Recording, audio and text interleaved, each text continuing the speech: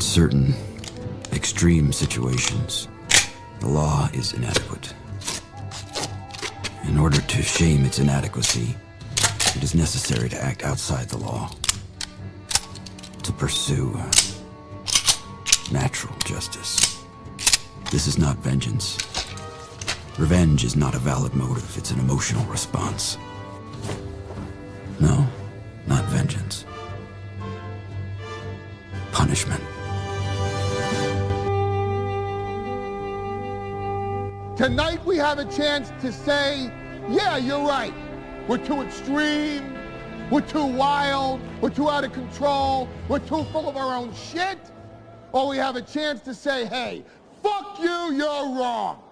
Fuck you, we're right. Because you have all made it to the dance. Because believe me, this is the dance. Start the show.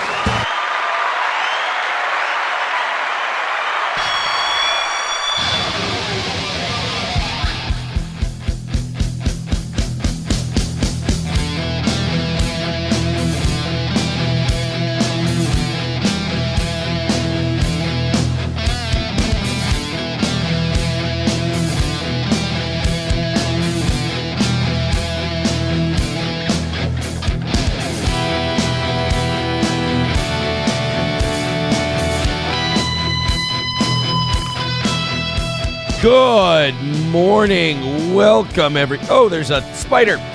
Kill it.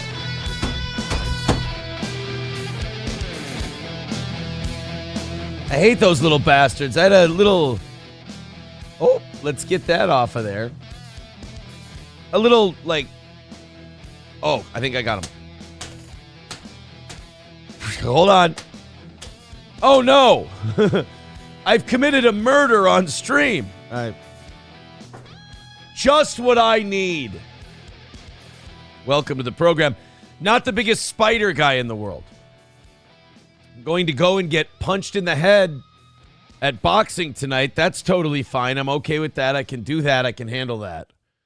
Spiders, scary. Ugh. Especially that one. He was almost see-through. He's like one of those things you find on the ocean floor. Ugh. And they don't. Like, typically, they don't hurt you. That's the thing. Typically, they're not hurting you. But they just look like aliens, and they're gross, and you want to kill them because they look different. Which I think, maybe the human condition. I'm not sure.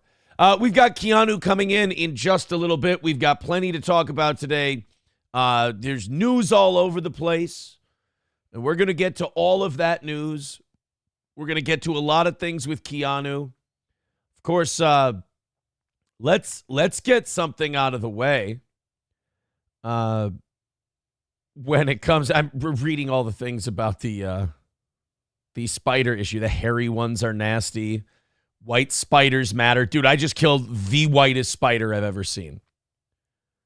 When you can hear their little feet tapping on the floor, stop it! Stop it! There is no feet tapping on the floor. I'm staring at the corpse of the spider that I've just killed. Snow Angel Diff says it fell off your head. See, that's not... my hair's growing out a little bit.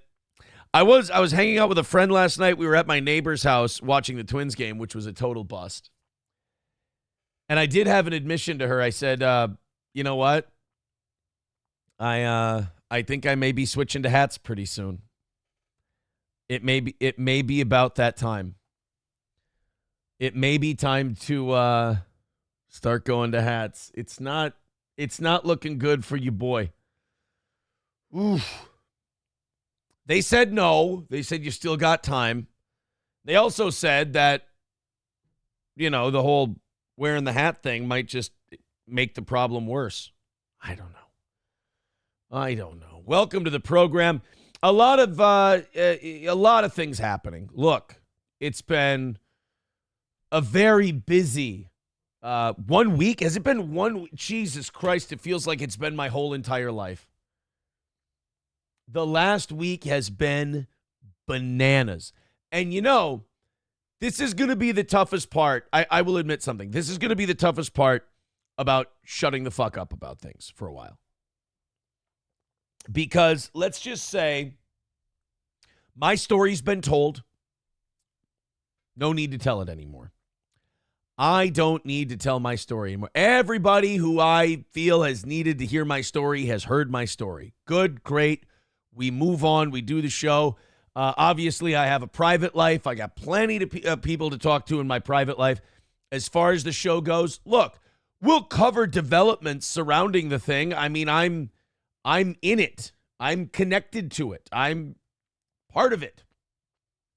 But as far as my story and my background and everything we've talked about, everything we've gotten off of our chest, we're good now. We're solid. By the way, thank you to Gray Duckling for starting us off this morning with 5 gifted memberships. 290 is the number for today. You guys went over yesterday. We take that off of today. 5 gifted memberships from Gray Duckling. Thank you. Streamlabs, PayPal, and Venmo. Thank you guys very much for sending stuff there. That's the best way. Takes the lowest percentage. Most of your money goes towards the show you're supporting. Super chats, Rumble rants, gifted memberships, all that. That's great too. I don't think we're going to do Rumble Friday tomorrow. I think we'll go on all the platforms. But I haven't made that decision yet. Maybe we will do Rumble Friday. I don't know if you know this, but I got a lot going on. And making the decision of is tomorrow Rumble Friday or not, not at the forefront. Yesterday, we did not do an evening show. That was by design. Very busy day. I wanted to hang out with some friends, chill a little bit, hang out that way. That's what I did. We took a night. Probably the last time we're going to take a night for a while now, but we'll go back to the regular schedule next week.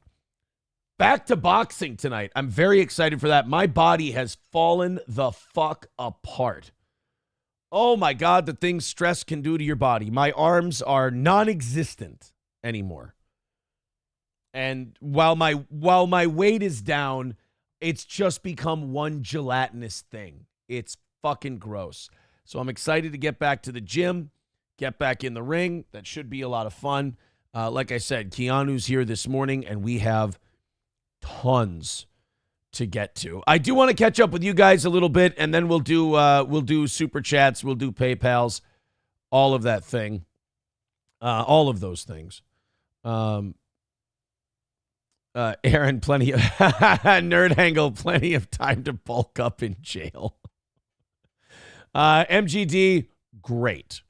It was, all I'll say is wonderful. It felt very good. Smoke Out Prods, well, she will be here eventually. Yeah, she will. She did say about 10 minutes, and she said that about 7 or 8 minutes ago. Yes, a very busy day yesterday. Hulkamasha Baby says you have to do Rumble Friday, just so when Gino starts using slurs, you can't get in trouble. That really is the main reason to do Rumble Friday now, because even when Gino's being good, he'll slip an N-bomb in. Like, even when Gino's behaving himself, the C word for Asian people can come through. So Rumble Friday may be a necessity. Just because Gino's here. That's it. If Los Federales says, if you beat this story any harder, we may have to press charges on you. Cycling for Fun says legal mindset isn't Judge Dredd. It was just his opinion. I'll say this, I'm not, legal mindset is not my lawyer. I have a lawyer. It's not legal mindset, but legal mindset, I think, has, I think out of anyone in this whole thing since the big bust went down on Thursday, I think you got to remember, I'm aware and knowledgeable of a lot more than the internet is in a lot of cases. And I will say legal mindset has probably been closest to nailing it as anyone out there. He's been right on this whole thing. His ability to just kind of separate everything like emotional from just everything fact-based is unbelievable. It's really, really good. So, like I said, we're going to turn off my part of this a little bit. We'll cover things as they come in. But, look, I'll say this. Growing the audience, people coming in here, checking out the show. And look, I know why they were here. I mean, that whole blood sports thing, it's fucking brutal, man. Those people are, when they say blood sports, they mean blood sport. They ain't in it for fun. They ain't in it for yucks and chuckles. If you go into like, hey guys, let's do our show. Let's do our little morning show. They're, yeah, I'm just gay. I fucking hate you. You're a piece of shit. And you're like, okay, that's fair. I'll go my way. You go your way. Like, it's this obsession with angry drama and all that. And I was giving them that in spades. Now that I've given them that, there's this very weird thing where people are like, well, you're some kind of grifting fuck. And I'm like, no, I told my story. And they, yeah, we love the stories. The stories are fucking good. Love them. And then I go, okay, well, now I've told my story. Let's, we got fucking deep into this thing. Now let's go and do our show. Let's be normal. Let's do all that. Fuck you. You're a degenerate. You're a piece of shit. You're this and that. And I'm like, oh, I see. You get a look at it. Like, you go on Twitter, and when you go, I'm not going to do a show tonight. I fucking, I got to recalibrate and, all that. And then they all turn on you. You're a piece of shit. You go, I see how the game goes. You kind of see the game and you go, as soon as I stop, feeding you treats, it's like a pit bull. You stop feeding them treats, they bite for your throat. And you just go, oh, okay, that's the game. That's the game we're playing here. We think you're great. We think you're awesome. Keep feeding us things. And then I go, all right, I fed you the things. Those are all the things I have. Fuck you, you're a piece of shit. So you fucking cuck, you're a piece of shit. All right. Somebody sent me a thing. They said they don't like it when you lean into the joke either. Somebody sent me a thing where they went, you and Silk City Hot Sauce should collaborate on your own flavor. And I said, how about cucumber barbecue? It's a little cuck joke. People got mad. What can you do? Like, people want a certain thing from you. Like, you think all these new people you think they were all here because they're like, I'm going to give this guy a shot. I'm going to give this guy a chance. I'm going to see what his show is like. They don't give a fuck. They were here. They were like, I want treats. I want gossip. I want juice. And then the minute I go, literally everyone I needed to tell the juice to now has the juice. The juice is in their hands.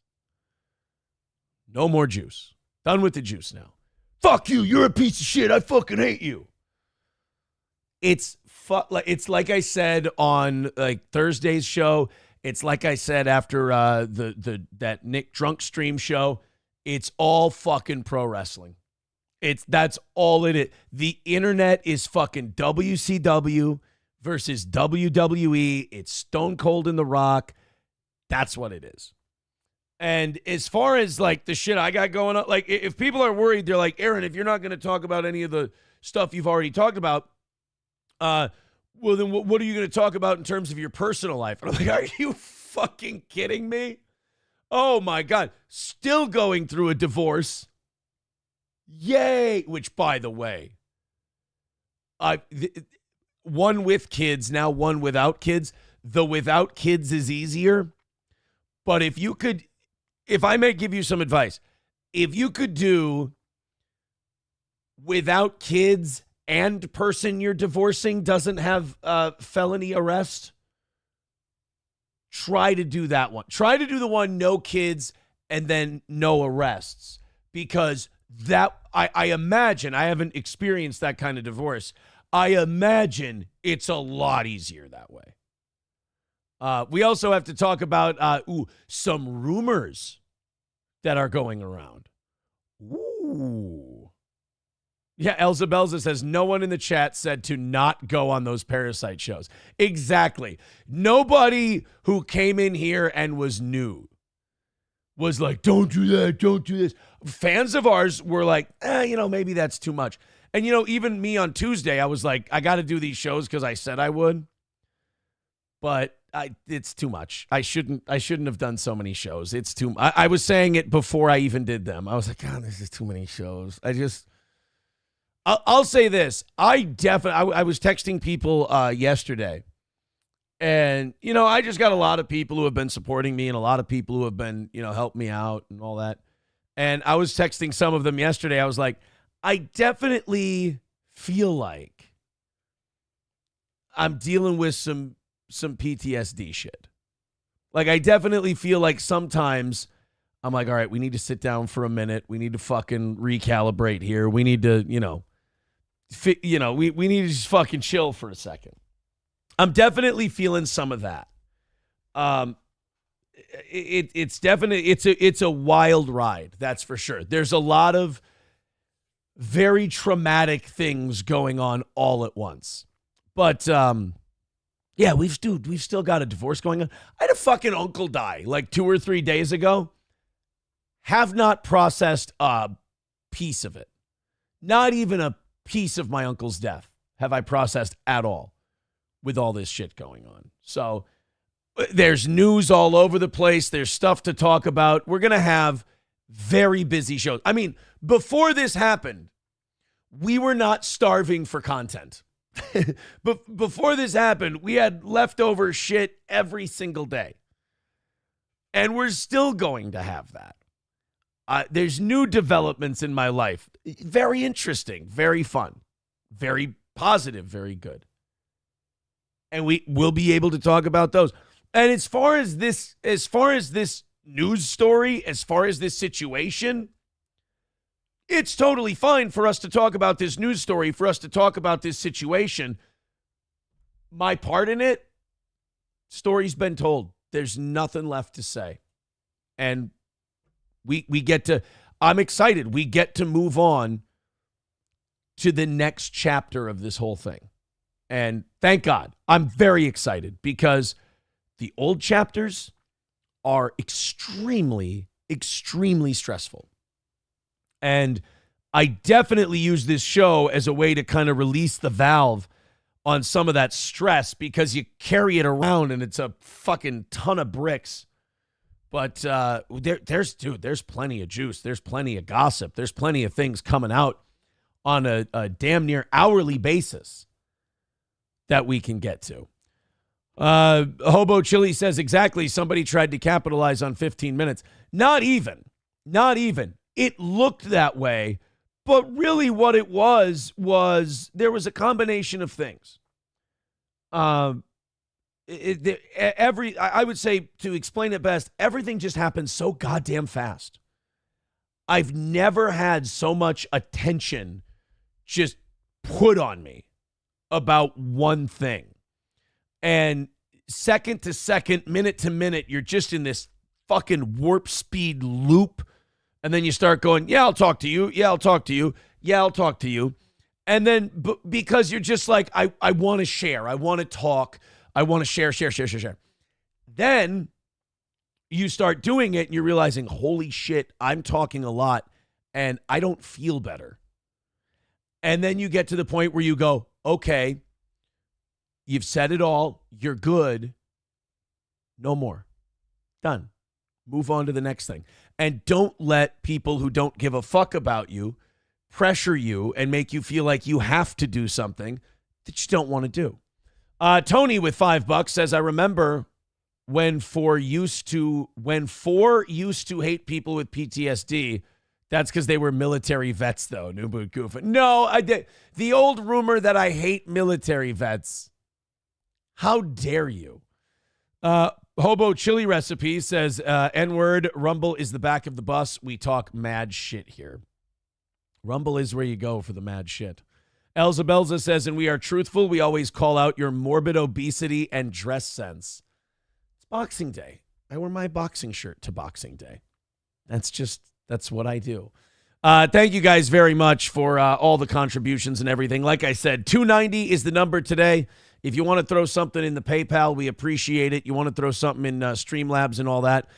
Thank you to Sandy for the $20 over on PayPal. Very cool. We take the biggest percentage of that one more than anything. $270. Now our number for 30 minutes of overtime today. Keanu. Oh, she's here. Let's bring Keanu in. Hold on. There you go. Hello. Hi, Aaron. How are you feeling? You know, have you ever put a live animal in a blender and turned it on high? Not to my knowledge, no, Okay. but Similar to probably how that animal feels.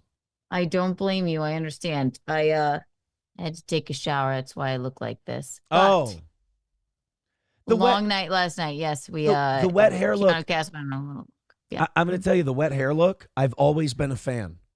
Do we like the Kardashian wet hair look? I Oh, do- okay. Yeah, I don't Cool. hate the wet hair look. I don't. Love it. Um, I was listening to the program.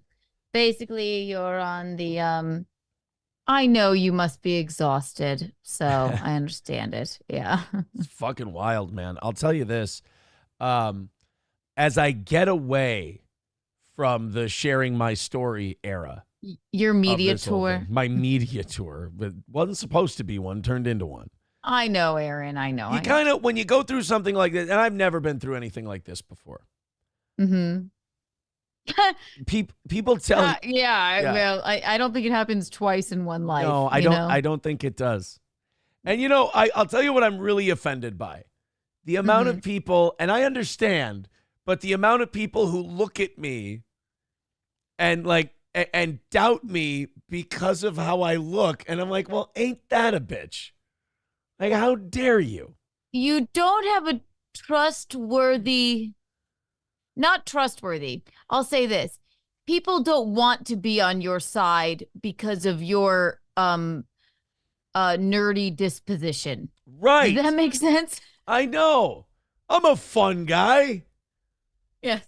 I'm a cool dude. Right. That's the science teacher telling you, hey guys, I'm just like you. I just happen to love chemistry, and everybody's just like, oh, fuck off, dude. Yeah, I don't like you. it. No. How about I know, and it's not your fault. How about your It's really science not your teacher? fault. How about your science teacher can be into some wild shit? And you know what? Your fucking chemistry teacher in high school probably was into some weird and wild shit, right? Right. And how And your about chemistry teacher also probably didn't have 5 children. And then your chemistry teacher goes, guys, you know how I yelled at you guys about the being into wild shit thing? I think I want to go back to being just a chemistry teacher. I remember I had my friend. Okay, so that actually it's Breaking Bad.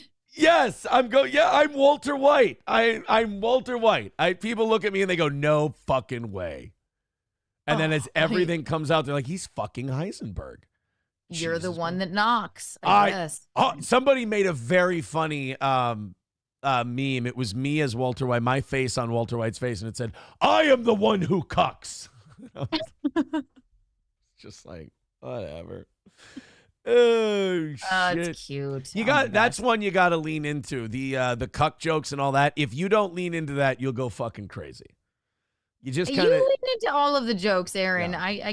Again, I'll say it once, I'll say it again. You definitely lean into it. So yeah, good for you. Good for you. Good for you. Yeah. Oh my God, an Envy reference. Yay. The Christopher Walken. Oh yes, actually, you know what? And I was listening to you because I was pulling the jet. I forgot. I've been saying that for so long. I forgot what movie. Envy. It's from Envy.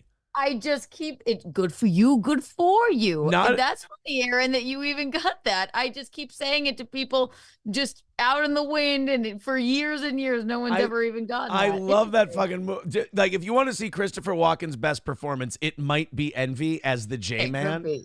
We're like, ma'am, my name is Elmo Cop, pool rep. Your husband's got a back like a coal miner. I know because I've mined coal. It's not bad. Good for you. Good for you. He's like, I don't know why. I haven't even thought about it in years because every time I say it, no one understands it. You're like, wow. You're like Che something up with the people power. That's Hey, fantastic. Che Forget something. Che, you're like Robin Hood. You know who you are? You're the boy with the goose, with the chicken, with the golden eggs. Now I need to watch it again. It's been so many years. Jesus Christ. The Didn't even chicken know that why I laid said the it. golden eggs. That's fantastic. Who's for the Holy hell, yeah. Who's for the Aaron, giant nobody? Or he goes, you're the Grand Turbo everyman, you my little dimwit pal. Aaron, and I swear to God, I haven't seen it in so many years, but that line for some reason stuck with me. No one ever. You said envy. I couldn't even Yeah. remember why I said it. Yeah, So because you know it better than me. yeah. Oh God, I've got so many shitty 2000s movies just stored in my head. No, the line where it comes up because Ben Stiller says I got fired today, and he goes, "Right on, man. I hear you." And he goes, "What'd you get fired for?" He goes, "I blew up at my boss." Good for you, man. Good for you. Good for you. Good for you. Good for you. He's laughing, he's celebrating. He goes, "What'd you go and blow up at your boss for?" It's literally the only thing I remember about the movie is good for you. Good for you. Dude, that whole scene where he's just in the bar with homeless Christopher Walken and he's like getting shit-faced and Walken's like counseling him on life. You know what that is? It's like Legal Mindset watching my streams. You know what I compared it to? Actually, I can't imagine how you feel. I compared it to everything, and we won't get into this or whatever, but my favorite movie is Signs, right? Yeah. Signs, right? So the scene when all of this, everything, I'm watching everything, and you're, I'm sure, watching everything or trying to and going on shows when Joaquin Phoenix and the kids have the tinfoil hats on and he's going to Mel Gibson, he's like, I don't know, I can't tear them away from the screens or something. And they seem like insane or whatever. They just can't tear their eyes away from the screens. And then Mel Gibson goes, everyone in this house needs to calm down, eat some fruit or something. I said it to my mom and I'm like, that's what it has felt like. For even like me and Miss Gandhi, we're just like, what's this? Wait, what are we watching? And then I can't imagine how you feel. So I keep saying to myself, everyone in this house needs to calm down, eat some fruit or something. Yeah. No, I had a friend over yesterday that has helped me very much through this whole thing. And I took the night off from the show and it was very, very good. Good for you. Good for you. Good for you, man. That's how we got here. Yeah, good for you. Good. And yeah, it was a wild day yesterday. I think everybody, without saying too much, everyone knows what I did yesterday. And God, I will say this to keep it vague and not talk too much about myself or my story. It felt very good to get that done.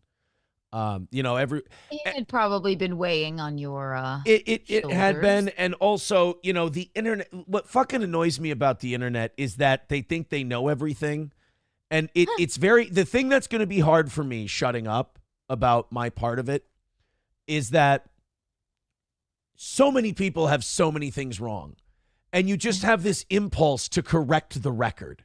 I always say it too. I always go like, I tend to watch a good friend of mine, John DiCaprio, win by 2 radio. I go, you get some things right. He covers you. He covers me. But I go, I feel the need to correct you. Yeah. And he takes it in stride. And yes, and I haven't watched, I guess I watch when I can, but I feel the need to correct him. And why is that my business to correct what people are speculating, right? Well, that's my thing. Like, people speculate all this stuff, and then I just get this impulse to go, no, it's this. And you're like, dude, that's not going to change your reality.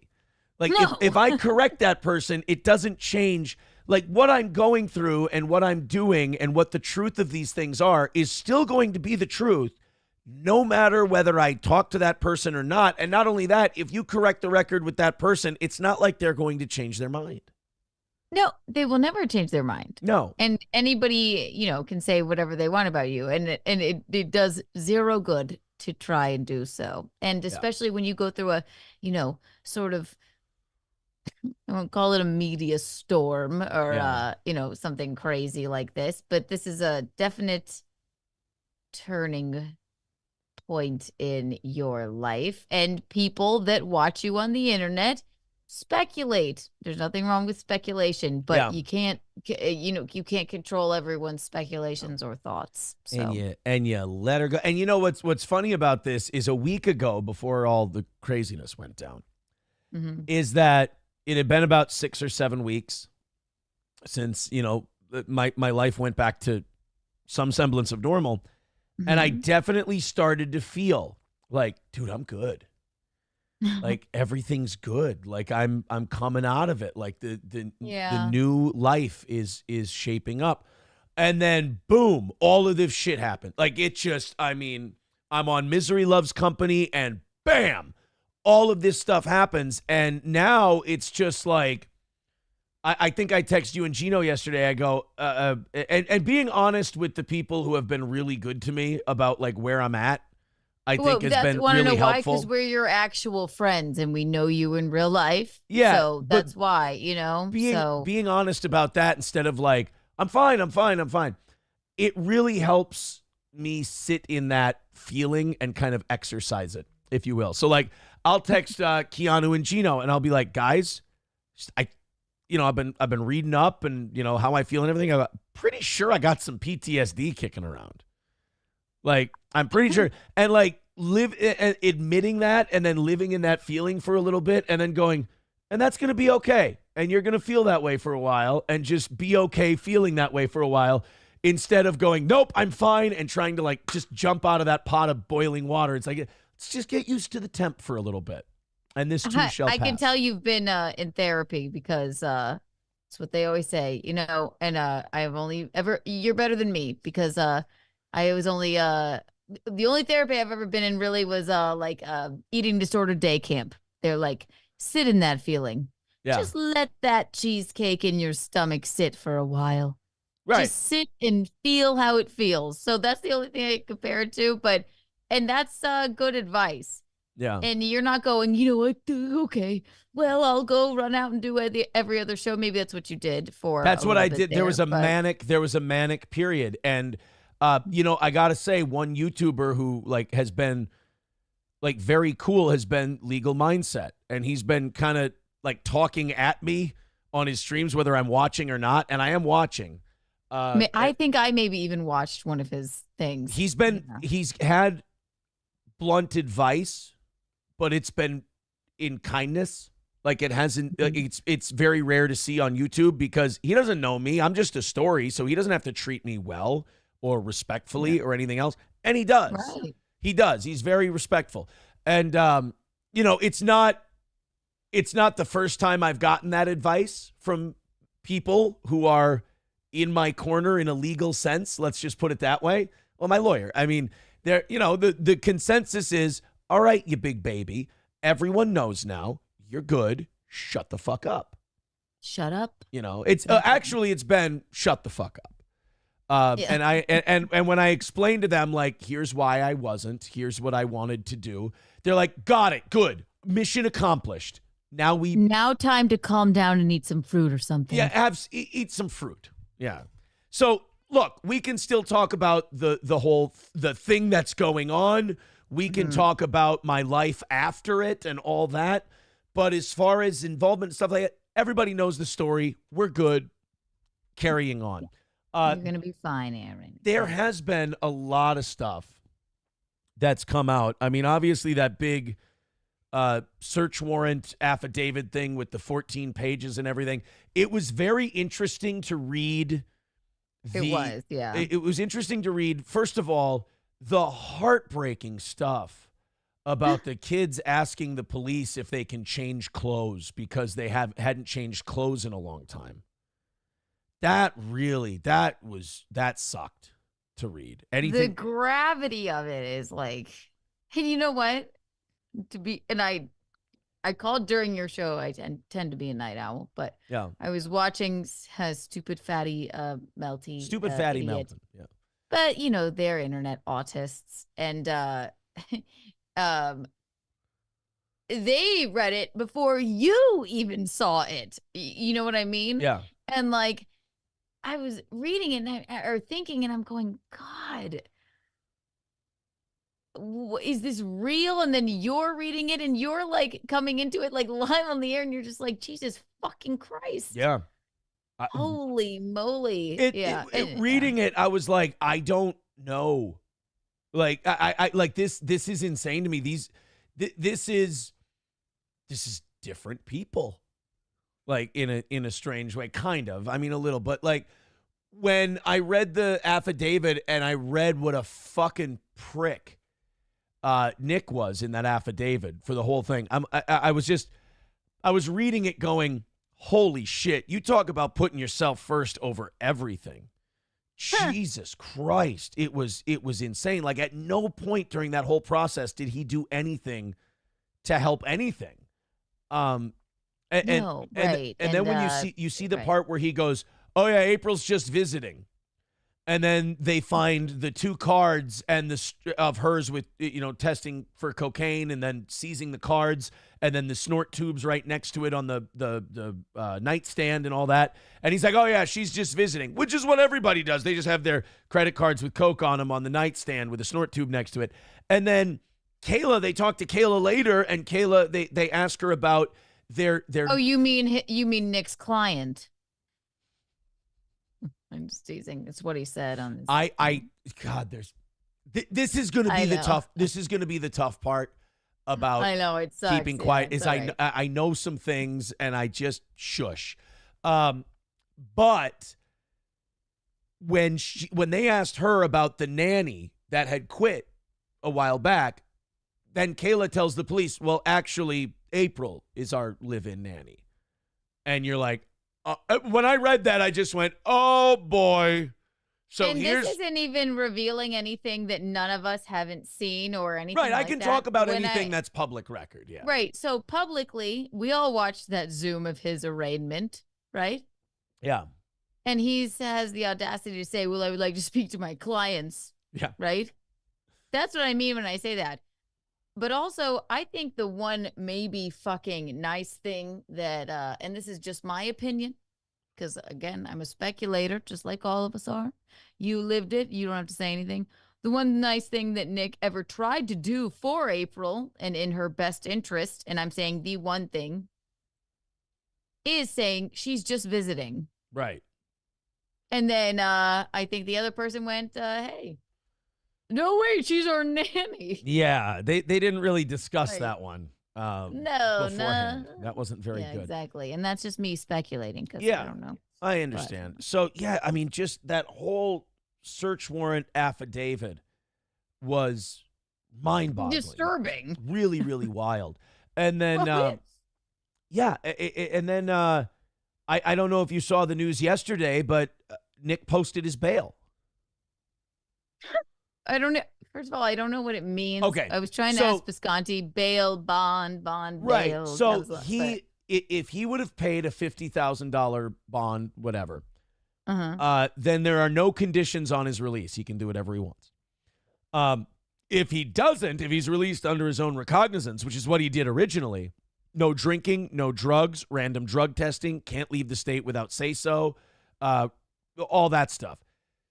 To me, now this is just my opinion, when I saw that, I went, if he had a real lawyer, I would say this is a bad look. Dude, you're all over the place. Drugs were seized from your home, the home in terrible condition, everything else. The best thing for you right now is to be clean.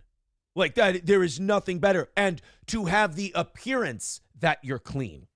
Now, when the only conditions on your bail or on your released under your own recognizance are you can't be a drunk, you can't be a junkie, you got to submit to testing, everything else. And then you run out and you pay that bail to get no conditions. That's a horrible look because the only reason you would pay that in my mind, in my opinion, would be I want to drink. I need to do drugs. Or I need to drink or anything like that. Maybe not even, holy fuck. Right. Oh, really? Yes. Are you fucking shitting me? No, I did not know that. Yeah, Wow. he paid it yesterday. I think Josh from Kiwi Farms. Yeah, here it is. Confirmed. So interesting that you can make that decision after the fact. Yeah. Like, no, Rakeda- yes, I'll be fine. I don't need. Then okay, well, all right. I need to pay it now because I need to drink. Yeah. Rakeda has paid $50,000 bond for unconditional release so that he does not need to be drug tested, among other limitations. Kayla has not paid bond yet. She is out on free conditional release. Now, I'm not. Well, that's very rude as a Well- husband. He should really pay for that as well. If it's Now- really not fair for him to be able to do whatever he wants Now, and her not. I know this is going to sound like conflict of interest commentary on this because, given the history and everything. I don't know if Kayla has her own lawyer. I don't know what the situation in that home is. I have not and will not have contact with any of these people. But and you haven't. and I haven't. Right. And the other thing is, but me as an outsider speculating from, again, what we all watched and what we all saw of him at his arraignment, talking about his clients. Well, here's the thing. I don't know. Not you. You didn't watch it. We all watched it. But I Everybody don't. else. But I don't Yeah. know if you can be the lawyer of one of your co-defendants and spouses. So I don't. Okay, I don't know if she's in the home. I don't know if she's with family. I don't know if she's gotten a real lawyer. I don't know. I don't know any of these things. But what I would speculate, and maybe this is wishful thinking, because deep down, I have said this before. I want all of them to get clean. I want all of them to go to rehab. I want all of them to be healthy, to be happy, to eat something, to recover, to make their bodies healthy again, make their house clean, and Agreed. get Yeah. their children back. Because I believe off of the intoxicants, these are people who love their children. Everybody loves their children. They just make mistakes sometimes. But you can't call it a mistake until you own up to it and call it a mistake. And this bond move makes it look like somebody, again, and this is a pattern of behavior that we've seen from Nick since the arrest, it makes it look like you're not owning up to a mistake. Yeah. And And again, and yesterday, I don't know them like you had or did or what have you. My main concern is my friend April, right? And obviously you. And I don't know them from I've been on one stream with Nick or what have you, so I don't know them and I can't speak on it, but speculating, I don't give a. I pray, and I'm not a prayer. I keep saying this. I pray for them as well. Hope they get some help. A lot of my friends know him and, whatever. Hope they get some help. Hope their children are okay. I hope, my friend April is all right and is in her right mindset. That's all. yeah, this is switching from talking about this case to my divorce. I will I will say this. I'm still hoping April turns it around. I'm still hoping because let's look. It fell apart. It went bad. It broke. Between her and I, it broke. It was beautiful. Everyone who's ever been around us says the same thing. We can't imagine this. We couldn't believe it. You guys were amazing, and we were. And Yeah. even though it broke and it's finished and whatever, the person that cannot be found right now, I think still exists. And I'd really like to see that person come back. Not for me. I want different for my life now. But I want good for her life because this is a young person, a beautiful person, a funny person when they're, at their best. I know. And there's still plenty of time. Oh, thank you so much. That's so nice of you to say. Thank You look- Was he you- not talking about Look, me? I know I'm supposed How to dare shit on you. you and be really mean right now. You look very young today. It's the alcohol. Oh, okay. All right. I've had friends like that. No, I It wish was you just didn't a come glowing- back. It was the glowing compliment. Was he not talking about me? No, he was. Get out. I mean, Keanu, on the other hand, looks completely shot out, but Gino, wonderful, just really good. I'm stealing her youth. Oh, I'm yeah. a vampire. Yeah, you fucking goddamn you. Oh, man. You can't be a vampire. You're Italian. Vampires hate garlic.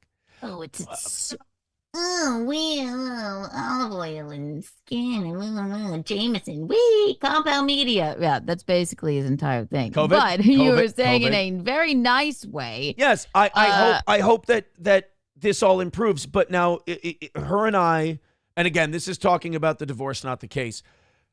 Her and I are communicating through my attorney because, from my perspective, and look, her perspective and my perspective are different. They're going to be. That's understandable. She feels differently than I feel. Nobody's right. Nobody's wrong. We just got to do what's best for us.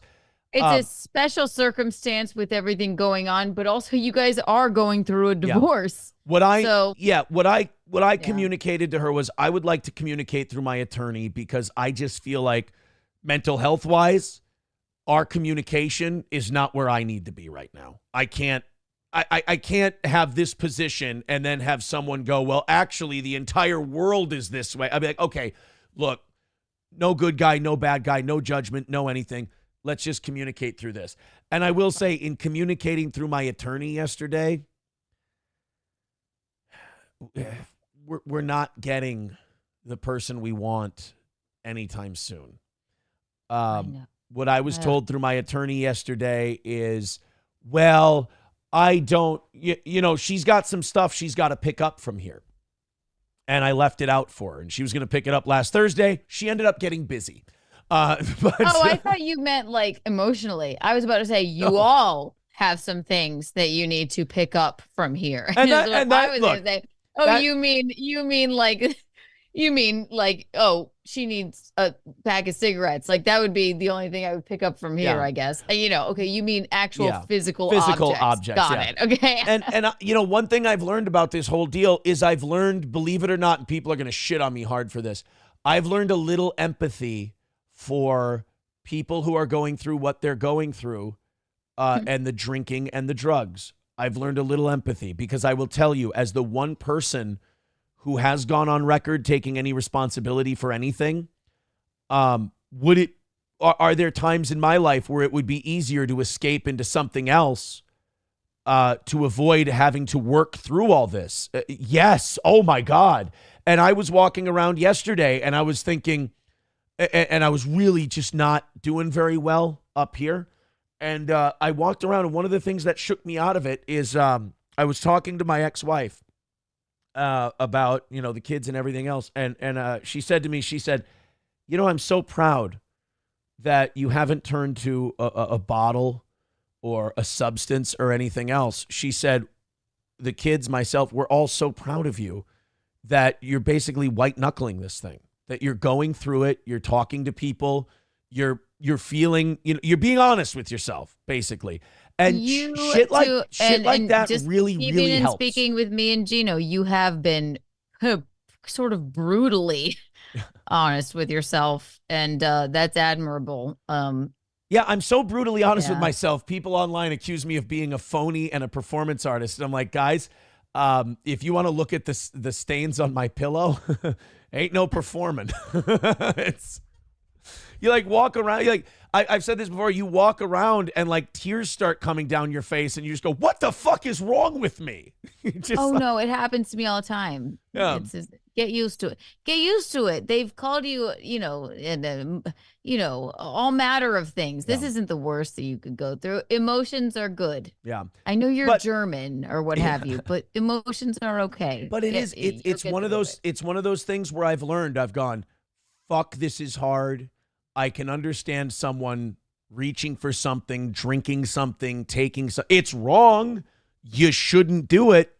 But goddamn, one of the things I do think of as I'm going through all this is one of the things that picks me up is they go, hey man, is I say to myself like, hey, you didn't grab whiskey, you didn't grab drugs, you didn't grab it. Like you're going through, you're, as they call it, doing the work, as they say, and that's very difficult. But in talking to my attorney and going back and forth, as much as I'm rooting for her, put it this way, her and I are not on the same team on that feeling. Her thought is, well, I don't, I don't know when I can come get my stuff. Aaron's been really mean to my friends. And my lawyer simply told her, he said, look, I don't have I'm obviously who I am. He said, but I don't believe those people are your friends. It's kind of like your parents when you run with a bad crowd in high school. They're like, if these people are putting you in these positions, these are not your friends. They're not your friends. They, right. Exactly. It's exactly how I feel. I don't know. And her is my friend, and I still wholeheartedly believe that, somewhere in her brain, I'm the last thing she's thinking about. I'm sure of it. Sure. But I've tried to stay in contact with her or whatever, but with it to no avail. She stayed in contact with me and Gino just a tad bit when we could maybe contact her. I'm sure you all know that. And I've gotten emotional about this on my own stream. Sure. From what I know about her and the person that I'm sure you knew as well, she doesn't seem to be herself right now. But I don't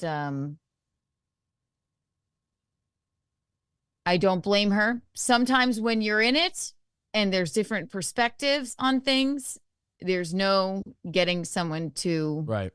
Not like I would try. It's not my place to, but there's no me getting her to feel any different way. All I've ever said to her was, call me. I'll just make you laugh. We don't have to talk about anything heavy. Nothing. Yeah. It's obvious that we were close, and I just, from what I see right now, it's just not the person that I knew, and it's neither is to you. But the person I knew, I will say this, the person I knew was actually a lot like me when it came to stuff like this. I would say that if she was of the same mindset that I was about this, I think her and I both, we'd be doing a lot of golfing. We'd be doing probably gardening, like the flowers out front. I showed that fucking video on my stream last night. The fucking noise of the army and the emote swinging. And believe me, I'm not saying like your morals are in line or something. I just don't think she's in her right mind. And how could she be right now? Yeah. I don't blame her for not being. I'm just letting her know I'm here for you. If you just want to fucking, I don't know, I'll find a way to make you laugh. We don't have to fucking mention any of this. None of it. Yeah. That's how I mean I'm a friend to her. And I can't imagine. That's why I get emotional about it. I fucking can't imagine how she's feeling right now. You know? Yeah, and there's I hate that I can't talk to her, and I'm sure you hate it too, but yeah. I like the way, just because of how things are, I do like the way the communication is now. Not having the direct contact, I don't think I could really handle that right now. I was told I don't blame you. I was told by somebody yesterday, they said, I've seen this before. I've seen your level of guilt and these feelings and all this stuff you're feeling. Don't have contact with her or any of these people, because when you're feeling this way, that's a good way to get sucked back in. Is to start, because you're going through this. It's very traumatic. It's very difficult, and you will lean on anything. And they said, just lean on the stuff you've been leaning on. Essentially. So I like this level of communication. The only problem is when you hear secondhand from someone else that saw it, you go, oh shit. When they talk to the person and the person goes, oh, they're my friends. And then when you hear it secondhand, you get that party's input as well. And they're like, dude, yeah, they call you and they go, dude, sorry, she's, still gone. And you're like, fuck. Because that person saying they're gone is not you telling them a story. It's them experiencing it firsthand. And they go, here's what I saw. You're like, shit. So, yeah. You know how I feel about this. I'm an outsider of it all. But I know you and I know her. Yeah. Right? And that's all I'll say about it. But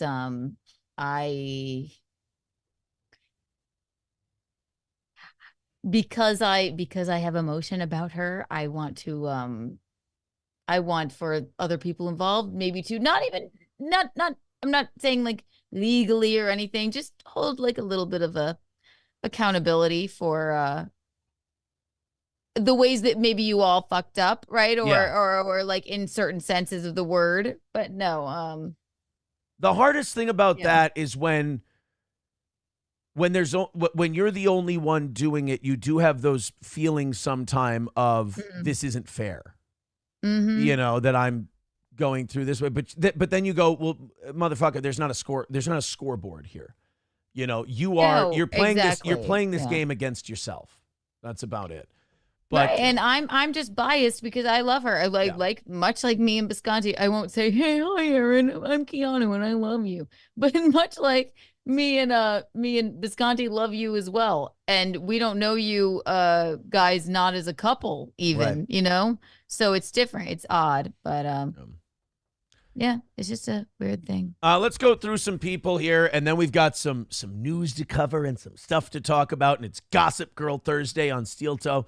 Toasty with the Mosty with 199 says Aaron looks like an Adventure Time character. I'm not. This isn't going to go well for me. Jen with 499 says you mentioned you wanted to help addicts and loved ones learn to carry Narcan, free, quick training, and life-saving. I'm not trying to make commentary on anyone else. I will say for myself, I'm going to probably for a long time, hopefully forever, stay away from situations where Narcan might be something I need to carry. You know, you think of it as an after-school special until you experience it. Drugs are... No, what you don't understand, Aaron, is... I'm just kidding. Drugs are a fucking demon, man. It's fucking rough. Viking with $5 says, I'm going to be in Rochester for the next 5 weeks.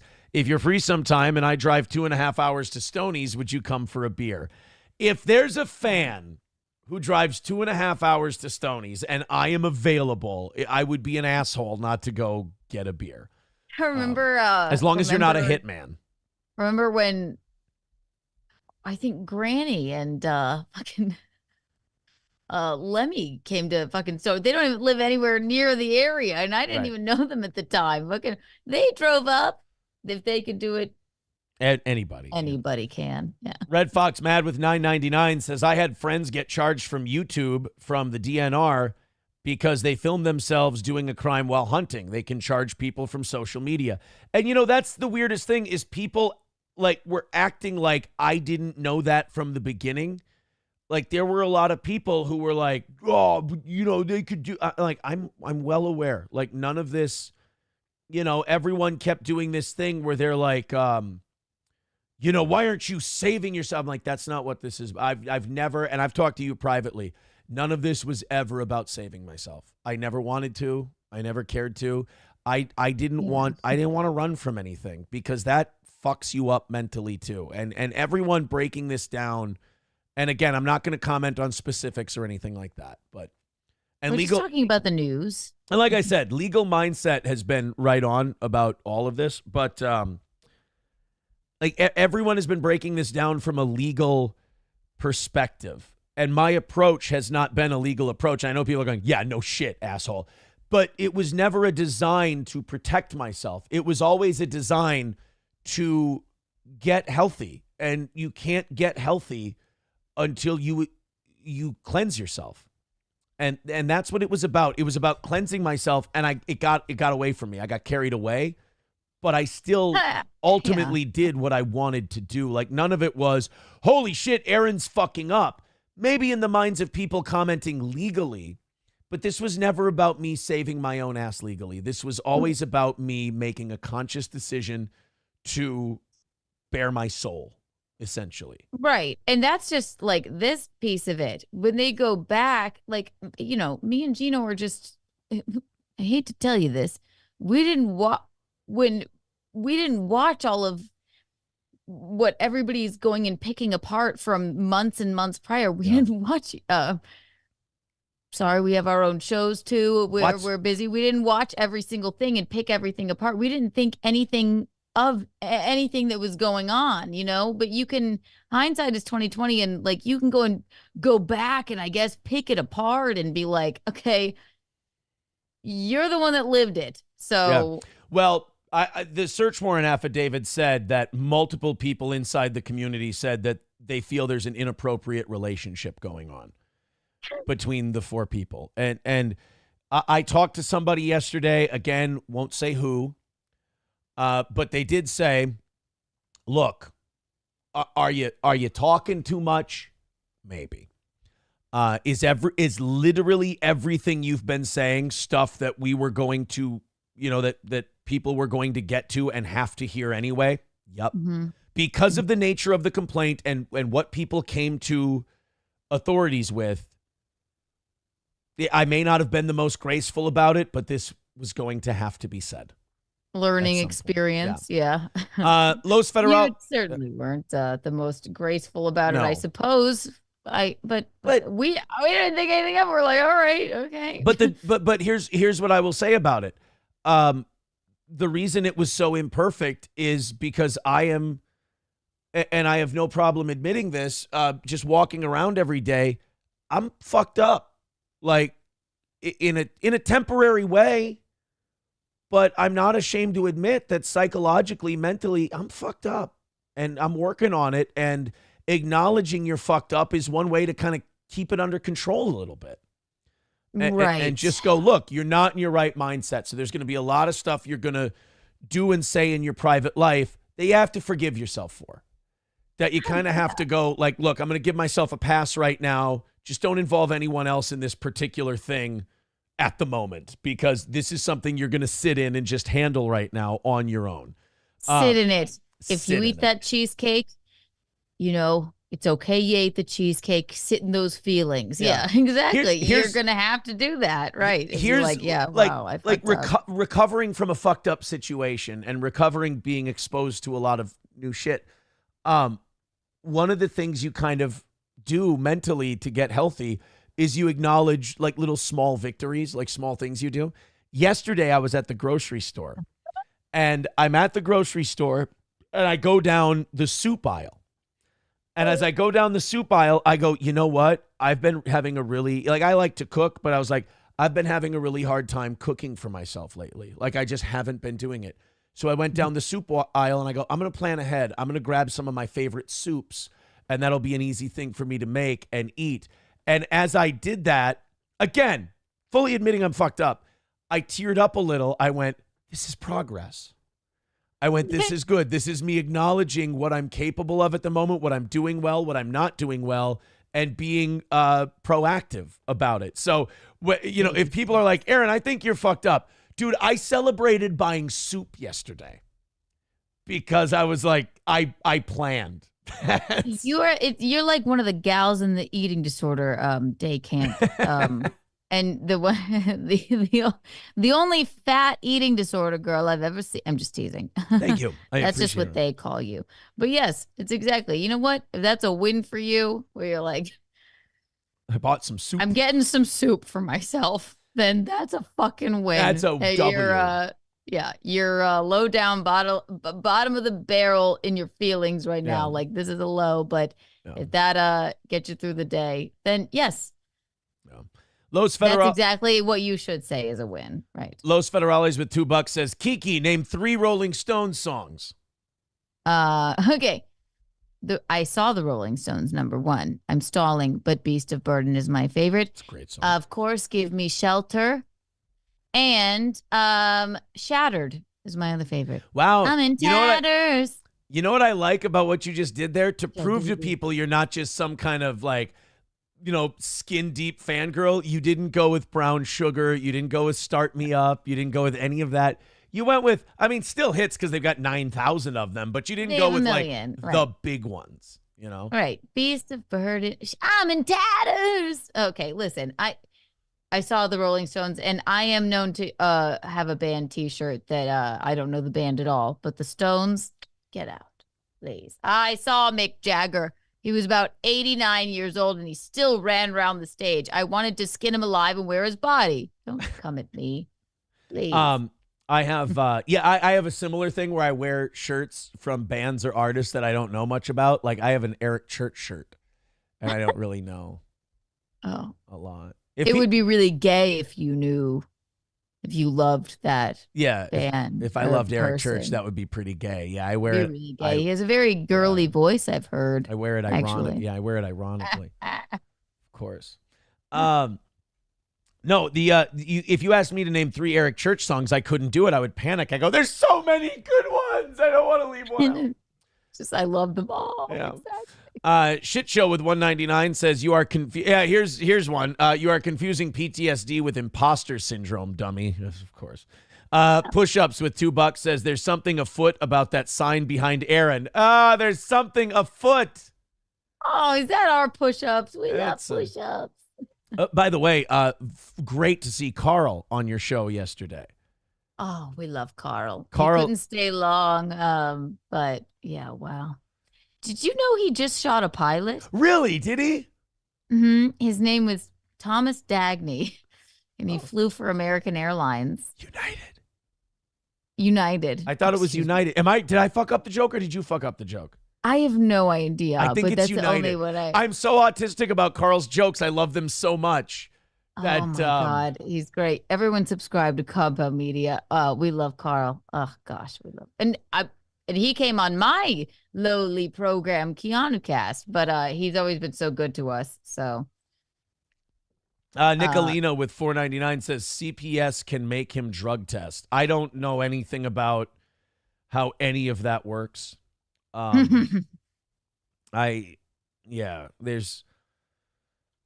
the hardest thing for me to do right now, I'm noticing about not commenting about my shit is like not commenting about like, cause I shouldn't comment about good stuff. So when I say like, oh, I can't talk about that, people are like, oh, it's like, no, there's good things that I can't tell you about. Like there's really things that I'm excited about and feeling positive all about. he can tell you is about it's a win because he bought some soup. Right. I can talk about day. soup. I can talk about what Kiwi Farms comes out with. I can talk about developments in the bigotry with $2 says trans Keanu Reeves looks pretty good. Not gonna lie.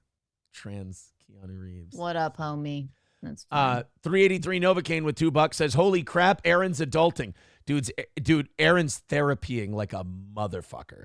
I've actually had the one thing I've had, because I mentioned this on the show, that I've missed a couple of meetings now, is I've had people from that go to the same meetings I go to. Okay, I'm picking up what you're putting down. Writing me and saying, hey, man, just check. Like, it's amazing how much of a community it is, even when you don't, like, it's not the meetings you go to. But, like, I didn't realize it until the last couple of days. They write to you like, hey, I'm just reaching out as a responsible member of this group. Just letting you know you need to make your meetings. They said, even when you're exposed to certain things, you're still in a form of recovery yourself, and you can't do it by yourself. Make sure you get to, like, I had one person write to me. They go to a meeting of this particular group tomorrow and promise me you'll do that and, keep doing this. So that was wild. Yes. The last couple of days where people have reached out from a particular group and they've said, that's what they're there for. That's amazing. And I can, sorry, I'm not speaking out of school. I don't think you're, not an Alcoholics Anonymous, right? But, that's what a sponsor's for. And everyone is always in recovery, and they have these programs for people to hold you accountable. That's why they reach out, and it's a good feeling. Never been to an Alcoholics Anonymous meeting. Listen, I'm sure you're familiar with the way I drink, but I have had friends that have told me so, Yeah. There's a lot of people who are addicted to things. We've been reporting on one of them who they don't take responsibility, and they'll shit on certain groups. And I will say this, I have seen too many people helped by those groups to accept people who won't take responsibility for their behavior shitting on those groups. I think Exactly. shitting on those groups is fear of confronting your own demons, quite frankly. Oh, absolutely. Yeah. Right. And I've never willingly gone to like a group in my life. The only form of that I've had is, it wasn't forced, but, I was younger.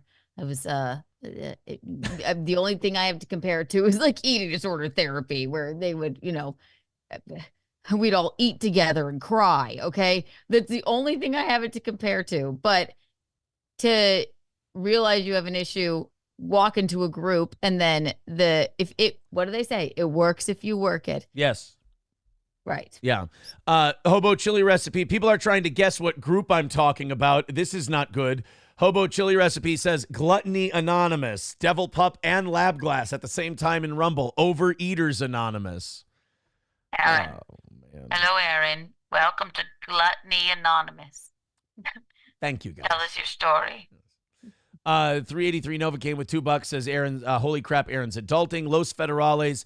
This is a good question without being specific. Keanu and I and Gino and I have talked about this privately. And Los Federales with $2 says, Kiki, what do you blame Aaron for in all of this? You and I talked about this last night, you, me, and Gino. It's a good question. Everyone, you can talk here's about some it. of the internet coming at me on, you're just completely taking Aaron's side. No, I am unequivocally not just doing that. I have contact with Aaron, and not everything everybody sees on the internet is what friends talk about. And I still, to this day, have April's side as well. What I blame you for is what you've been very open and honest about, being an idiot and not seeing what was going on. Yeah. And I'm sorry, but we had no idea until you told us. Because how could we possibly, So I agree. What I blame you for is being a doofus, and maybe some things could have been avoided, like you've said, if you had maybe gotten your head out of your ass and maybe come to this conclusion earlier. And I think that you've said that, right? Yeah. Oh, a million times. 100 times. I think it was yesterday. I can say this without saying it. It was yesterday I texted Gino and Keanu and I said, I'm feeling a certain way. Help me feel not crazy, and just tell me that you feel the same way about X, Y, and Z that I've done wrong. And you guys were very honest, said, yes, absolutely. That's a shitty thing. And it's like, it feels good to hear it from other people, because you don't want to beat yourself up unnecessarily, but you want to be responsible for what you're responsible for. And there's something about other people saying it that puts you at ease, even if it's something you did. bad. You said, tell me. Yeah. And we're like, yeah, dude. To us now, that's obviously very clear, but yeah, it's hard. There's friends involved, but we basically, we told you, yes, exactly, 100%. You needed that sort of like, clearly you fucked up. I think you know that.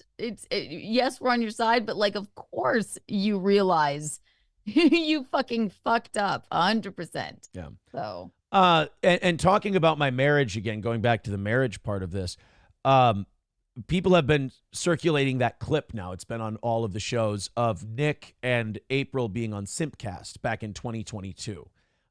We played it on our show too. Yeah, this was the episode I remember Alex Stein being on. And I remember Nick and I messaged each other after that episode. And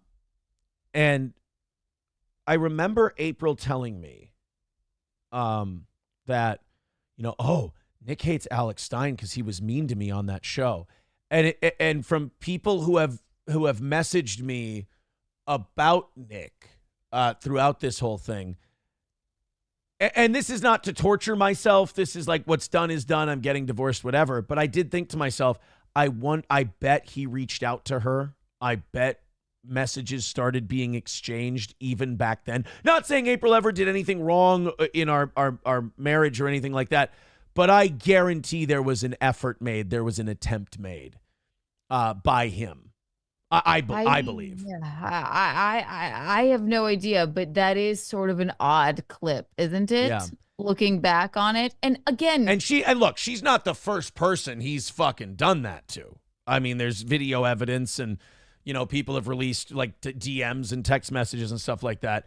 But it does make you wonder. You're like, and then, her going hunting there and everything else. And,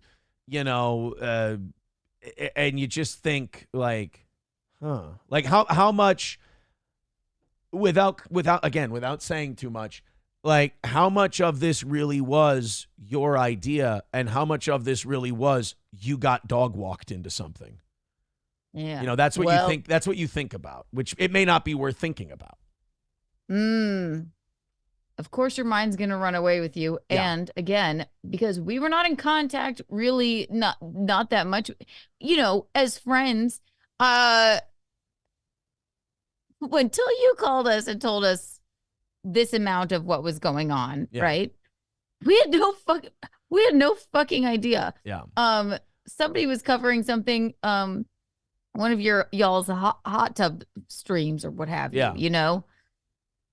They said, I hear April saying like, Keanu Thompson for $10 goes, ooh, yay. More swinging. I have no recollection of that. And I thought nothing of it that I was joking about it because that's what people like.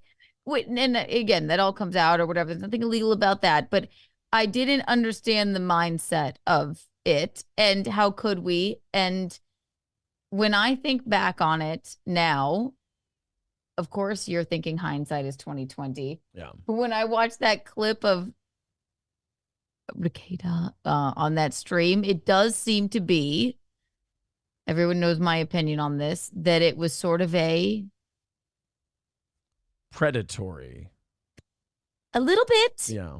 That's what it looks like. A bit. Looks like. Now, I will say this. Before being introduced to any foreign substances or anything, I will say this about April as a partner. She's a ride or die. I mean, she's very loyal. So I don't think if people are, like, oh, ever since that Simpcast or whatever, I will say this. Before she was introduced into any of that stuff, I would not suspect a thing for a second. I mean, this was a in love, remarkably loyal person. And I was too for the first time in my fucking life. I don't even think she thought anything of it. She was just like, oh, okay. It just seemed, when you play it back, it does seem odd of him. Right. Yeah. Not her. I would say this. If I was in a relationship with that guy, I would not be happy that they were behaving that way.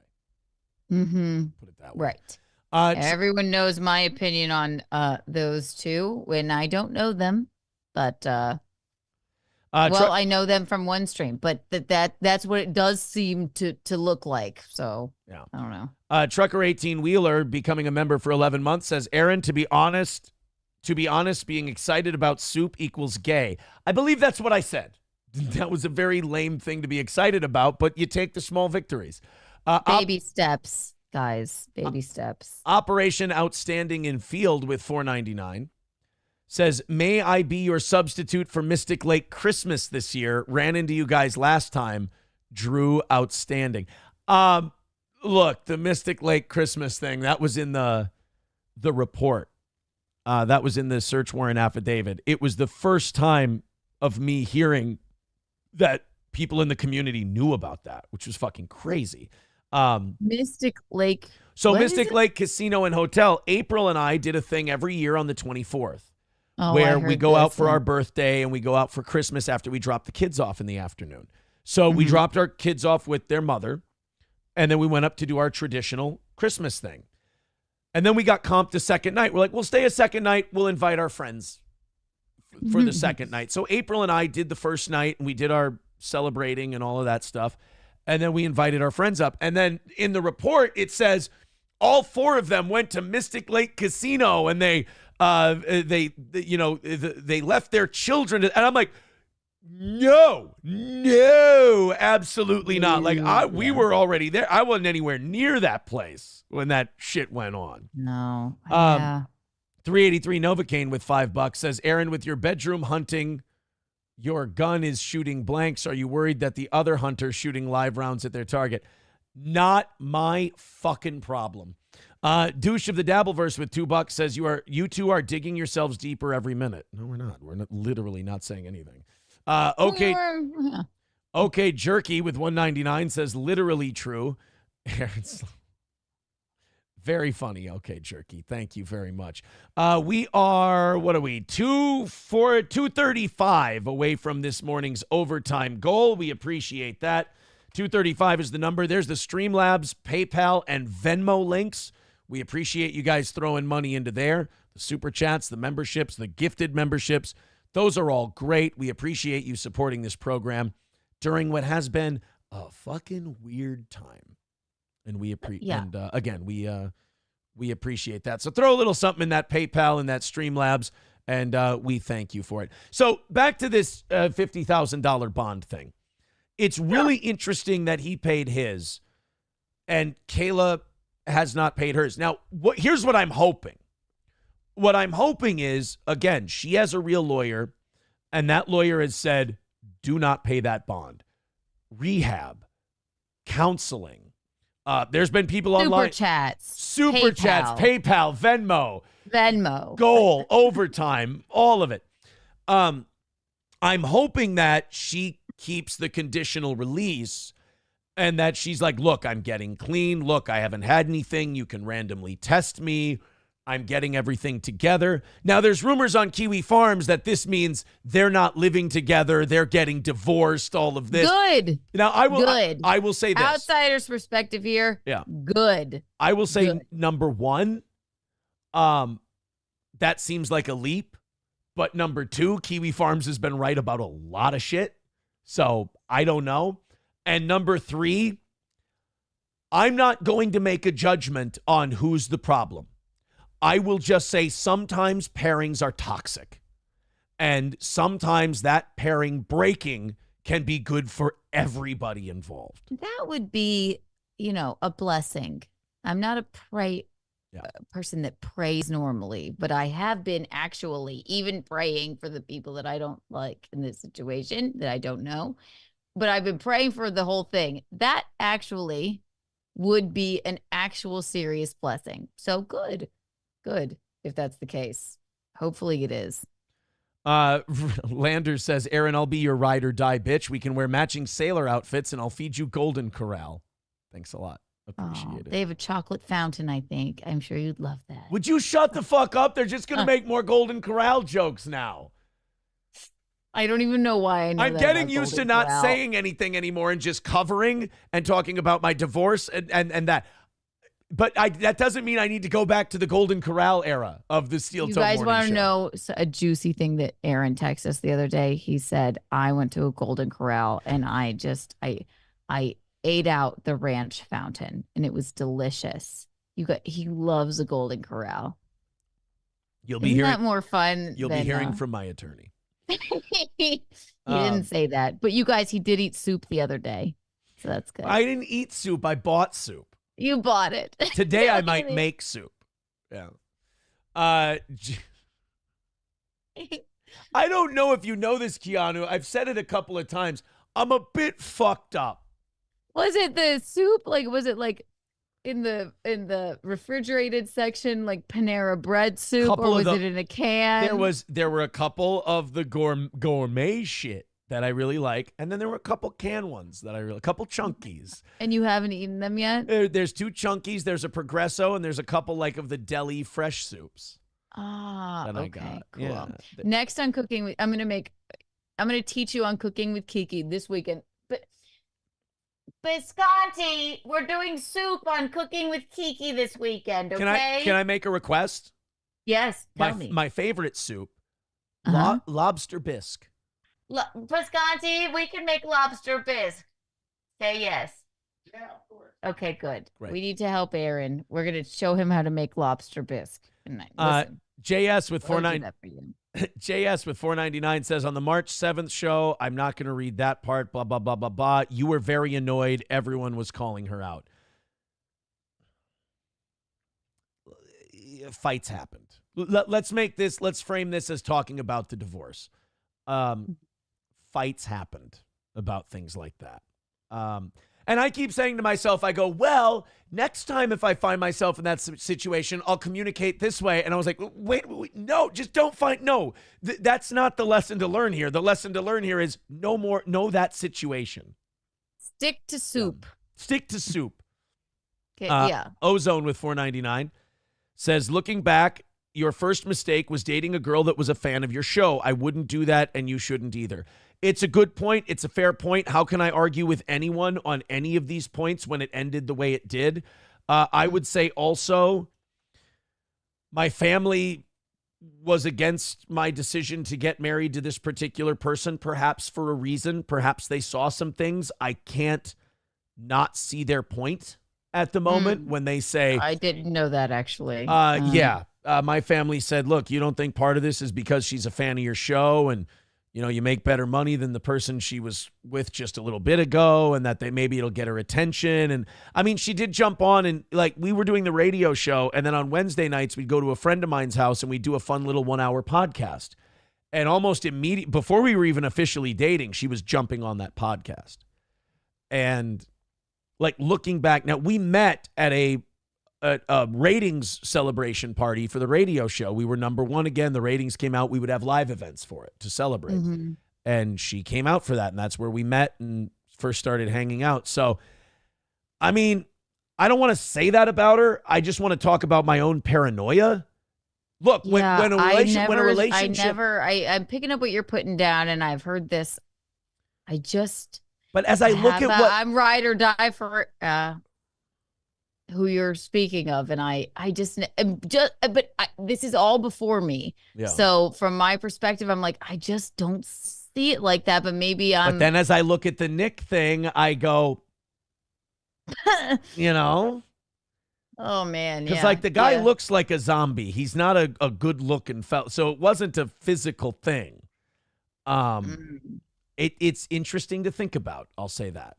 It is. Hindsight is 2020. I think I know her, and I know she's a good person, and I know you guys as a couple from when we knew you, right? Yes. So I think there's an argument. There's an argument to be made that perhaps we made each other better. That those may be motivations early on, but we made each other, better in that way, and then. For a time, and where I think you failed, as Lila would say, you're a failure, number one in my eyes, I suppose, and you've admitted this, to put her on the air with you, and you said that was selfish. But when I first knew you guys, I didn't even really know you. I thought for a time that was even okay. Yeah. It just ended terribly. Yeah. So. But yeah, dating a fan of the show, maybe, but also putting anyone you're with on the air when they're not an entertainer is a big mistake. Because I've said this before, I think the best time in our relationship and marriage was when she went to work in the morning, I would start the show here, and then I would finish the show, I would go to Subway or, Jimmy John's, whatever, grab her a sandwich, go to her work, she'd sit in the car with me, and we'd have lunch. And that was a really nice kind of thing that we did. And it's like, then we went big and the show and we're going to do this together and blah, blah, blah. And it's like, you almost like you overthought it, you overthought it and you did way too much. And you were like, do you know how happy you were with this simple, stupid, what I learned yesterday. And I was talking to a friend of mine about this yesterday, is I said, you know what I am? I'm a Midwestern guy who likes Midwestern guy shit. And I got in over my head. Oh, fuck. Jesus Christ. Everything that has gone in, I'm like, they're both Minnesota people. We love them, but I don't think that they knew what exactly this entire thing was. So that's where I take up for you. And you want just sort of a Midwestern life. You miss that sort of simple thing before it became, come and sit on the air with me and let's make fun of Chad Zumach. Right. Yeah, it was, I like to have beers with my friends and play golf or play beanbags and sing karaoke and watch sports and go to Vikings games and shit like that. That's my wheelhouse. I get outside that wheelhouse. That just, you got to know who you are. I think it was good. Right. I was talking about my friend on my stream the other night. I'm like, I wish none of this ever. What I know of her is she should have just been outside. All she wants to go is just go and sit in a tree or something. That's the person that I know. Yeah. Like, and again, I don't know her as well as you did, but I feel very like it's what has transpired, not her. So what really sucks is, watching someone you care about not really care about their hobbies anymore. Watching that was very difficult. Watching someone not want to go, plant flowers or go golfing or play tennis. God damn it. I would be a better woman if if any of those were anywhere near my hobbies. My hobbies are White Claw cigarettes and streaming and comedy. Literally, well, comedy I would say is monetarily. You know what? Actually, those two things are jobs. So basically, my hobbies are White Claw and cigarettes. I'm going to send you a business card to a group that I want you to go talk to. I know. I probably need it. Ricky Bev with $2 says, Aaron, where do you see yourself 5 years from now? You know what a better question might be? Aaron, where do you see yourself 5 minutes from now?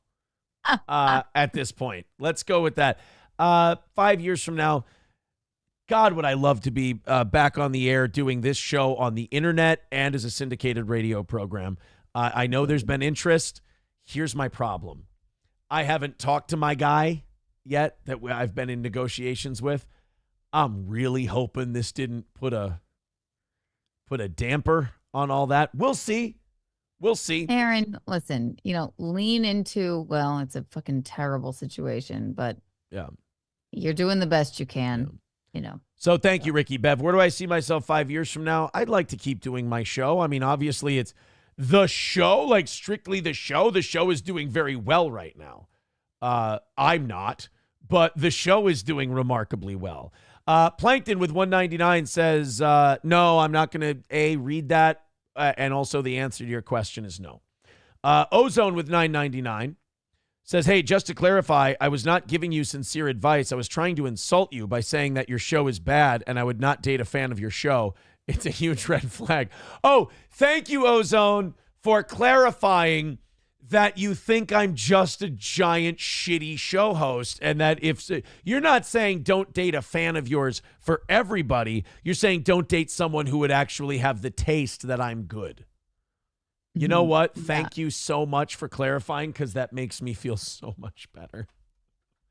And yeah, exactly. He's a big stupid idiot. Yes. Look at him, and thank you for paying to say that, Ozone.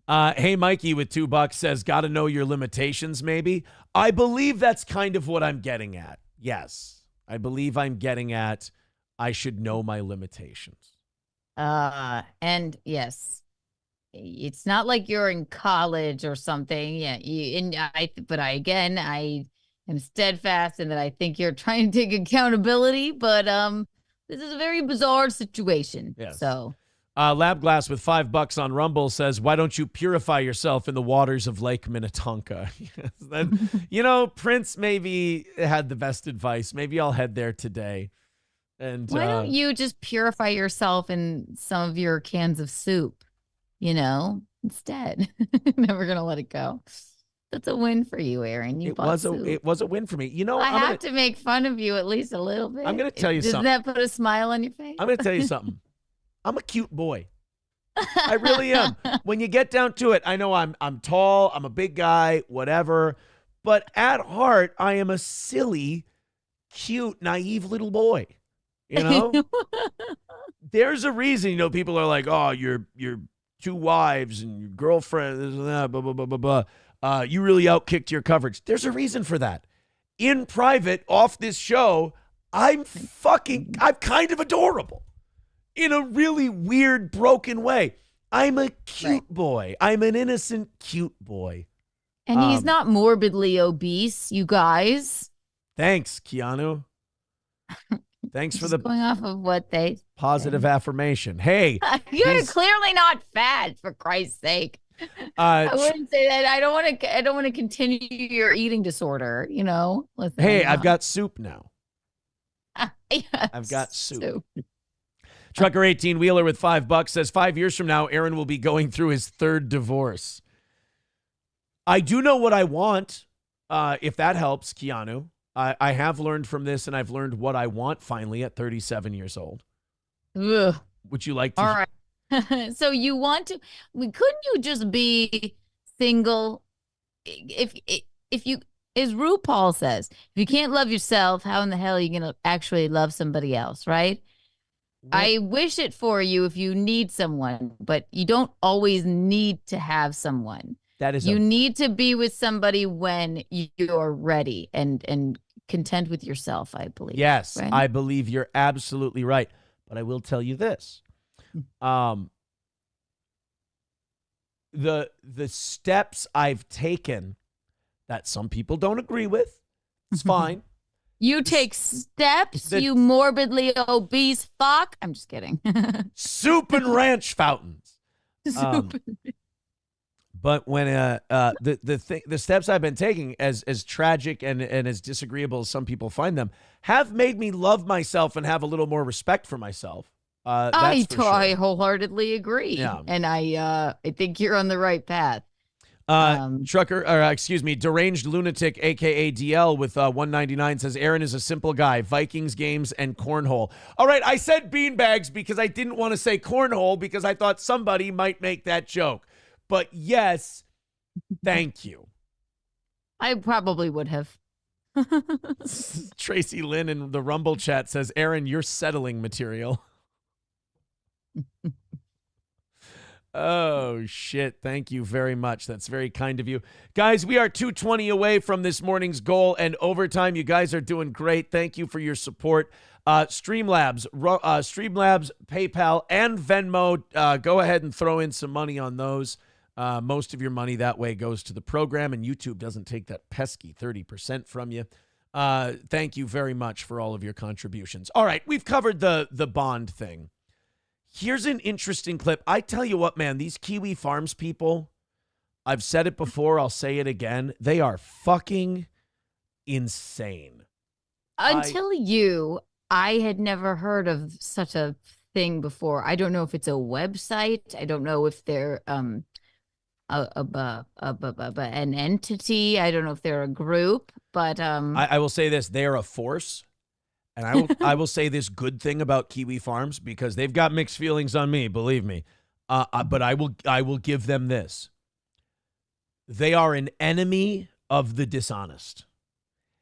If okay. you fuck, I mean, they don't care. Like, I don't think Kiwi Farms has a moral imperative. I don't think they have a direction one way or the other morally.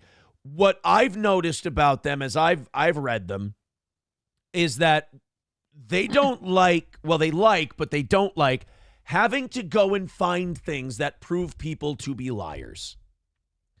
And but that's what they'll do. But when they do, they will make you fucking pay for it.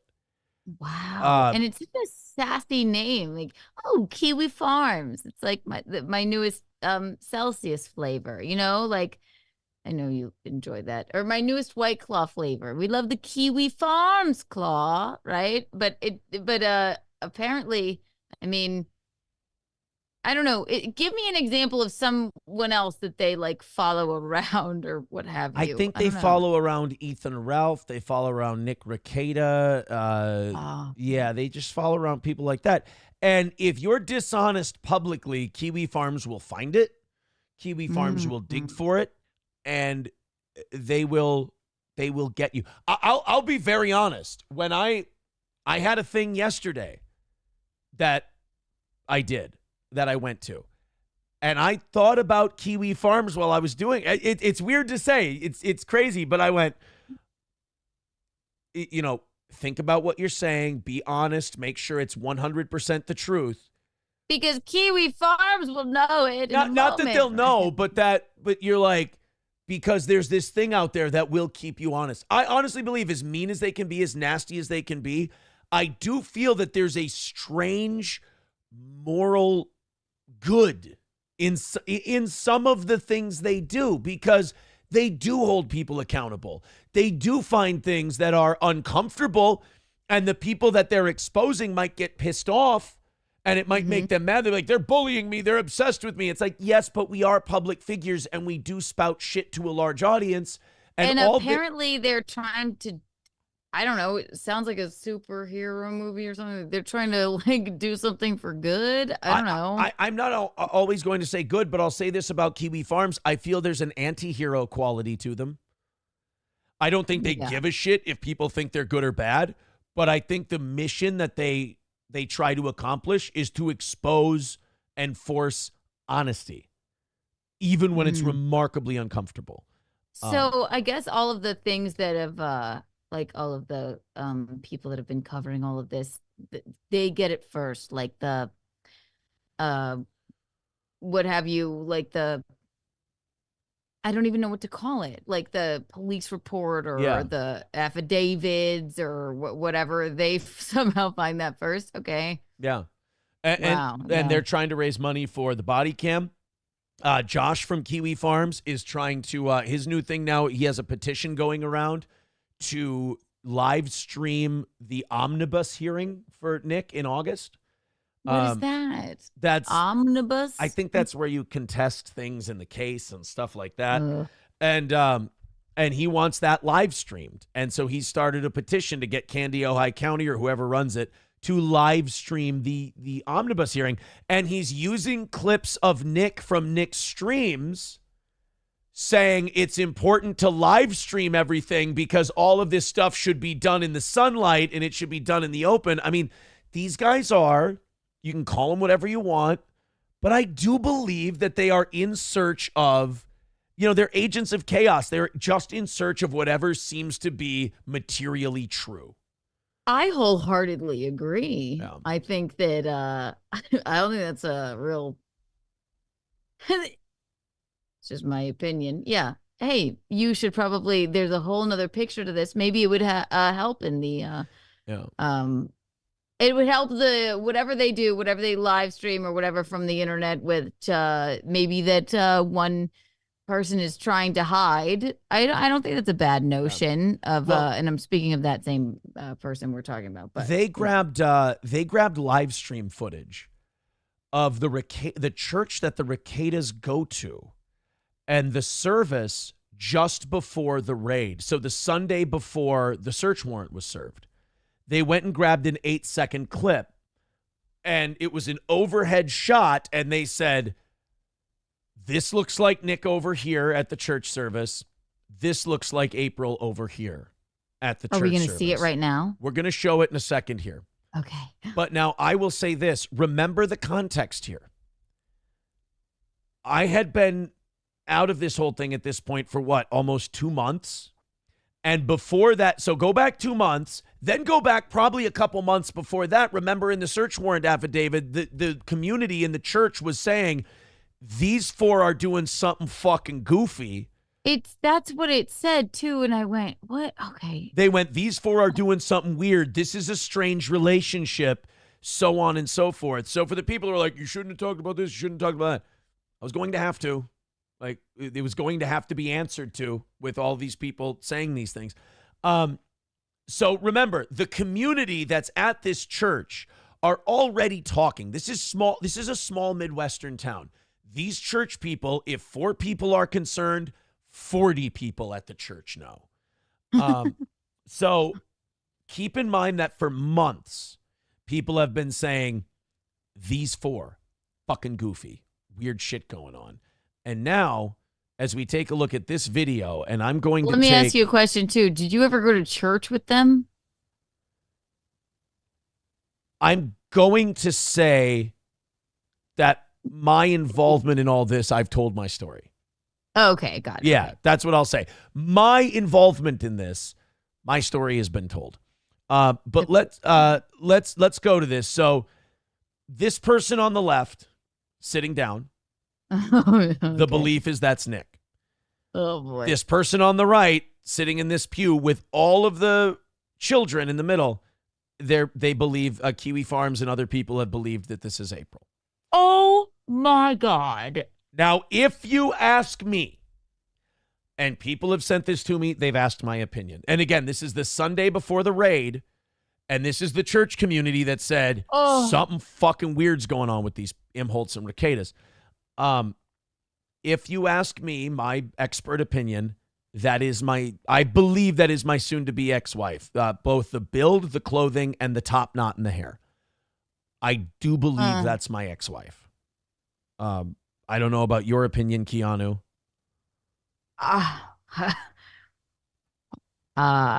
Well, yes. I mean, I don't know. I don't know. If you From told what you're telling me, yes, I would agree. I would agree. If you told me that was her, I would not argue the opposite with you. I wouldn't probably either. With all the children in the middle too. Jeez Louise. Okay. I mean, I guess, yeah. Yeah, oh man. And I'm just imagining all the people in this church and now knowing what they thought based on that search warrant affidavit, how fucking uncomfortable this must have been. Right. Also, it's not a full, when I heard people read it or read it, I'm imagining a full Catholic church. I'm going how would anybody notice?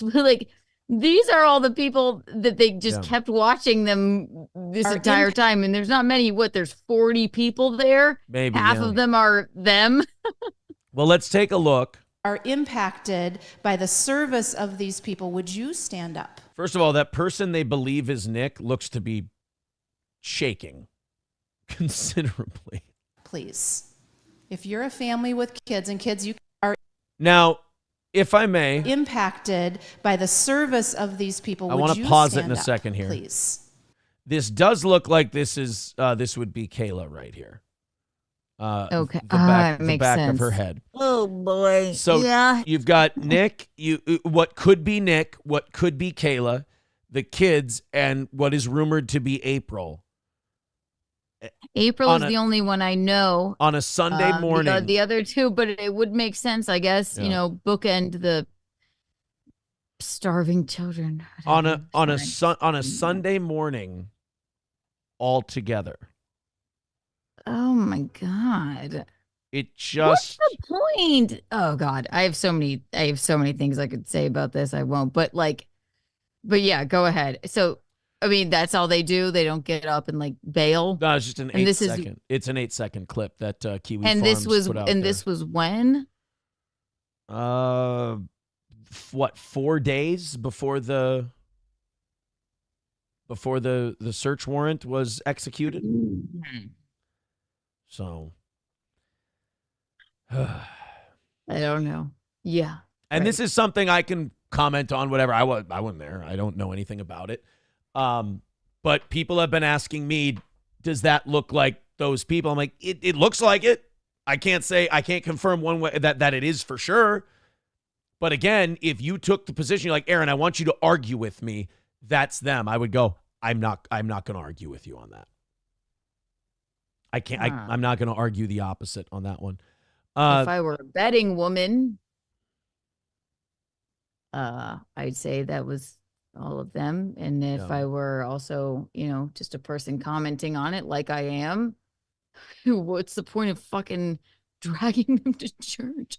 It's weird. It is weird if that's the situation and you go to church. That almost seems like you're blaspheming the church. It almost seems like also let's show them, look, we're still going to church, even though it's weird. It's like, it almost seems like you're spitting in God's face. Or just being like, yeah, see, we're God-fearing. There's so much I could say that I won't. But it is bizarre. Yeah. I don't know, man. Yeah. That's probably the most frightening thing I've seen. I'm like, yeah, I don't like that at all. Creeps me out. But I can't wait until I get to a point where that creeps me out more. But I'm very happy with myself that it does creep me out a little, because there was a time in my life where, ho hum, well, that's fine. This is normal. This is good. So I'm then the other 40 people are like, wait, they keep coming here, and Yeah, imagine how uncomfortable they're making those people, because now those people who have already, now what they don't know is these people have already complained and basically sealed their fate. That's the weirdest thing. But also, these people are also thinking, okay, there were 4. Now there's 3. This got weirder. You know? Hey, see, I didn't even consider that. This just got what I weirder. consider is like, yeah, exactly. Actually, it does become weirder. All Yeah. right. I don't know. It does become weirder. Yeah. Okay. Well, where's that guy? Yeah. Optic Nerve with $5 says, hi, Kiki. The whole situation is a diversion from Aaron's fatness and obsession with cake and love of buffet lunch at Cracker Barrel. Thanks, Kiki. Agreed. Yes. Listen, it's Golden Corral. He loves the ranch fountain, but so don't get it twisted.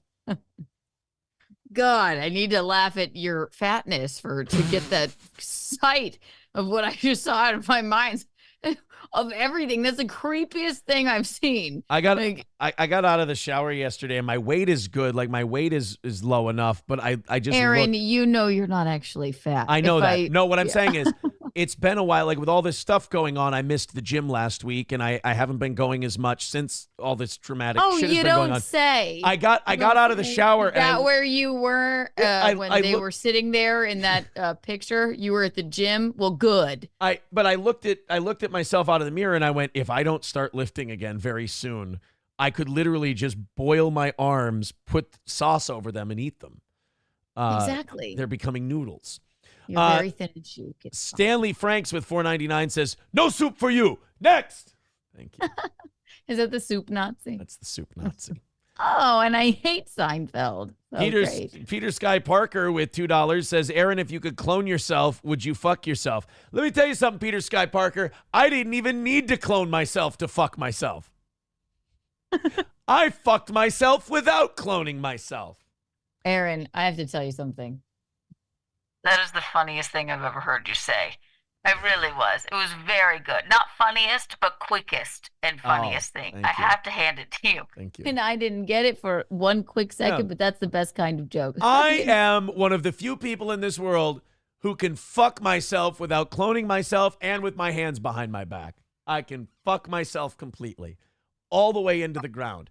People were talking about a certain thing yesterday, and everyone will know what I'm talking about. They're like, Aaron is going to get this, and Aaron's going to do this. And I will say, without commenting on anything directly, there is nothing that was talked about yesterday that I have not been aware of for a long time. And I still decided that I was going to do the things, go the route that I did. Because it was not about any of that. That's kind of stuff I didn't care about. $1.99 from Justin Kemple says, how's it feel to be under Carl Huzitz's microscope? Ooh, I love shows that like dedicate all their time to me and they're like, oh, I think I'm really sticking it to this guy. Guys, joke's on you. With the shit that's going on in my life, do you know how infinitesimal you are? Do you have any idea how little you matter? Let me give you an idea of how little and zero any of you get to me. My fucking uncle, who I was close with, died 3 days ago. I heard you saying that too. Haven't thought about him. Sorry about that. Thank you. Haven't thought about him, haven't mourned him, haven't missed him, and not because I don't. You monster. I literally have not had the intellectual capacity or the mental capacity. Bandwidth. I don't have the bandwidth to think about my Uncle Daniel. Jesus Christ. So when people are like, and I know Justin's being very funny, but he's like, oh, so-and-so's talking about you. I'm like, I hope that they're having a good time. I can't tell you how little I give a shit. Deranged Lunatic with $1.99 says, new commercial, Kiwi Farms remembers. Yes. Kiwi Farms remembers. God, somebody put them on the frickin', put them into politics. Again, I'm a layman, but like, wait, maybe they need to help, our world. I don't know. Let's see. Snookerman, becoming a member for 8 months, says Team Toe for life. Thank you very much. MGD with $10 says, bottom line, hurt your children who trusted at their most vulnerable. You just weak. but they are pure evil. Seek revenge and enjoy it, you absolute fruitcake. Let me tell you something about revenge. And that was so up and down, my God. Yeah. That was, thank you for your kind word. Well, I mean, sort of kind word. I mean, defensive words, I guess. But let me tell you something about revenge, my friend. I've gone through the gambit of emotions. People have seen it play out publicly. There is nothing about revenge, and it sounds lame or whatever. There is nothing about revenge that's going to ever make you feel better. Other people destroying themselves does not improve your life at all. Take it from someone who has tried it and gone the other way works better. And take it from someone who's watched other people try to seek revenge on me. You know, people do shows about me and everything else. It doesn't bring me down, and I imagine it doesn't improve their lives at all. So you can say, oh, revenge, revenge, revenge. You know, I believe the song you and Gino say it best. What is it? Pissing on my lawn won't make yours any greener. To quote Casey Musgrave's Biscuits, pissing in my yard ain't gonna make yours any greener. Exactly. 199 Lance, very funny, thank you, but I'm not going to read it. Lucas R with $5 says, you claim no, we're not going to read that one either because that's just silly. I mean, look, I do a show. Don't be untoward. Yeah, so, but thank you for the $5. I do appreciate it.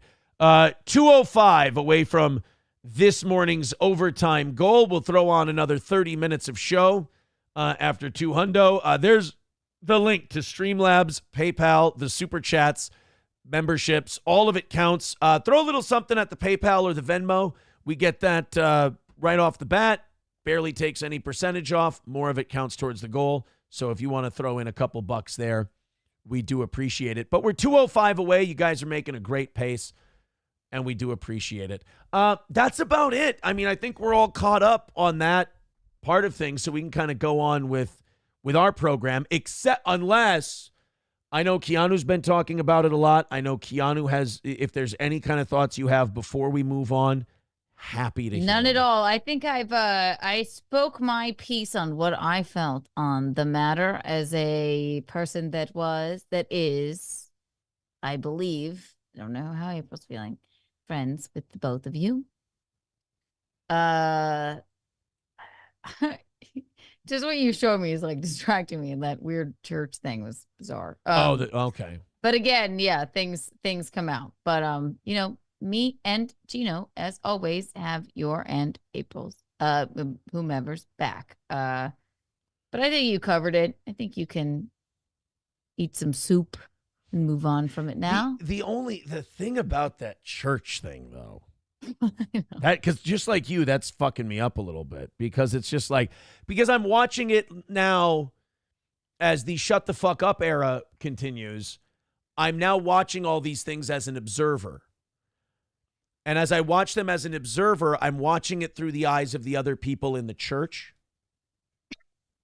And I'm going, I'm almost as a person who would go to that church, I'd almost be upset. I'd be like, this is a mockery of our church.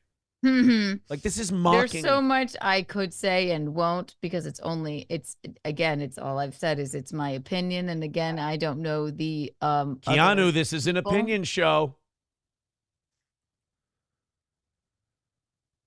It's an opinion show. In my opinion, if you want me to make it all right, I'll speak in Keanu cast terms here.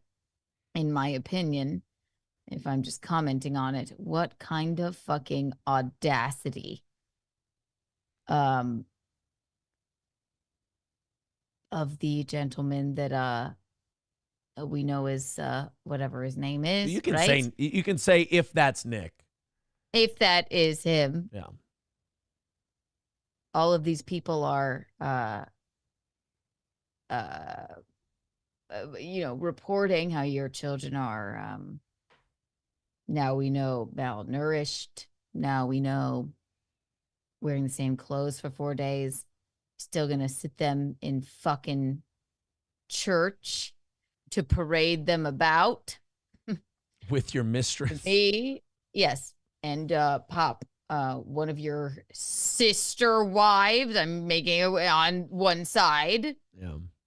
And then you on the other. Well, yes, I'm still a God-fearing man. To me, from an outsider's perspective, that looks fucking creepy, and bizarre and inappropriate. And it's just like, yeah, look, there's nothing wrong with what we're doing. Our kids are fine. But they wonder why. Ugh. I believe the term you're looking for is hubris. Yeah. No scruples. Yeah. Zero scruples.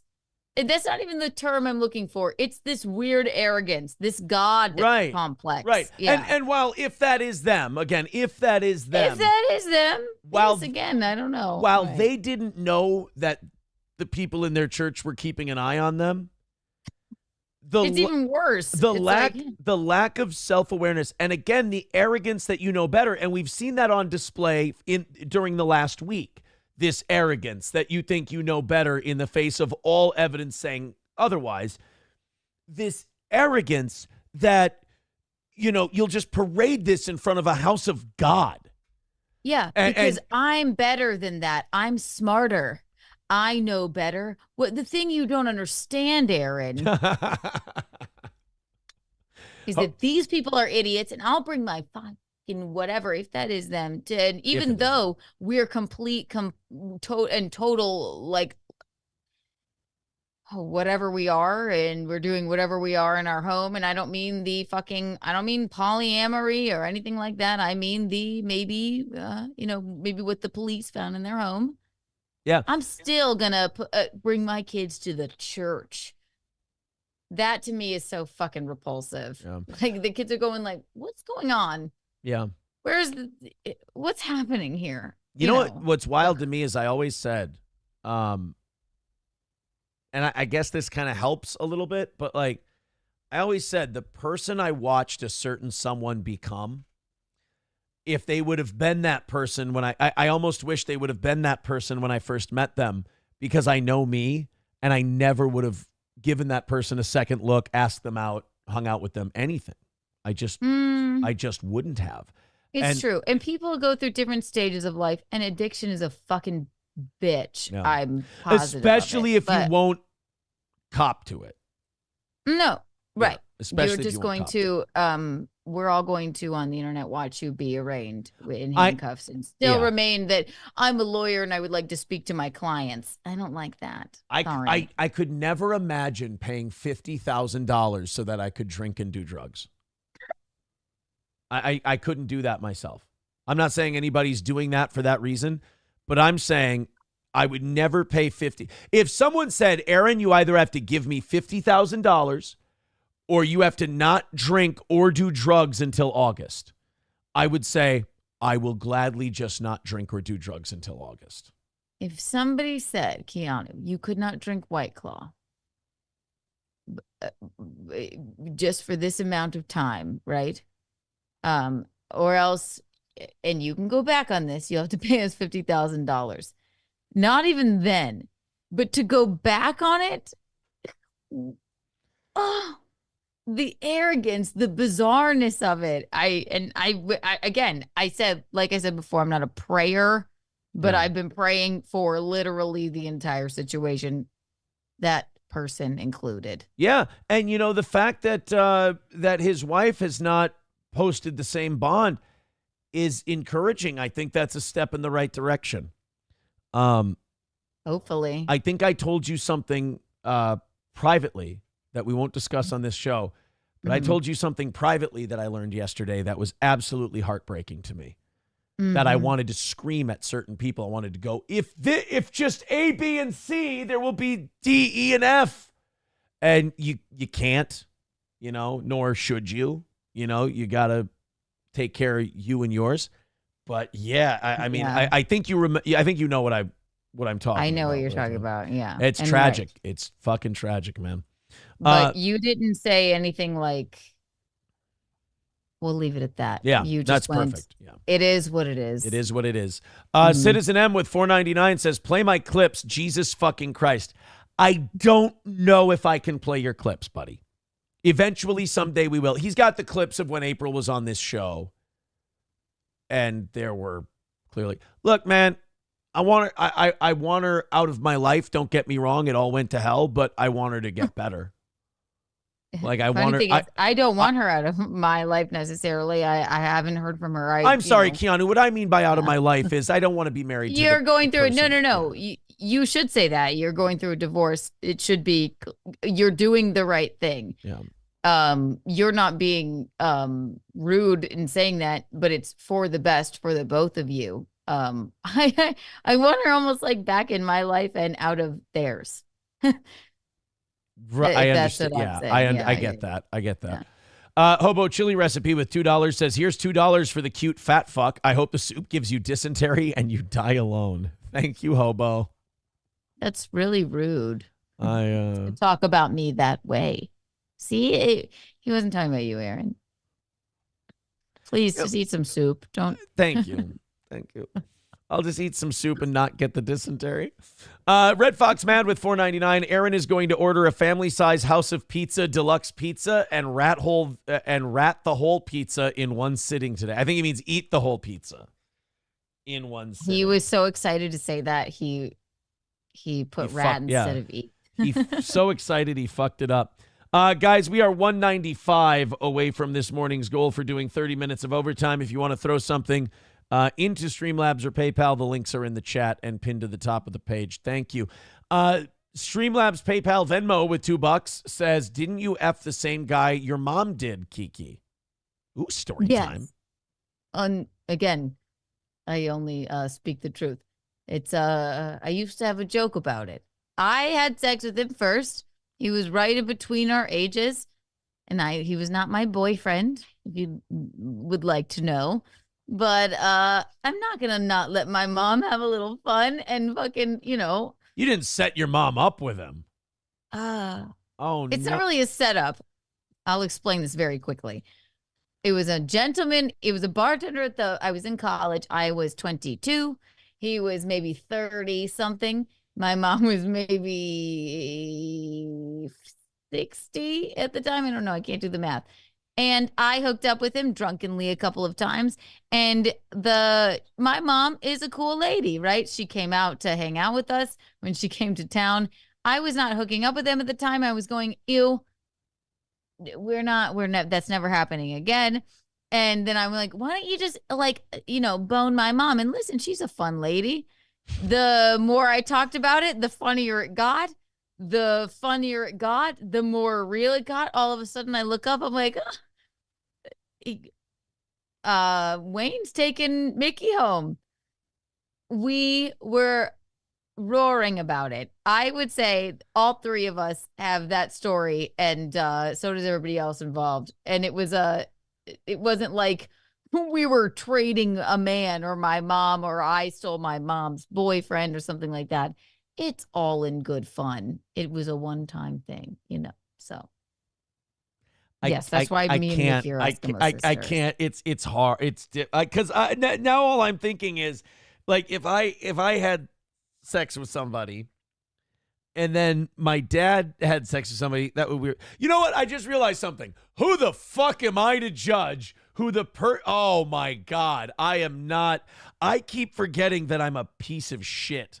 Oh no, it wasn't like, it's so funny because people act like that's so, for me and Mickey, it was just a goofy story, right? Did the three of you? It wasn't a guy that I had any feelings for. Yeah. I went, why don't you just fuck my mom? He's going, Mickey, she's a good time. And he's going, your daughter won't hook up with me anymore or whatever. I'm like, I regret that I did in the first place, Wayne. Why don't you just fuck my mom? They start flirting. They had a connection. What am I going to do? Stop them? Did he try to hurt your feelings and say that that your mom was better? He probably did say that, actually. Oh, no. See, that's... I mean, I don't know. That's how you know, but that's how you... If he did say that, that's how you know it's not true. because he's doing that because he's hurt that you're not sleeping with him. So he's telling you that to hurt you. If it were true, he wouldn't say it. He didn't really tell me that. It was more like I literally, so I drive over to Wayne's house. He lives there with 5 roommates. By the way, he walked in with my mom and he told all of his 5, this is Keanu's mom. They all go, what? Like, so then I'm going, Mickey, it's 5 a.m. I'm like, where are you? I'm not going to let you do the walk of shame. I drive over there. Wayne comes out, arm around my mom. They both have glasses of whiskey in their hand. I'm like, you get in the car right now, Michaeline, okay? This is all fun. You get in the car. She's like, we're just having fun. He's like, Keanu, relax. I said, it is 5 o'clock in the morning. And then, Aaron, you're going to like this too. Mickey leaves the next day. And she has the audacity to call me and say, Keanu, I left my earrings at Wayne's house. Next time you go into work, could you just ask him for, because your brother got me those earrings. Oh, no. Hey, and they like, you know, I said, I am not going into my job and asking Wayne, hey, when my mother was blowing you on your beanbag chair, and she happened to take her earrings off because she's polite, she might have left them right on the side of it. If you could find them for me, I said, Mickey, order a new pair. Yeah. Absolutely fucking not. But You again, Wait a minute. that's the relationship that we have. Didn't bug me, but you know. I'm not trying to call you on anything. I'm not trying to start a debate on today's show, but you don't need to take your earrings out to blow somebody. That's what I always say to Michaeline. I'm like, why did you take Why your do you earrings know off? She's that like, your mom takes her earrings off to blow somebody? well, because I know her so well. Again, she's my sidekick. Don't right? know her that I know well. that Don't any ever- home she ever goes in, she starts taking all of her jewelry off. And apparently, she just forgot the earrings. It wasn't necessarily to blow anybody or what have you. I just but- imagine a guy like has a rod and he's just standing there and Kiki's like a pro wrestler taking robes and everything else off. And she's like, hold on, let me just get this, take all this off. And by the time like she's done, he's like, all right, we're going to have to start this whole process over because now I'm at a half Z. So you're just making more work for yourself. It's true. And at the same time, I'm fucking, honking outside. Come out of there, Mickey. So she maybe probably. Yeah. And then he'd come out like this. You really hurt your mom's performance that day by rushing her. Again, like I said, he probably would say she was better than me. So, Mickey is a fucking class act. She really is. And I know that sounds completely insane, but it's a true story, and we look back on it to this day. I know that people look at my current relationship with sex and maybe don't think I should be giving any opinions on the matter. I understand that, but I will say this: I have long held the belief. 1 second. Hold on 1 second. Caller, call back in about 1 minute and 30 seconds. I didn't hook it up. That's how long it took Wayne as well. I didn't hook it up to the board. So I didn't, like I said, people may not see my relationship with sex currently as the smartest, best, whatever, but I will. You're from Minnesota. It's fine. But I will say this, that I have long held the opinion, and I could be wrong, and this could be hubris, but I'm not bringing, concubines to church. I do believe, and this is where I'm not a misogynist. This is where I'm actually going to hold men more accountable.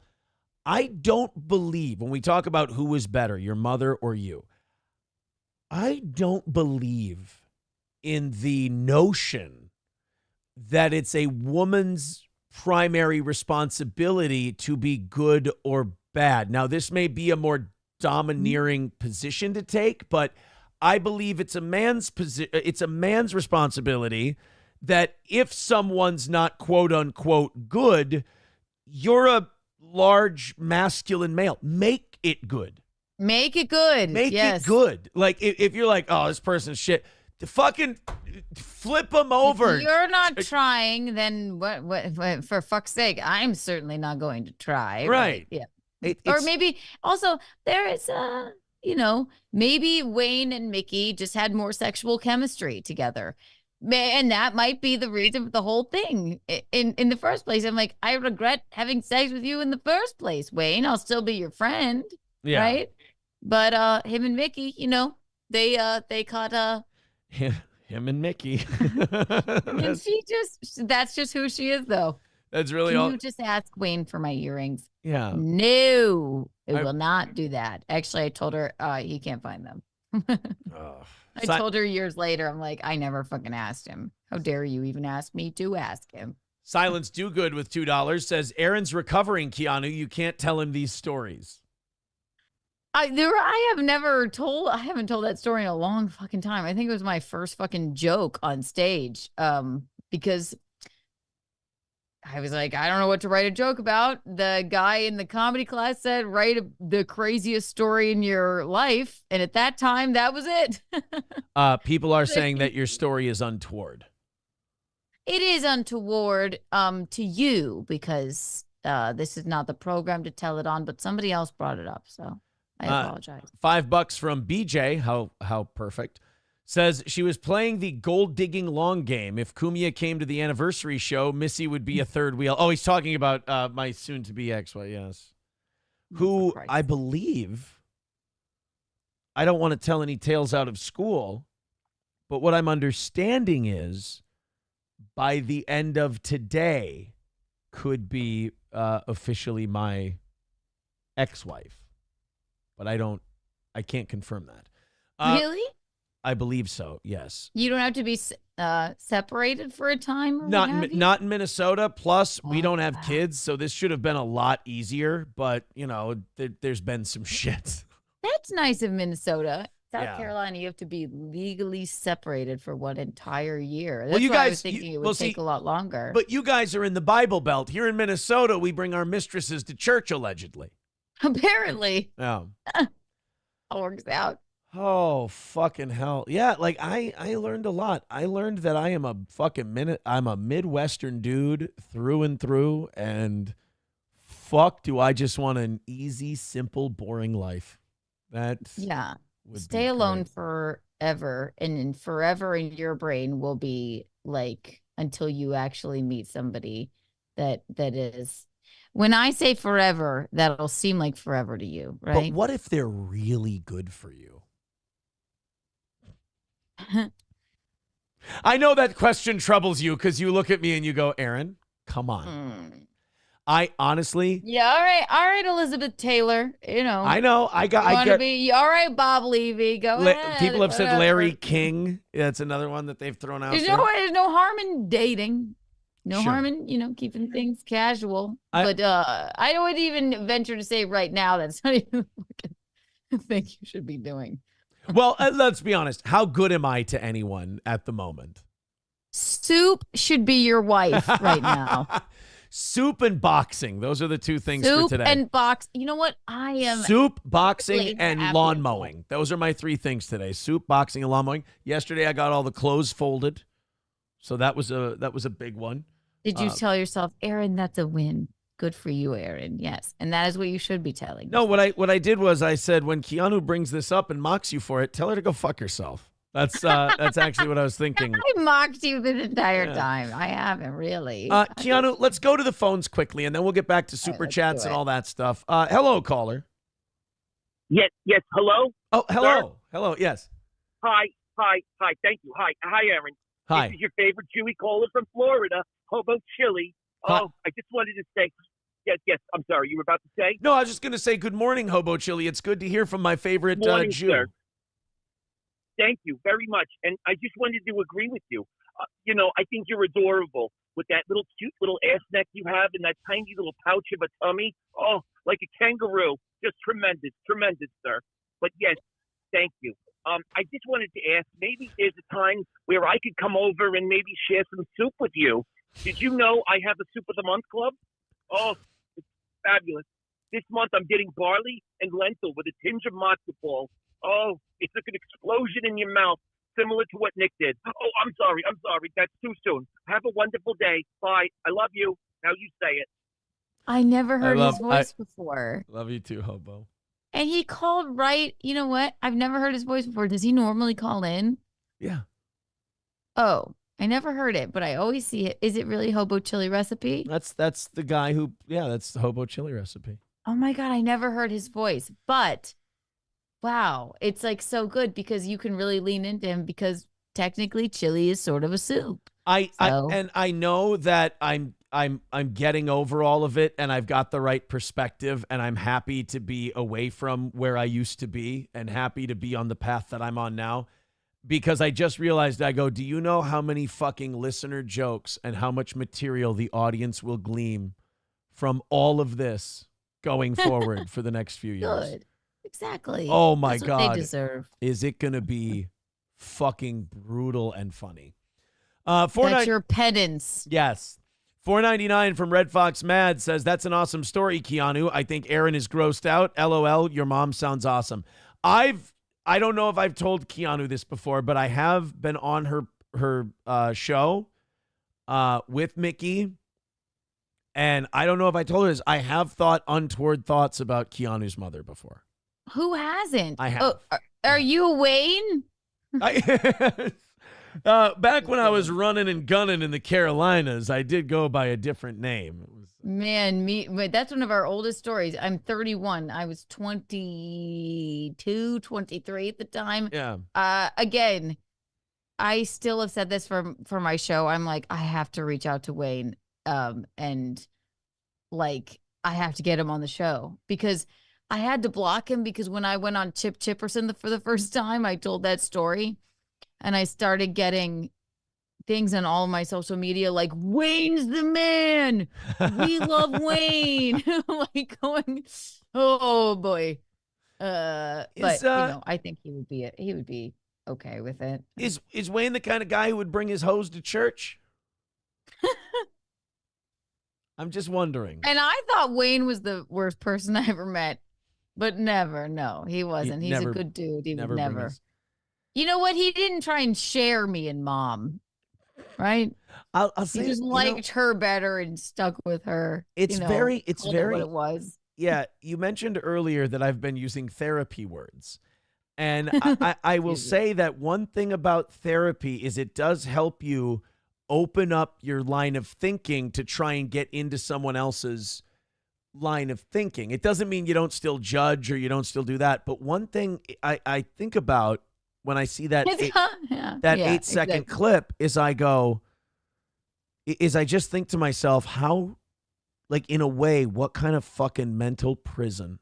Like, that's all I think about. Not trying to say I feel bad for the guy, but what kind of mental prison are you in that you do things like that and you can excuse it and you're fine with it? Like, I really do feel a level of pity. I do feel a level of, because again, I wake up, the sun's shining, I can go outside, I can do what I want, I can start living my life on a good path, and then I see something like that, and I say, look, all the stuff I've done in the past in my life, being what it is, like, I can't imagine, like, my brain being in that place. That is something I'm very thankful for, because that just seems like a hell of your own making. I have all I do is try and get inside everyone else's brains and try and have sympathy and all that stuff. But again, this is all sort of I'm learning. You lived it. We're learning it as it comes. Him, I have a little bit less. I try and get inside that brain, and all I can see in that brain is I know better than everyone else. That's all I see. But again, like I said, I've said this 100 times. I'm praying. I'm not even a prayer for everyone in the situation, even him. So, but what a fucking horrible burden to be such an asshole. Just kidding. Anyway. 191 Redbird with $20. Thank you very much. Says, don't forget, if they hadn't been arrested and you thought you had a chance of hiding this, you would still be lying to God and everyone, and damn the consequences. There's a lot of people criticizing me, and they criticize me in a way that they think they're being argumentative with me. And I do want to say, in fairness to myself, if you want to attack me, you want to shit on me, that is totally fine. But in fairness to myself, when have I argued with any of you? Like, honestly, just think about that for a second. When have I ever read something like that and gone, you know what, and fought with you? I haven't. I haven't. I'm not. No, never. Not like. Actually, to be honest, that's just not in your. Never, not once. You're like, yes, okay. I'm a big idiot gay dork. You're right. Yeah, I've never even like seen you I never ever said do that. Gay dork. I never said gay dork. Oh, it's just what I was thinking. The ranch fountain and now this. I'm just teasing. No, but even with friends like this, who needs enemies? enemies? Am I right?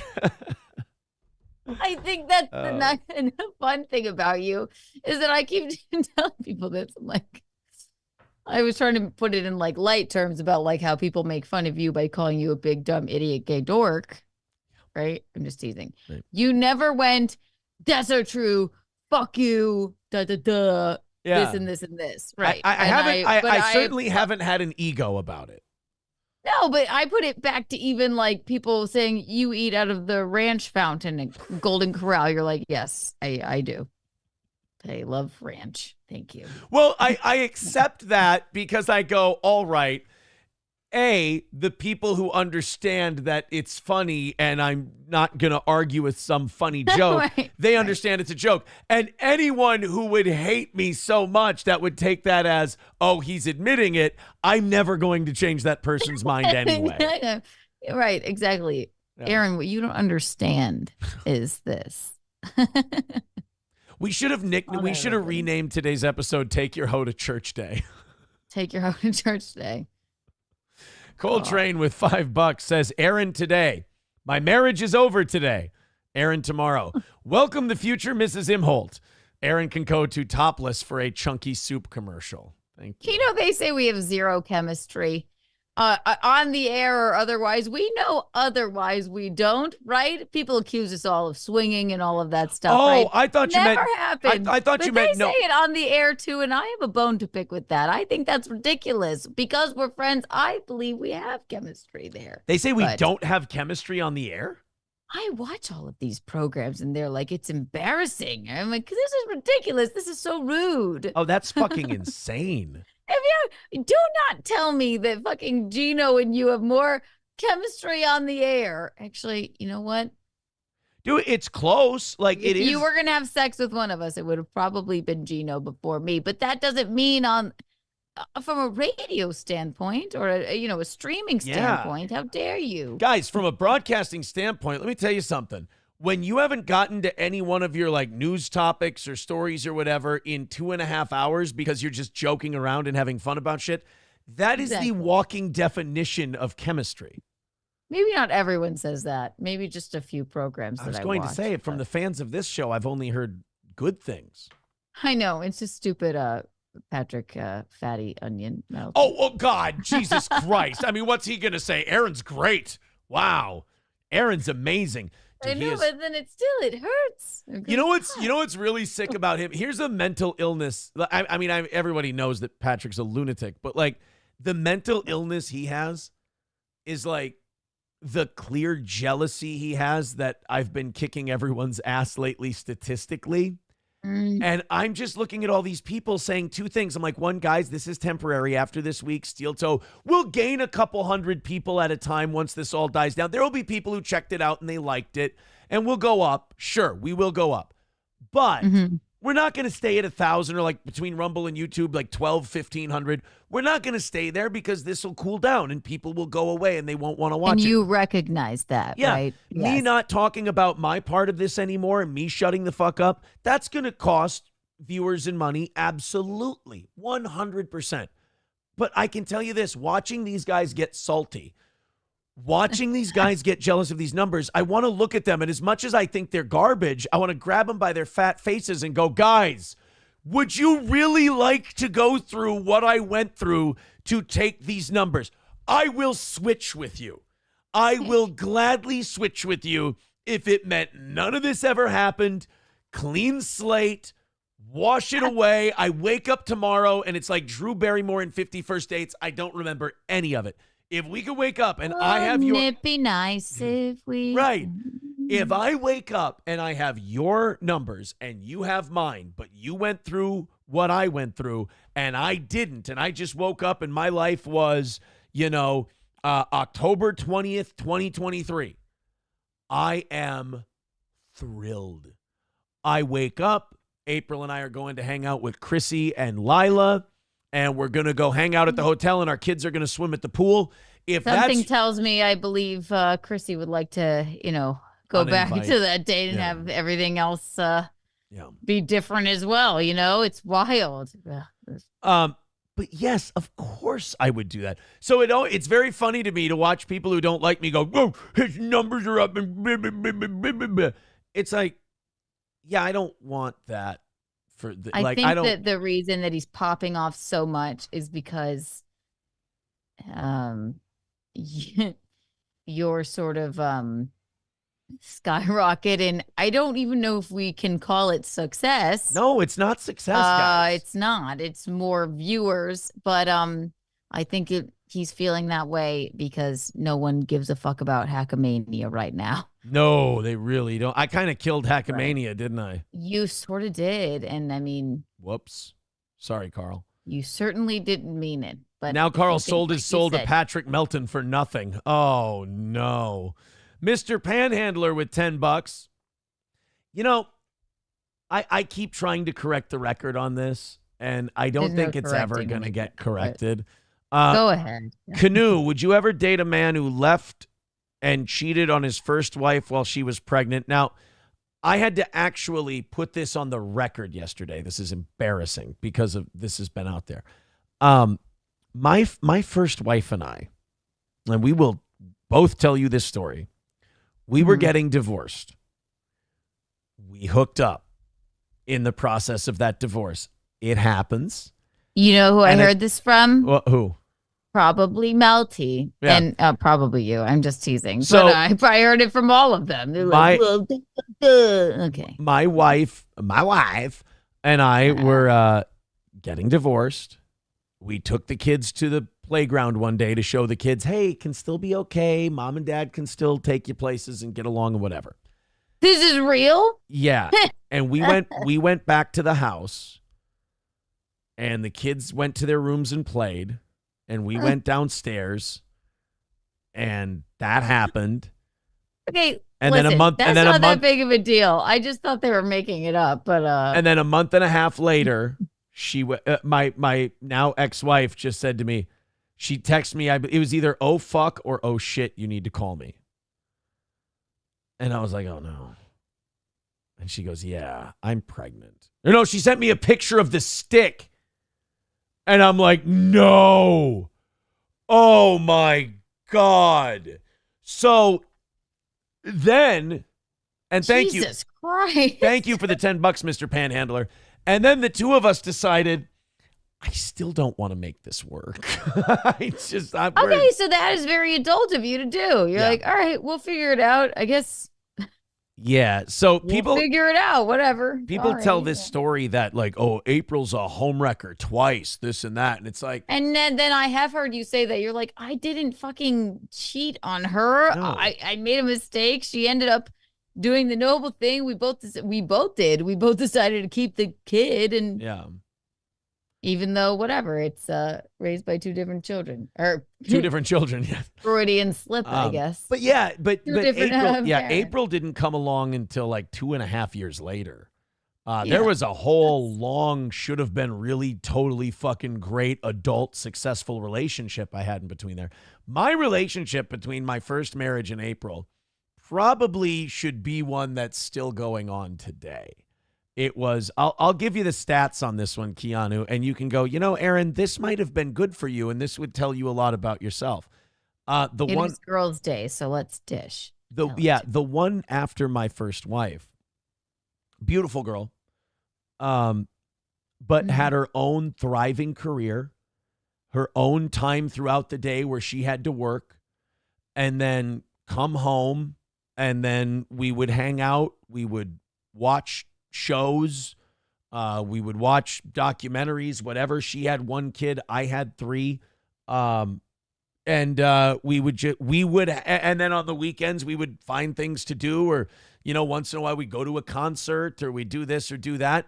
And then we'd have a very normal existence during the week full of work and kids and I'll see you when I see you. And this was also someone who, after my first marriage, was like, you need to stop lying to yourself. I'm going to hold you accountable. When I feel you're lying to yourself, I'm going to tell you what's the truth, this, that, and the other thing. And like really like aggressive on truth telling, like really aggressive on all of that. And it got fucked up because I think it was too close to the first marriage. You're right. If only they could come into your life. Yeah. And also my age, doesn't look it, but my age. How old were they? How much older? The same age. Literally our birthdays are like 5 months apart. So, I've said to people, I'm like, after this and this fucking disaster, I said to them, I go, you know what? That was like the most adult relationship I've ever had. And you know what? I'm thinking you're thinking that right now, but just because the bar for adult relationship is very low for me right now. Yeah. Right. To me, you and, my friend seemed to have a very adult relationship. You really did. To us, that's what it seemed like, I mean, we were like, oh my gosh, how nice of them. I won't like say the story. I keep saying on my fucking stream or whatever, but because it's not about that. I think you're thinking like, if only I had met this person, but I think you had a genuine love for the person that you had, and it got lost along the way of what have you. Maybe you're not, maybe we're not, you know what? You never know. People aren't maybe meant to be with people for their entire lives. But if you're looking for it or thinking back on like, maybe I want this that was in the past, if only I had done this, you're never going to find it. Not something that you can't, hey, you know what? Maybe I overlooked this from the past, right? Yes. That might be okay, but also you got to be okay on your own as well. Me? Right? I've got soup. I've got soup. I got a lawn to mow. I got people to punch. Today's going to be a healthy day. We're going to be good. Mr. Panhandler, then finishing. So he says, Canoe, would you ever date a man who left and cheated on his first wife while she was pregnant? Not true. And then I won't. Wife. Oh, am I really supposed to answer that question? Wife in a drug with his second. Oh, and also has 3 brats asking for a friend. Thank you, Mr. Panhandler, for the $10. I never say no to. That's a terrible way to respond. You know what? I never say no to anything. Hey, life is about experiences, so yes. But let me ask you this, and this is not indicting anyone else. This is not saying anyone else did this, but let me ask you this as you're judging my character. Did I ever bring my hose to church? No, I didn't bring those hose to church. I never brought my hose to church. Because you don't, Aaron, feel that you are,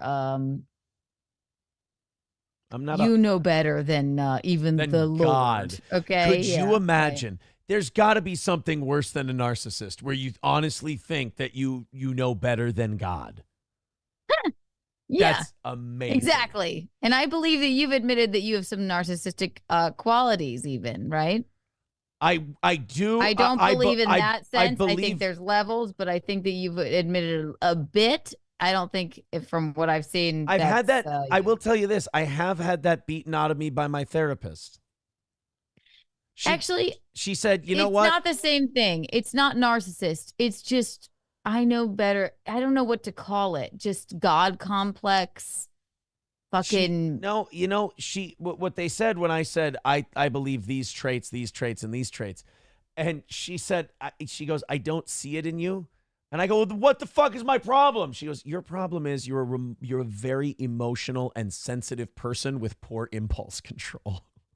And I said, you know what? You have poor impulse control. Yes. She's right. She said you're a very sensitive, emotional person who doesn't sit and wait and think, and you react. She goes, you're a very reactive person. She goes, all of these things. She said, she goes, I don't see narcissism in you. I go, oh, thank God, I have so many people I need to correct.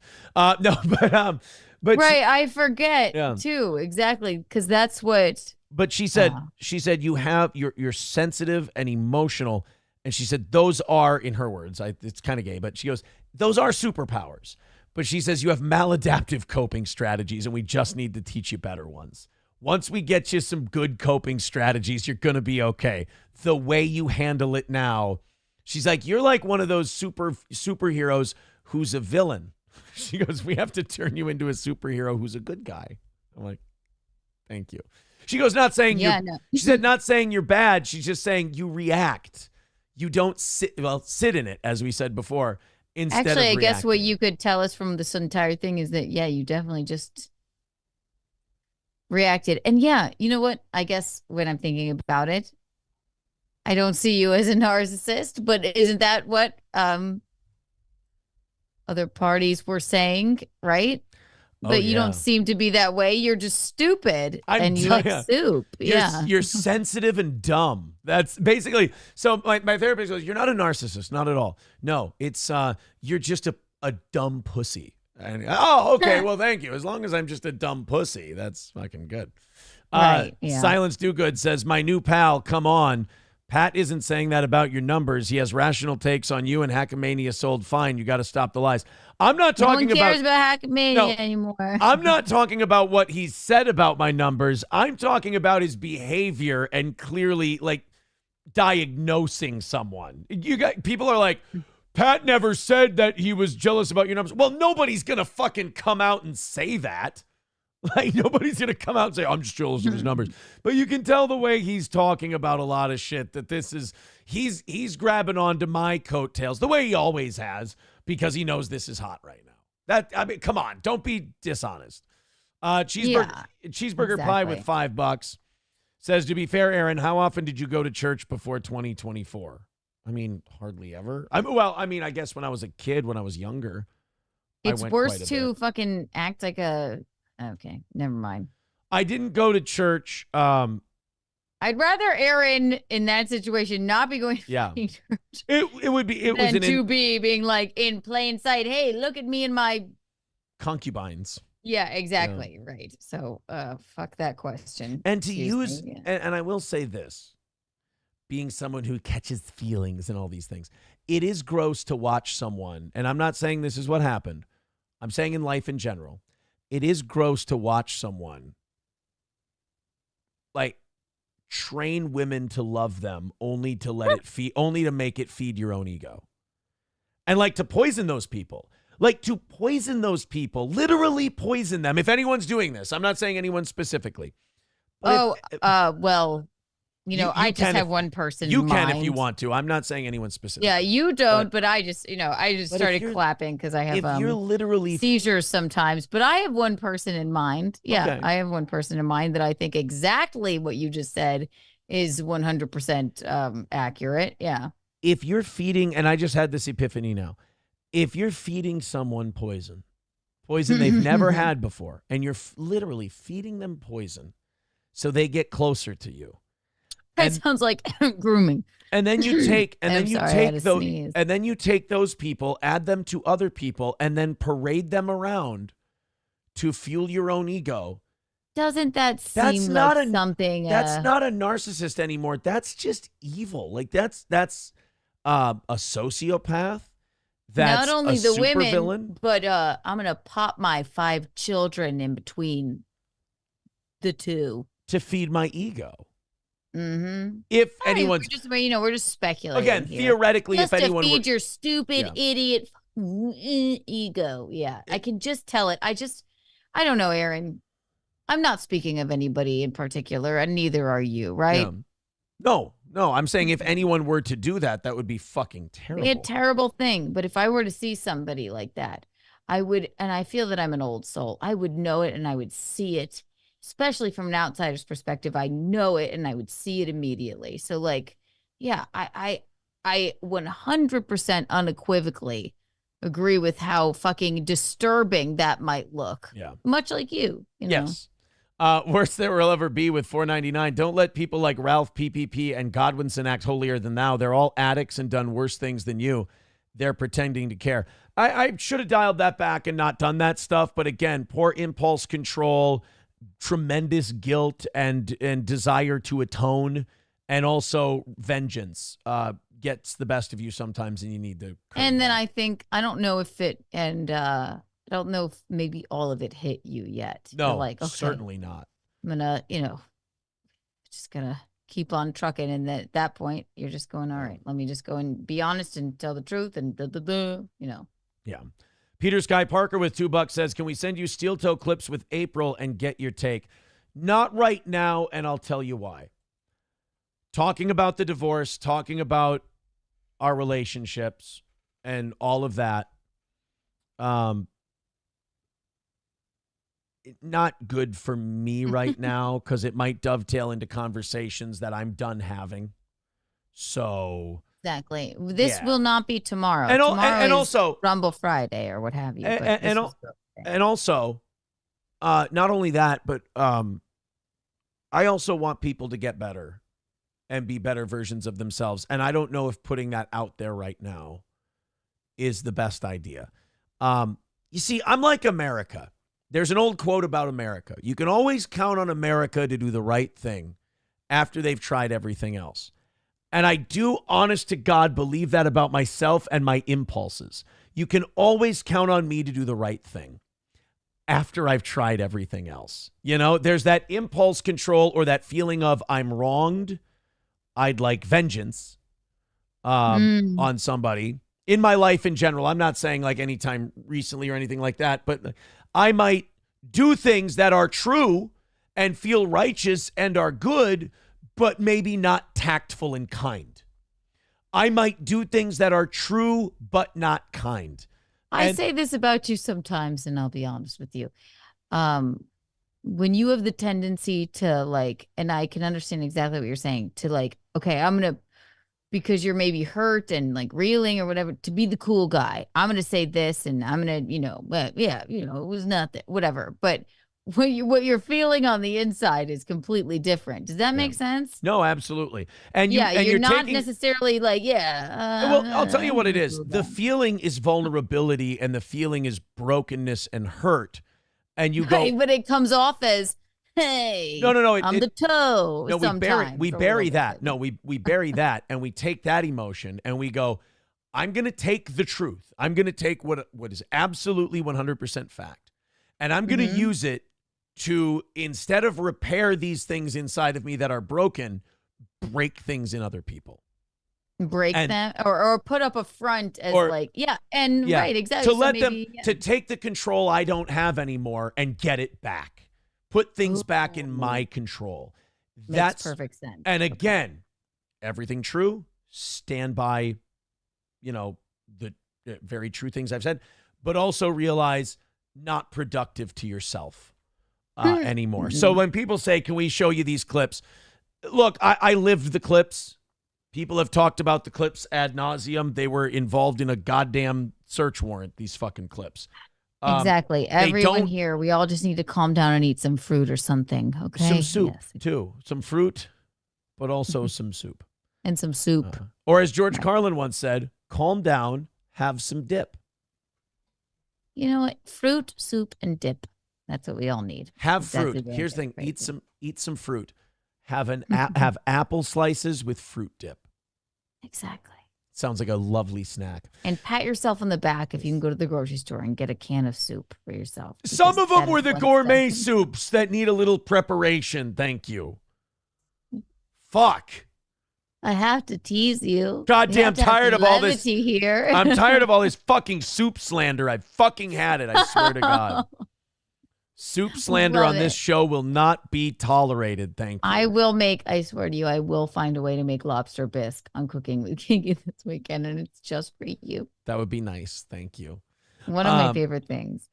King of All Yetis says you lived the clips and denied them the entire time you were living them, asshat. Accurate, 100. Again, never heard me defend myself on that. 100%. Protected a lot of people and didn't get the same in return. That's for sure. All right, guys, we are 150 away. What do you say everybody just jump into Streamlabs, jump into PayPal, and finish that off? You guys have been great today. Thank you very, very much. Let's just go ahead and take out the rest of that 150, and we'll do 30 minutes of overtime today. Click the Streamlabs, click the PayPal, throw a couple of bucks in, and let's call this thing a W for the day. We appreciate your support. Let's go into some stories here. Let's go into some things. We're kind of soft transitioning into other stories. This is still in the realm of courtrooms. Ooh, and yay. Yeah, and legal cases and all of that. There was a man in, and I want to say this was Michigan. I could be wrong, but it doesn't really matter. Okay. He was arrested. He was picked up. He was cited for driving while his license was suspended. And he had to go to court. And, you know, amazingly, this guy, what's great about this guy is he had to go to traffic court for this driving with a suspended license. Did he show up? He actually showed up for his traffic court. That's amazing. That's wonderful. It's, you know, the things you can do when you're not scandalously fucking your lawyer, you can show up for traffic court. Again, I'm not saying anybody's doing that. And I'm not saying anybody's ever done that. I'm saying if you are fucking your lawyer when you're supposed to be. You know what? Yeah. And I would venture to say if I were fucking my lawyer, I would make my lawyer not say to me, hey, you don't have to show up to that. It'll be fine. That's what I would think. You know, maybe the lawyer would go with you to such a Sure. Absolutely. Thing, you know. You'd think if you had a lawyer, especially one that you're fucking, they would also try not to put you in the position of committing felonies. Not saying anyone has. I'm just saying if that scenario ever hypothetically played out, people might not want to do that. Mm-hmm. Sure. And if it did, you know, and if say some hypothetical situation like that, I don't think that lawyer would represent himself, let alone the other people. I would say that's not a very good lawyer. Yeah. So anyway, this guy Corey Harris was picked up for driving with a suspended license. I'm you know what? As I get better, I'm getting cute. This guy got picked up for driving with a suspended license. Keanu, as he shows up for his Zoom court hearing because he wasn't, you know, fucking his lawyer. As he shows up for, by the way, I believe this guy's lawyer was married also. So if you're not fucking your married lawyer, you can show up for Zoom traffic court. Wild. Yeah. Also, nice. God, Yeah, geez, that's great. the ways of the world these days. Yeah. It's So just if this guy is fucking his married lawyer, he at least is responsibly showing up for court, which is good. True. Yeah. So kudos. Whereas all he had to do was just open his laptop, you know. So that's turn it very on. responsible of him. Yeah. It's hard these days. Just click the link. Just click the link. Instead of, you know, sleeping with your married lawyer. Neither here nor there. Not that that's what anybody was doing. Keanu, I want to ask you a question. So this man in court right now for driving with a suspended license, what do you notice? He's in the car.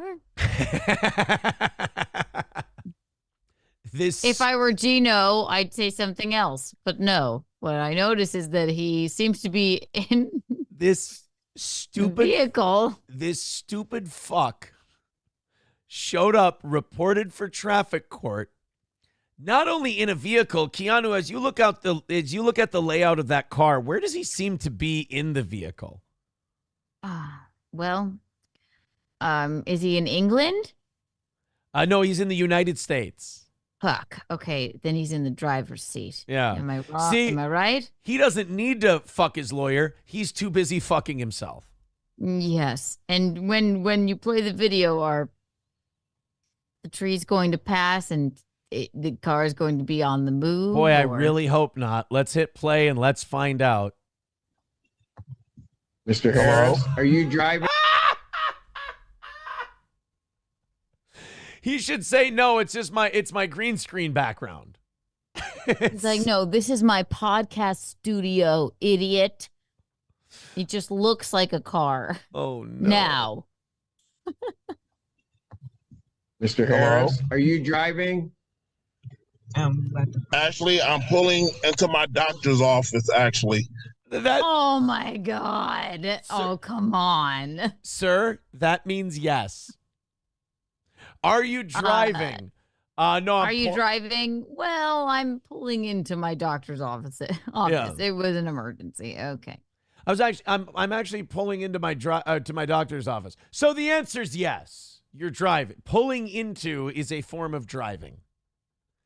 And this is for license suspended, correct? And sometimes people are too busy pulling into their client to show up for any kind of appointment they may have. That happens sometimes. Exactly, right. Or some people are just too fucking like, this is beneath me, my stupid, silly charge for this or for that or whatever. Yeah. Like, I'm just gonna, whatever, even though it's a Zoom thing, they probably won't be able to see me. Let me just pull into my...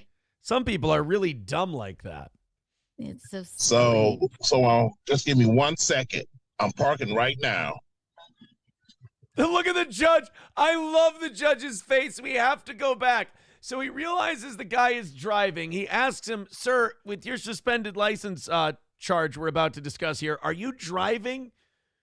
And the judge just goes, like, this is, being a traffic court judge has to be one of the most... He never gets to see anything exciting and funny. So like he's probably elated. Like, Yeah. what an idiot. He's like, this is... He's looking at this going, this is going to get me through my day today. He's like, this is the best thing I've ever seen. God. Driving. Actually, I'm pulling into my doctor's office, actually. So just give me 1 second. I'm parking right now. Do you think in this guy's head, he's going, oh shit, I didn't realize I shouldn't be driving? Or do you think he's like, no, I'm good. Or do you think he's oblivious? Or do you think he's like, oh shit? To me, this feels like, I mean, nobody could possibly be that stupid. Maybe he had another Zoom court meeting he had to attend where it wasn't about the license. I don't know. Okay, Gino, so now dumb. because he's black, he has multiple court hearings? Jeez. No, I tried to say that he wasn't that dumb. Oh, you really are becoming a Nobody Visconti. could be that dumb. So maybe he had another, or maybe just, you know what, maybe he has a high-powered corporate job. So he had another Zoom meeting. Okay. Wow. Keanu has a really Keanu has a really unracist way of saying drug dealer. That's really interesting. Goodness. Yeah, well, you know what? You don't Zoom your drug dealer or whatever. There could be a reason that he thought this was maybe a phone call with his. I'm not gonna. What? A FaceTime of sorts. He's like, oh fuck, this is my Zoom court meeting. That's all. Yeah. All right. Well, let's see how this plays out. Hey. Look at the judge. He can't believe it. He's like, this is hilarious. The judge just threw his pen in disgust. The judge is like, what a fucking waste of my time. Jesus Christ. He's like, I can't believe this. We have to watch this idiot. Pull Pull over and explain to us how he's at the doctor's office and now he was in his car because it was an emergency. Okay. All right, fine. I have to go back to the pen throw. Please. Oh, he threw a pen? Yeah, watch the judge. Watch the judge.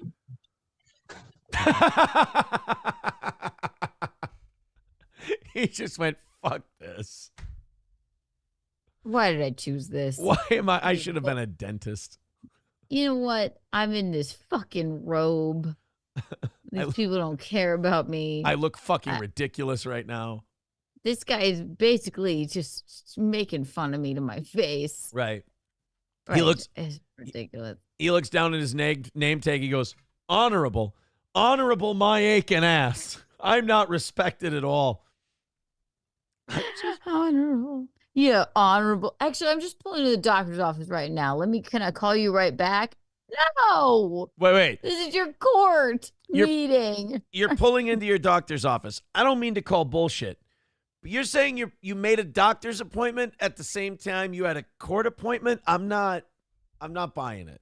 I'm sorry. Yeah, sorry, sire. Come on, man. Sorry, please. Yana. I was busy fucking my lawyer. So fucking my lawyer. I don't know what to do. I just brought my. Look at him, just taking his sweet time. Oh my god. You stationary? I'm pulling in right now at this second. Yes, I am. All right. What are we doing? Your Honor, we are respectfully requesting an adjournment in this matter, up possibly 2 to 4 weeks if the court would allow.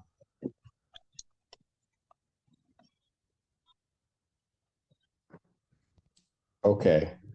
So maybe I don't understand something. This is a driving while license suspended? That is correct, Your Honor. So the judge is like, hold on. Fucking wait a second. Let me make At least he wore his seatbelt. You know, that is, people deserve a second chance to be good. If I were that fucking judge, I hope he just pops off here like, you've made worms made of me. You've made a mockery of me. This is bullshit. I fucking quit unless this man apologizes. He just totally melts down. He's like, this is worse than bringing your hose to church. Exactly. Listen, there are a lot worse people out there than me. I don't deserve this. Some people are bringing hose to church, Your Honor. He's like, they're bringing hose to church? Hose to church, sir. He's Hose like, oh my to God, I church. just dropped mine off at the church. Anyway, I had to go to the doctor. So you drove more people with your... Oh, never mind that, Judge. He needs to throw a fit. He needs to throw a fit. He's like, I quit. I quit working for the, the state. What I'm more interested in is I want to see how this guy plays it. I want him to talk a lot. He's like, well, that's why he said at first, I believe, probably. Well, no, I was just actually pulling into the doctor's office. Yeah, sure. He pulled over to Baskin And he was just Robbins, driving. Sure. And he's actually going to the doctor to have his lip fillers removed.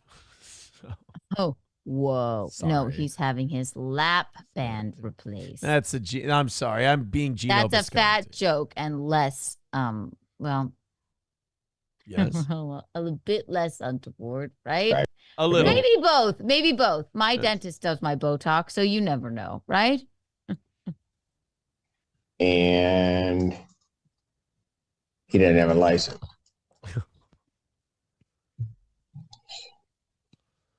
Oh, I love that the judge is looking around like, will somebody fucking talk to me? Like, this man's we just saw him driving and he's here for a suspended, he doesn't have a driver's license. Can somebody fucking make heads or tails for me, please? Reminds me of someone I know in a certain situation that might have been going on recently.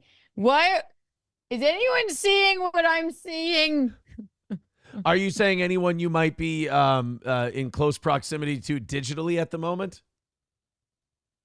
Possibly. Oh. I don't mean Visconti's finger blasting me. I mean in that the other sense. That you mean someone... I believe that it might be sort of a, hey, hello, what? Hello? Someone may have been in a situation where you're like, there could be serious fucking consequences for this down the road.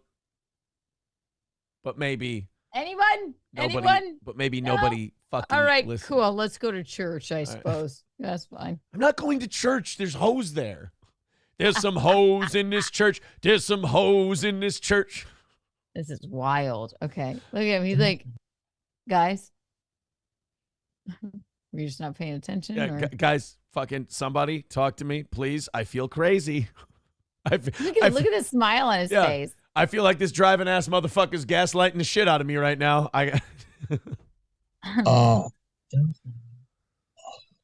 Is with the charges, Your Honor, yes. No, I'm looking at his Yes. record. He doesn't have a license. He's suspended and he's just driving. That is correct, Your Honor. Look at the look on the guy's face. He's like, oh, shit. Like, I knew I was... He's like, what of it? I knew I'd be forgetting something. Shit. It's like, God damn. I really did think this was just a FaceTime with my friend. And then all of a sudden I forgot it was the judge. And I had that meeting today. But at least he wore his seatbelt.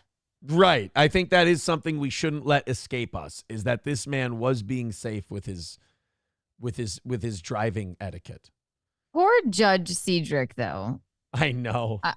I really love him. I just love that he just can't catch a break. He's like, is no one seeing what I'm seeing? Yeah. Yeah, but what if he's only serving traffic court because he like did something really terrible, like he didn't rule a mistrial on something, and like some guy got off on like That's murdering. how it works. Is Yeah, that like- how it works? You fucking didn't like. Like, let's say he declared a mistrial and let like a baby killer go, like somebody who murdered a child, and they're like, oh, Judge Simpson, this should have been, you should have locked this guy up, and instead you let him go on a technicality. We're putting you in traffic court. So, like, what if J. Cedric Simpson has like terrible, like horrible mistakes that he's atoning for now, and this is a totally fair punishment? What if he brought hoes to church? Right. And I also I feel that they go, yeah, we're going to put you in traffic court because you fucked up on the OJ thing, you know? Yeah. It's fucked up, but Well, I don't see that happening here. I think he really cares about traffic. He's really worried about getting dangerous actors off the roads. That's very noble of him. It's honorable. Let's see. I can't wait to hear what Corey Harris says, because right now he is just a deer in the headlights. That is correct, Your Honor.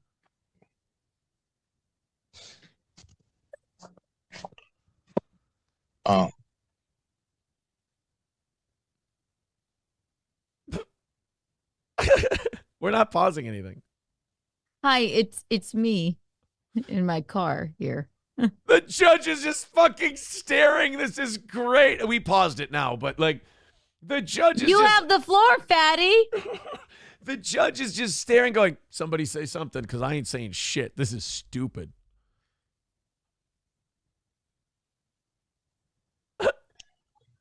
Look at him. Look, the judge is just. Hello?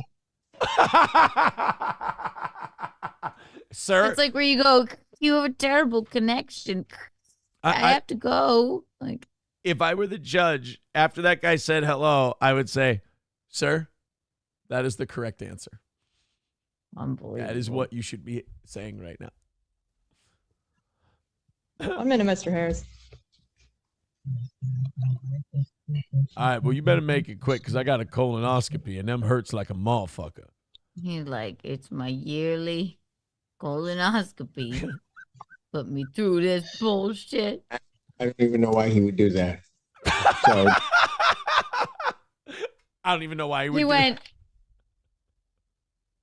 I don't even know why you would do that. This judge has made so many like washing my hands of this gestures. First there was the pen throw. Then there was, would somebody talk to me? And then there's, I don't know why. Is anyone else seeing this? Yeah. Have I lost my fucking mind? Then they tell Fatty, hello, you have the floor. He's like, hello? Yeah. We'll be right with you, sir. I don't even know why you would do that. Yeah. I don't even know why he would do that. So defendant's bond is revoked in this matter. Defendant is turn himself into the Washington County Jail by 6 p.m. today. Failure to turn himself in will result in a bench warrant with no bond. I think that was the right situation. He's like, oh my God, you. it's going to come into way Mr. Harris, of my I'll be giving you a call. plans. He's like, oh shit, I ain't making a barbecue tonight. Fuck. No, he's like, but what about my doctor's appointment? Man, I got my doctor's appointment. I just made my butthole all clean. Shit Wow, be that was wild. Unbelievable. shit be fucked up. When was that from? Uh, Recently? That was this week, yeah. That was just man. from Michigan. God. Yeah. I got to reach out to that judge. So cute. Gray Duckling Wait. with $5 says a loaf of bread goes good with soup. Thank you. Oh, Yeah. is that being mean to you about Yes, Keanu. They're being very mean. so to me. rude? Aaron with $5 says, Nick won't do this, but will you make a public service announcement? Okay. Kids think drugs are cool like the movies, but drugs are bad, not cool. Don't do drugs. Red Bar. Life isn't euphoria, ladies and gentlemen. This is a public service announcement. If you do drugs, you will become an asshole and you will die. Right? Isn't that something? That's good. that That's maybe- that's a something good one. radical. And it causes you to do stupid things like show up on camera completely blitzed out of your mind or bringing your hose to church. Not that anybody's ever done that. Somebody just went as Kiki lights up. It's a cigarette like a real American. Yeah. Queers. Red Bar Paradise with $5 says rough week for you, Aaron. Do you think so? Really? Has it been? I feel like we can really, reel this thing back in. Big steps. He bought soup this week. I bought soup, motherfucker. Yeah.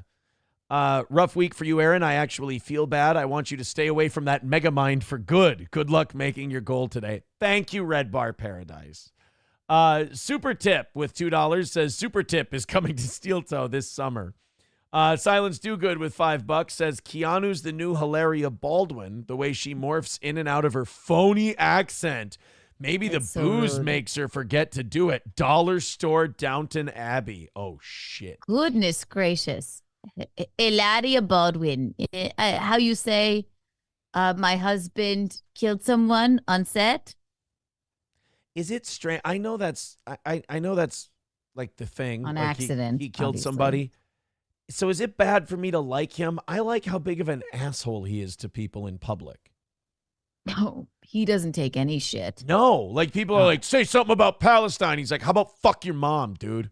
And He goes also, he's like, what's in The Departed? How's your mother? Yeah, good. She's tired from fucking my father. Or fuck you, fuck your mother. How's your mother? She good. She's tired of fucking my father. Great film, The Departed. The Departed But is great. Alec Baldwin, that's a terrible thing that happened to him. But and it didn't to really obviously the person happen to him, did it? I don't think he did it on purpose. I feel like what's her name? I feel like I can't remember her name. I feel like she kind of got the worst end of that deal. The woman that was murdered, or not murdered, excuse me. Yeah. Killed. No, I think the person that got the worst end of the deal was the person that said we're gonna use. Well, actually, they all did. Yeah. Couldn't put out the movie. The prop guy had some explaining to do. Alec accidentally unalived someone, and someone is unalived. So actually, it's really not good, and it's not good for Alec and any of his 6 children. No, it's all terrible. But So I don't blame the man for walking out and being like, "Don't take my fucking picture." yeah. Well, the only thing is Alec Baldwin was an asshole to everybody already, like before he shot somebody to death. And now that he shot somebody to death, he's even got less patience because people will go up to him in the street and be like, "Hey, you're a murderer," and he's like, "I'll fucking kill you next, asshole." Can you imagine? He's like, they told me the gun, they were blanks, all right? I'm not happy about it either. Hilaria is going to kill me if this ends up on TikTok, okay? Boys and girls, 125 away from today's goal and going to overtime. We got about 50 minutes to knock it out. You guys have been doing great. If you want to throw in, please consider Streamlabs, PayPal, or Venmo. If you want to do the super chat option, you can do that as well. All of the links are in the chat. You can go ahead and throw in that way, or you can do it the YouTube and Rumble way. Either way, help us hit that 125, and we'll call her a victory today and do an extra half hour of show. Nobert says first he lied and said it went off on its own. I don't know the whole situation. It was fascinating. I just can't imagine. I don't know. Yeah. Well, what are you going to do? I mean, it's not like when it first happens, you're going to sit there and go, yeah, I fucking killed her, dude. Oh, sorry, guys. Can we take that again? No. Yeah, you don't know what's going on. Yeah. It's not like someone gets accidentally shot on a film set and dies, and you sit there and you go, well, that's on me, guys. My bad. Sorry. All my Pick fault. it back up again tomorrow. Yeah. Sorry, I know. I'm Alec Baldwin. Good night. No, that's a fucking tragedy. You know, it one would think if that could happen with accidentally with a prop or a real gun with blanks in it, that a prop person on a set, one would venture to think it would be crazy, to have real guns just lying around. When you say around, just food for thought. You're that's saying all. you're not talking about any specific situation. No, just someday, Okay. I just wouldn't put if I mean, you Alec could- Baldwin with a prop gun somehow Yeah. can accidentally kill someone. I just wouldn't put a regular gun under my bed for Yeah. say, especially if I don't know. Alec Baldwin has a lot of children, I doubt he Sure. has He does he have a has lot them. I'm just saying, I'm just speaking. Alec Baldwin might have a drink or two here and there. Yes. I don't know what other substances Alec Baldwin might enjoy. No, you never know. Let me just say this, Keanu, because I don't want you to get yourself in trouble here. How am I going to get myself? If Alec Baldwin had a gun in his house, and if Alec Baldwin had a bunch of children, and if Alec Baldwin were doing all kinds of illegal substances, then I believe Alec Baldwin should be hauled off to jail. Because that's a terrible thing for Alec Baldwin to do. Right, exactly. But I don't believe that Alec Baldwin's doing that. And he didn't. It's a tragedy what happened. Yes. American tragedy, for certain. But again, I don't think Alec Baldwin would do such a thing. Alec Baldwin's a better guy than that. That's for sure. All right, guys. Thank you very much to Shannon with $10 over on PayPal. Thank you very much, Shannon. 125 is our number for today. Again, $125 till we get to overtime. We appreciate it. You guys are the absolute best.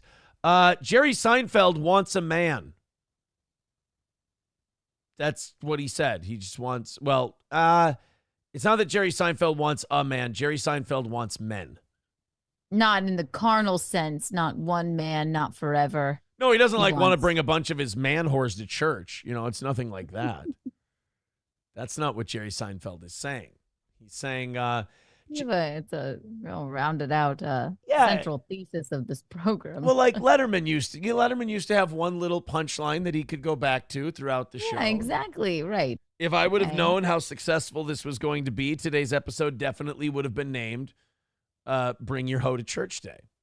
But then again. So anyway, Jerry Seinfeld. And I think this is a great, commentary on how fucked we are in terms of, masculinity and manhood in general. The fact that Jerry Seinfeld is the guy saying we need to bring back dominant masculinity. Jerry Seinfeld's like a wiener guy. Don't get me wrong. Jerry Seinfeld's autistic as fuck, and he says funny shit to people that's really offensive, and he doesn't even think it's offensive. He's just socially weird. He wouldn't even hug Kesha.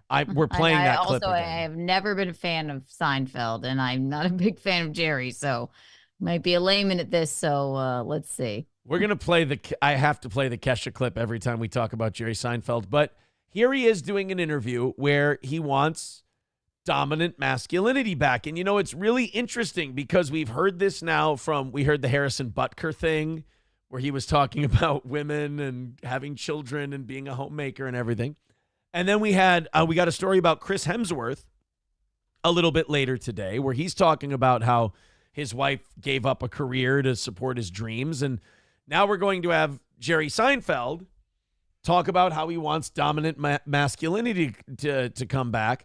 It does seem like this topic is on everyone's mind. And I do want to say before we start, this woman's finger. Okay, where is this from? Is this recent? Yeah. And why is he saying this and where? I'm so confused. This is an interview that came out yesterday. And I do want to go on record as saying that woman's fingers creep me the fuck out. Oh, Lord. She's got little tiny, little. She's got Matthew Perry, remember how he was missing one half of a finger? Oh, yeah. No, you know what I really remember about Matthew Perry's fingers? How wrinkly they were at the end. Oh, boy. What are you, Kevin Brennan? Excuse me, Neil Brennan's less successful older brother? No, Keanu. No, Keanu, you're misunderstanding. No, I'm sorry. That sounded insensitive. No, his Very untoward. Yeah, no, I'm sorry. Let me explain the joke. You see, Matthew Perry's fingers were really wrinkly because he died in a hot tub and people didn't find him until hours later. So his finger skin was probably very wrinkled. Oh, no, I got the joke. Oh, I thought you didn't get it because you reacted like it was inappropriate. Oh, I apologize. Yeah. You know what? I should pick up a pen like Jerry Seinfeld says and write like every comedian, like we all should. Exactly. Like Jerry. Exactly. So I wonder what he was thinking about those fingers in this interview. Oh, he's thinking how he wanted them shoved up his masculine beehole. Probably. Let's go ahead and see how this went down and what people are so upset about today. Couldn't help but wonder if part of it is maybe your own nostalgia for this time that feels like another planet, or at least another country. Of course it does.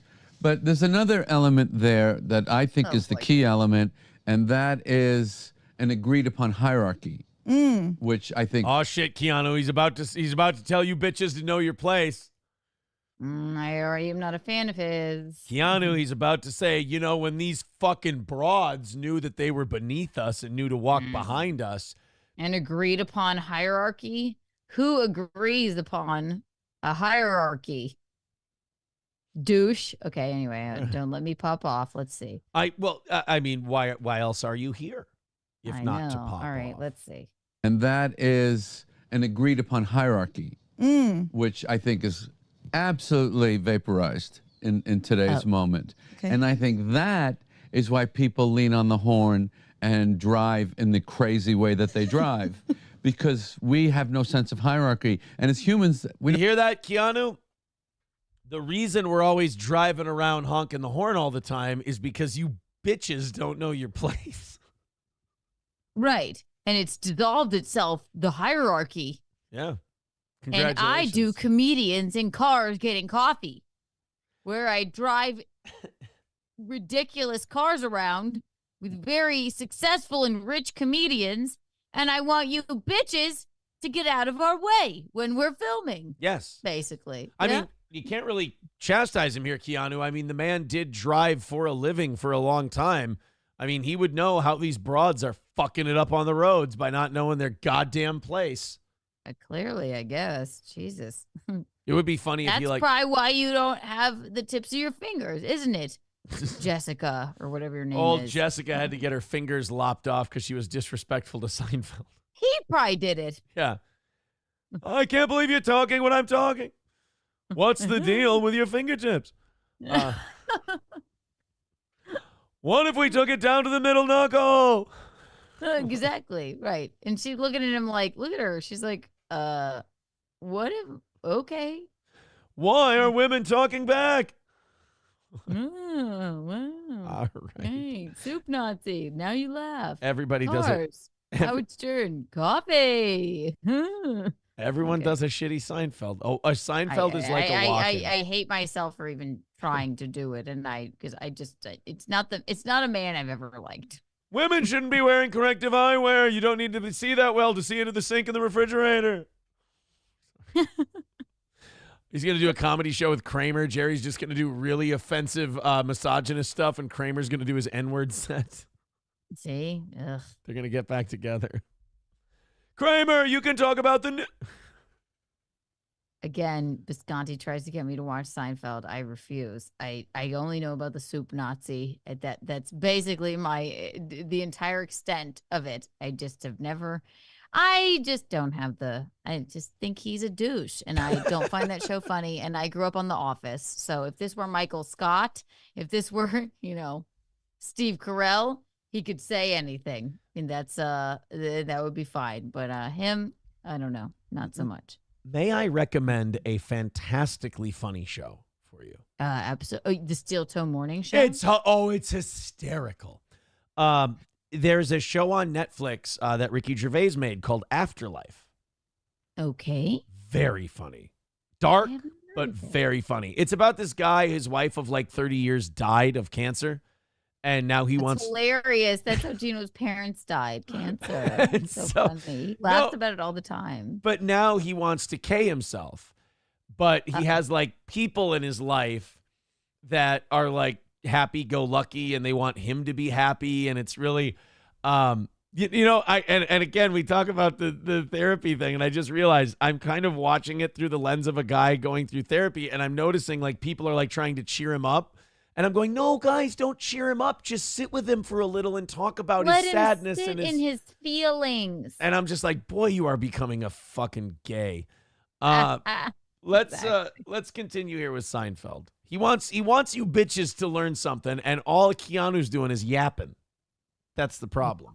Sorry, Jerry. Excuse You me. don't really feel comfortable like that. So that is part of what I think is, if you want to talk about nostalgia, that's part of what makes that moment attractive looking back. And the other thing is, as a man, can I Are you say sure that? you are? Are Yeah. you?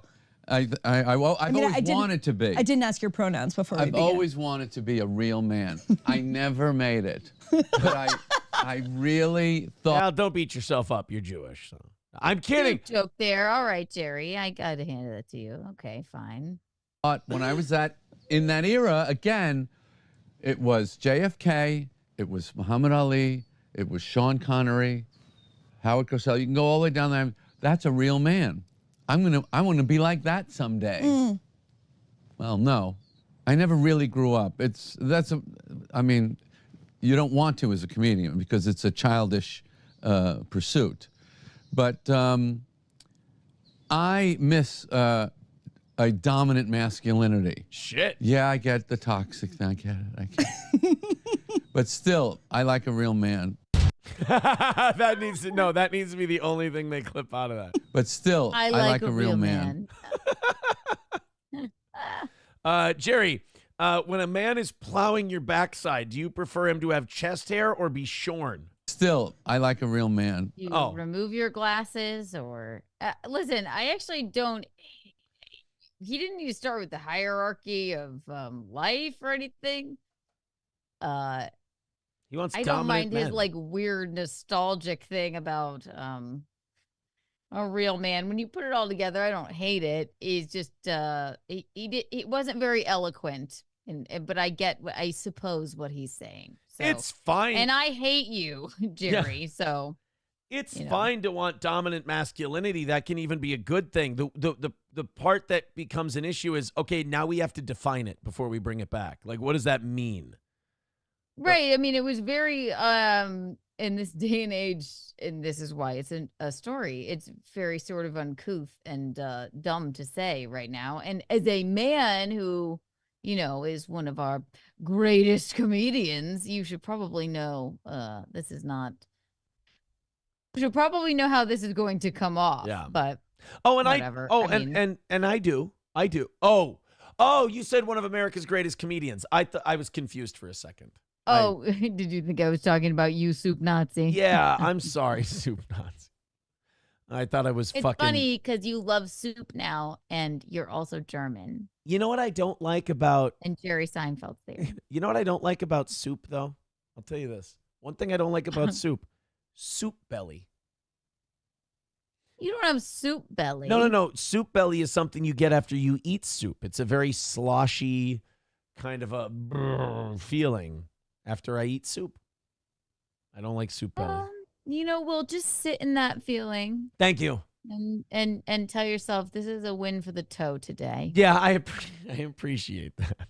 But still, I like a real man. Yeah. Jerry, quick question. Who would you rather have sex with, Gino Bisconti or Keanu C. Thompson? But still, I like a real man. Oh, so Keanu. So, All right. That's good. Gino Bisconti or Keanu/Dylan Mulvaney, and then he would say the exact same thing. Right? Yeah. Well, two things about that. About the Seinfeld thing. Number one, I don't really think that was anything for him to like get in trouble for or anything like that terrible or that awful or whatever. It's not a big deal. He misspoke for the times, but he's being nostalgic. I can't even shit on him for that. I just think he's a douche in general, but the other part, the other part is it's not that crazy of a take. I mean, I'm sure there's a lot of people who really agree with Seinfeld. 100%. Yeah. Right. Dislabel. And he was just speaking from the heart, not preparing it, just speaking from the heart. That's ridiculous. Fuck you, TMZ, for even making that something. It's silly. Guys, we are 115 away from today's goal, so we are getting very close to knocking that out and doing overtime today. We got about 35 minutes to do so. The Streamlabs, PayPal, and Venmo links are in the chat and pinned to the top of the page. If you want to throw us a couple of bucks in there, that sounds great to me. Otherwise, super chats and all that stuff, Rumble rants count as well. When I leave to pee, I'm going to will it so that they will Streamlabs, PayPal. You will have met the goal when I get back. Goodbye. Ooh, guys, go ape shit and knock it out before Keanu gets back. $5 from Dislabeled. So Marshall taking pictures of random kids and posting them online is fine, but spitting on Lindsay as a joke is too far. Please explain, Keanu. I will say this. I have no idea what the fuck you're talking about. Silence Do Good with $5 says, did you see Gino called into Tukey and said you were fake crying on your media tour and was mocking you? Messed up. Can't trust anyone. That's Gino's opinion. He's allowed to have it. Trucker 18 Wheeler with $5. I love when Silence Do Good throws that in. He's like, I know what I'm going to do. I'm going to drive a wedge between Gino and Aaron. Fucking nailed it, bro. Trucker 18 Wheeler with $5 says, Aaron, what do you want in your sex life? And then the Jerry Seinfeld drop. I like a real man. Thank you, buddy. Appreciate it. 115 is our number today. If you'd like to help us knock that out, we are getting very, very close. And we do appreciate your generosity. Streamlabs, PayPal, Venmo, Super Chats, etc. Please go ahead and throw in, and we'll hopefully get that knocked out. All Care Towing, 320-253-5203 for All Care Towing of St. Cloud. Again, that's 320-253-5203 for All Care Towing. When it comes to motorcycles, to heavy-duty equipment, they have the trucks and wreckers that you're going to need to transport any piece that gets stuck, gets in an accident, won't start, you name it. Nobody gets there faster than All Care Towing. 320-253-5203. Also, Midland Armory in downtown Foley, our friends at Midland Armory with a great selection of firearms, silencers, or suppressors, tactical gear, you name it, they've got it. You can either stop in at their store in downtown Foley, Minnesota, if you're in central Minnesota, or go online at midlandarmory.com and make your order. That's midlandarmory.com. They have Gearfire Capital for financing on your next firearm. It's something worth looking into. That again, Midland Armory. And Stoney's Bar in downtown Rockville. Cheetos and the gang at Stoney's have bike night tonight. Bring out your motorcycle. Head on out. It's going to be beautiful. Go to Stoney's Garage, the patio with the outdoor bar.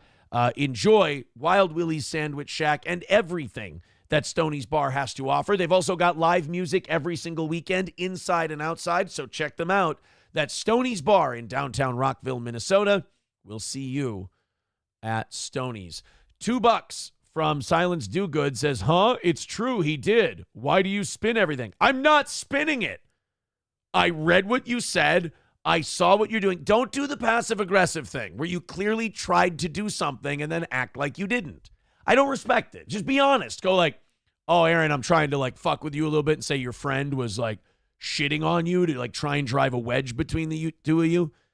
That's okay. Like, you know me. Like when it comes to like trolling and shitting on me and stuff like that, you know I'm really cool about it. Silence Do Good. You know I handle it better than anybody else, and I'll play the game with you.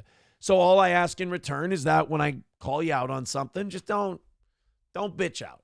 That's all I'm asking. Just don't be like, I'll tell you this. There's not much more I respect less, I guess you would say, than someone who kind of pulls a bitch move. And then when they get called out for their bitch move, they go, what? What did I do? That's what passive-aggressive chicks do, dude. Don't be that guy. Don't be the guy who goes like, did you see, dude, Gino said that you were fake crying on your media tour on Tukey. What do you think about that, bro?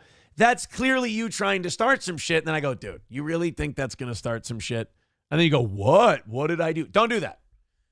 do? What did I do? Yeah. Before I left, I would love to. I'd love to hear, what was it? Something about Keanu and Marshall. I can explain that. Were you confused by that? I didn't know what that meant. Ugh.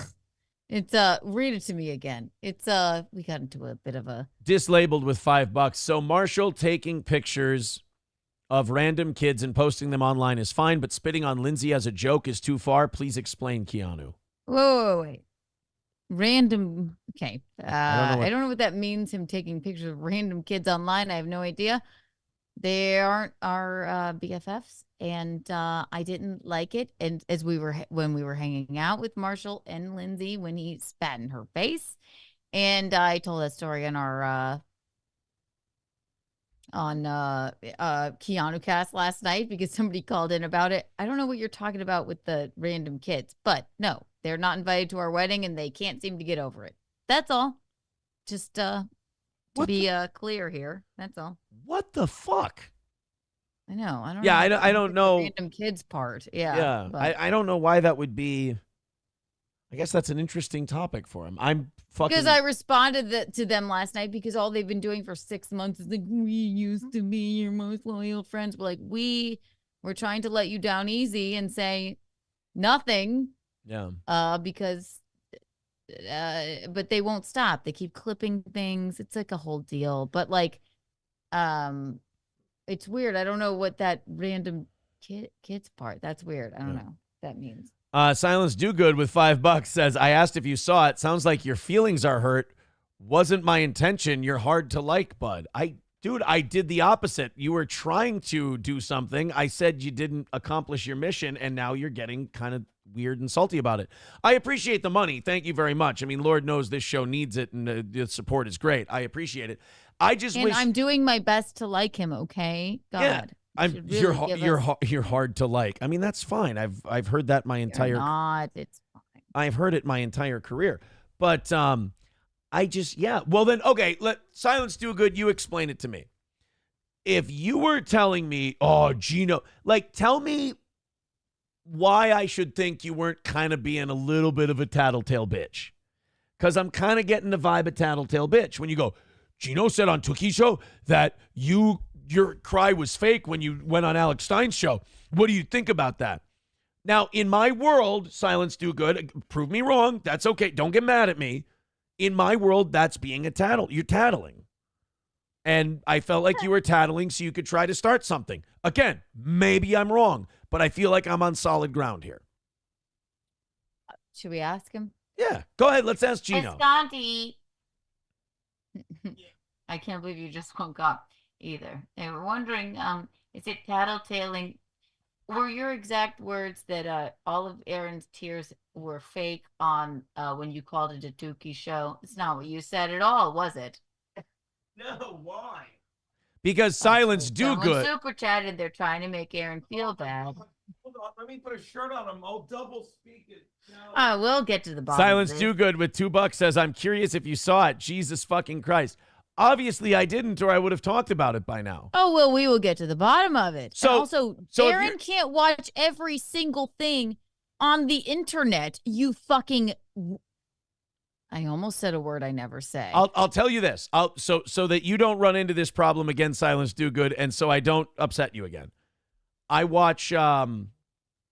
I do this show, and lately I've been watching that guy, Legal Mindset, because I think he's really good.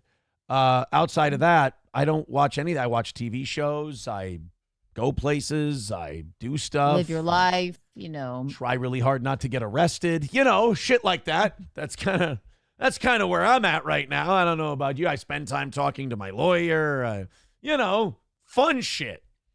But dude, it's okay. Like, it was kind of a tattletale move. I'm not mad at you. I just kind of called you out a little bit. 383 Novocaine with $5 says, Aaron, in your rush to leave counseling, you dropped your Pure Pleasure VIP Platinum Visa card. Would you like me to send it to you, unlike my Tumbler? Guys, with the tumblers and shit, with the heavier duty shit that I take to the post office to send out, please try to understand that in the last week and a half, shit's been a little weird. And, Yeah, you know, that too. give me a little bit of grace. I've got almost everything sent out. Gino, why were you so... Explain yourself. Gino, why were would you you say so... that he's a fake crier? Why on were you Tuki's so mean to me show? on Tukey, Gino? First of all, I'm terrified because Lord knows it's not up for people to watch. Lord knows it's not there. Lord knows, so I better I be watched careful. it. Yeah, literally. First of all, the Alex Stein thing didn't say that. What I did say, and you can go back and watch, is, and I even pointed out to Keanu, and I'm glad we have this moment because I'll ask you, and then I'll get to the other thing. I thought on Alex Stein, I thought that was great, both of you. I thought that was really genuine, really honest. I don't think there was anything fake there. And I thought when he showed that first stream, when he showed that clip when fucking Nick and your wife first started, your soon-to-be ex-wife, first started talking online, I think there was a moment there where you're like, whoa, I didn't even see that. Was something going on there? I said that was a moment of genuine emotion. Do you recall that? Yes, I do. That's one for whoever this guy is. I'm curious what you think, like when you first saw that He first didn't clip. think it, but I just thought I thought you were like, wow, that's really something. Maybe something was going on or was going on before I knew. I definitely think that after that clip, knowing him like I know him now, and hearing stories from other people, I love this. I do believe that he probably tried to contact her after that show. Yeah, and that was the face I saw you making. Now, the other thing, you fake crying bitch, what I said, and again, I'm really worried that they're going to go back and watch it. Watch the super chats wash in. Yeah, after and this. I've said countless times, Let's go. Tukey is hilarious. And so he was doing this thing where he's like, the children, because he was doing Tukey Tell or whatever. Yeah. And then I called. And I promise you, Aaron, when you look back on this, you will laugh. Yeah, and he's like, hey, call in.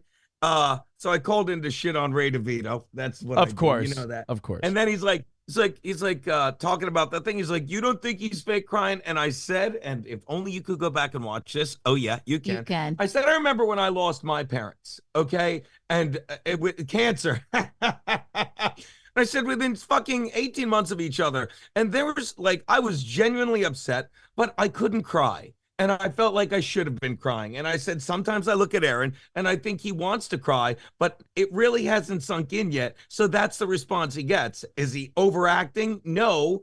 Is he genuinely crying? No, but that's what he's doing. And that's what I said. But oh my God, I didn't mean to double and triple speak again. And I sure hope everyone here is okay. And I sure hope they don't go back and clip it, you fucking, oh wait, it's YouTube. Wonderful. I will say this. Filthy nitwits. I will. What's that sign say? Keanu cast. Get out. I will. So Silence Do Good. There you go. So your Silence Do Good. Your analysis of it was incorrect. I hope you apologize for that because you did tell me. I don't think that's his real name. I don't think. What a fucking queer. So my response. Told me it was. I believed him. My response to that would be, and these two know this. I am currently, I think it would be fair to say, a mess. I am a mess right now. And I think there are times where the emotions I'm even feeling, I don't totally grip and understand. And sometimes when you're overcome with emotion, you feel crying coming on. You're just feeling an overwhelmed feeling. And you're preparing yourself to cry. And that's not what your emotions are telling you. That's not what your body's telling you. You're like, okay, here we go. I'm going to fucking... It's almost like a sneeze that doesn't come. You're like... It's very frustrating. Yeah, and you're Thanks frustrated. for letting that doesn't come thing go, baby. That was nice of you. That was nice of you. Get out. I'm sorry. You never make me come. Is that what you want me to say? So frustrating. You're frustrated. You're overcome with emotion. You're feeling guilt, all these other terrible things. And you think that that's going to result in a cry, but it just kind of results in you, like your whole system just kind of shutting down. Aaron, on top of that,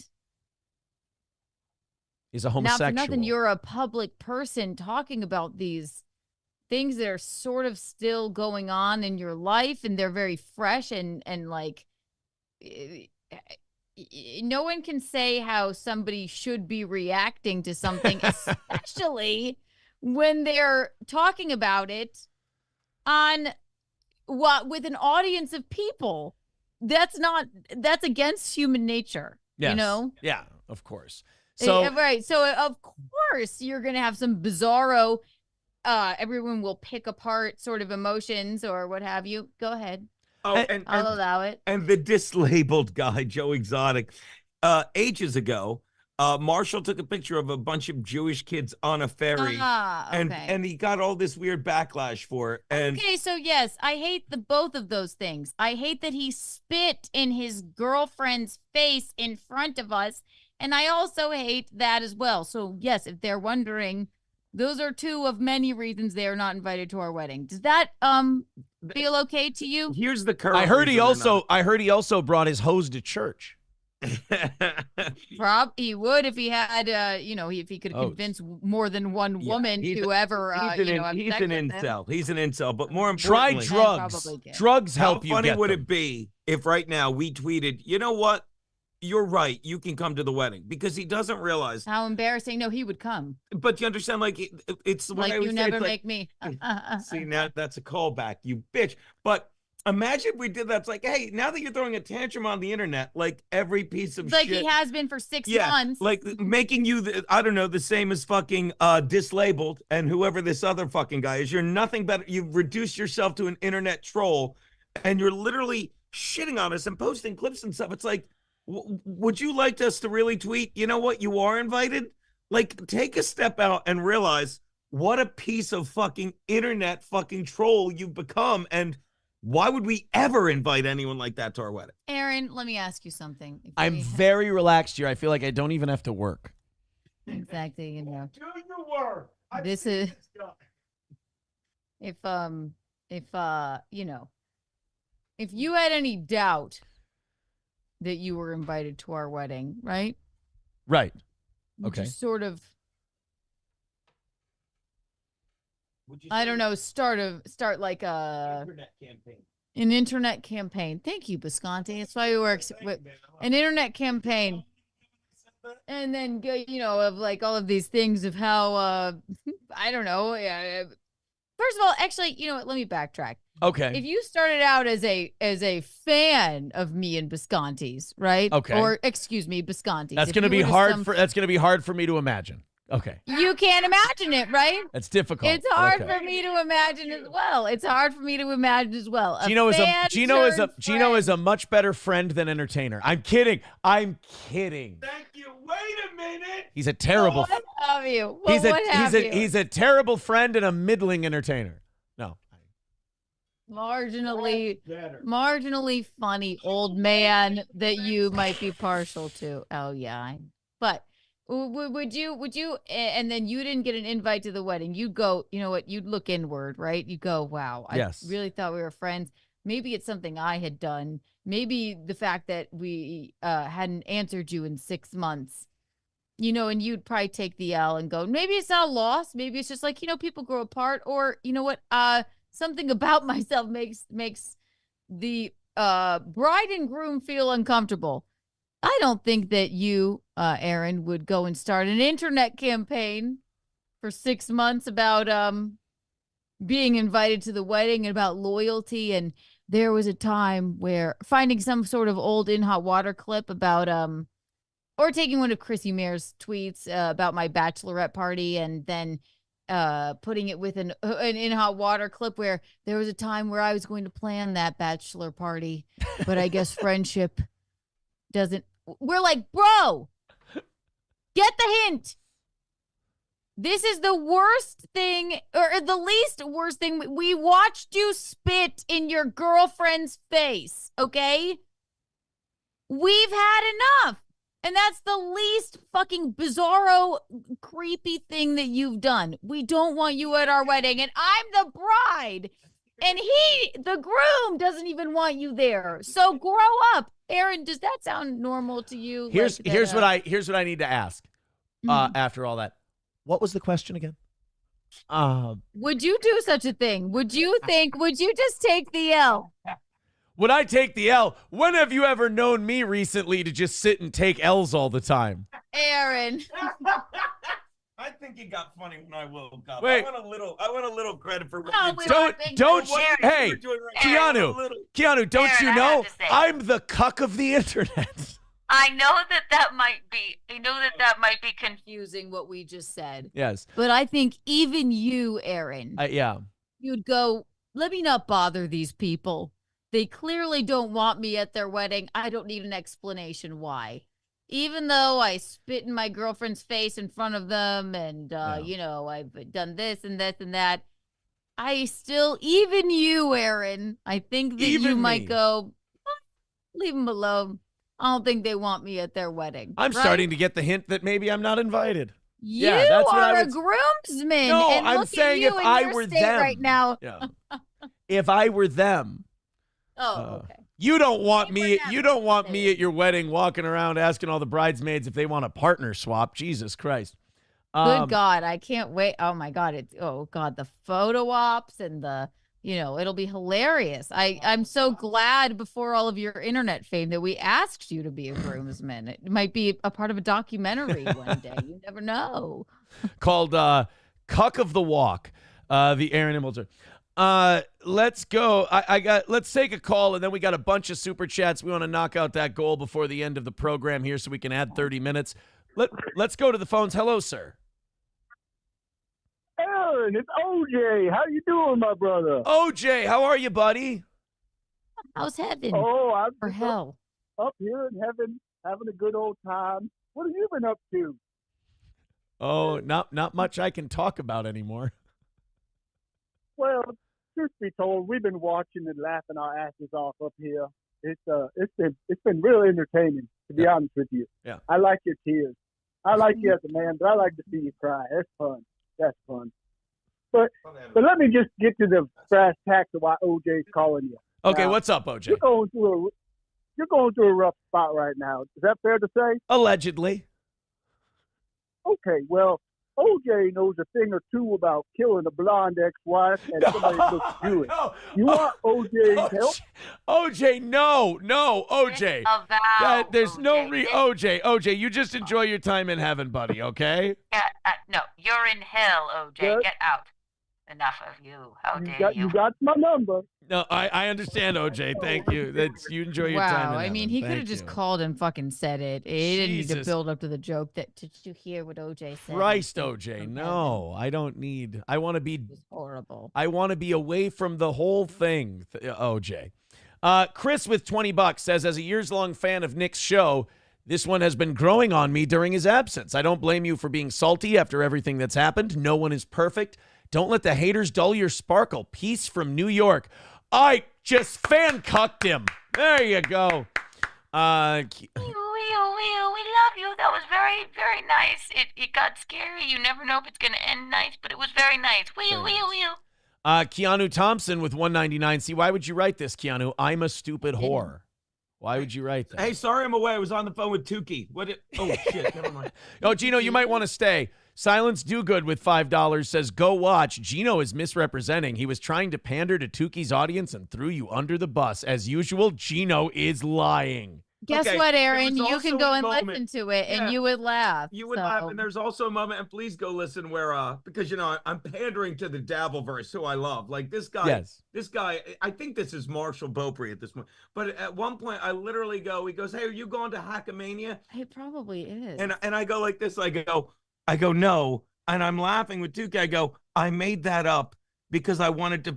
I said, and I made fun of him. Like you could listen. I'm like, I made that up to piss off Pat Dixon. I bet I got him real good, didn't I? I bet I got him. And then I literally said, I gotta stop telling you guys I'm a genius. Like I literally shit on myself. But again, thanks for fucking proving my point when you said he was trying to. I'm good friends. Well, I'm not good friends, but I can text the Tukey guy anytime. He's the guy that made himself look like me and wore the Rocco. professional comedian. His name's Rocco. Yeah. So yeah, again, I hate everyone in the Dabbleverse. That's why I always brag about our show, which we'll be doing tomorrow. I said I love that it's on Rumble, although it might not be tomorrow. I'm like, I love because it's so outside the Dabbleverse for me. And I know it isn't, but you know what I mean. Did I answer too much of that question? I've got Tukey on hold. It's great that you did that, but you did not answer the question using the name Ray DeVito. Don't. And here's why I was busting on Ray DeVito's balls. It's like Beetlejuice. No, Gino, you were busting Ray DeVito's balls. You weren't busting on Ray DeVito's balls. That sounds totally different. They're the same thing.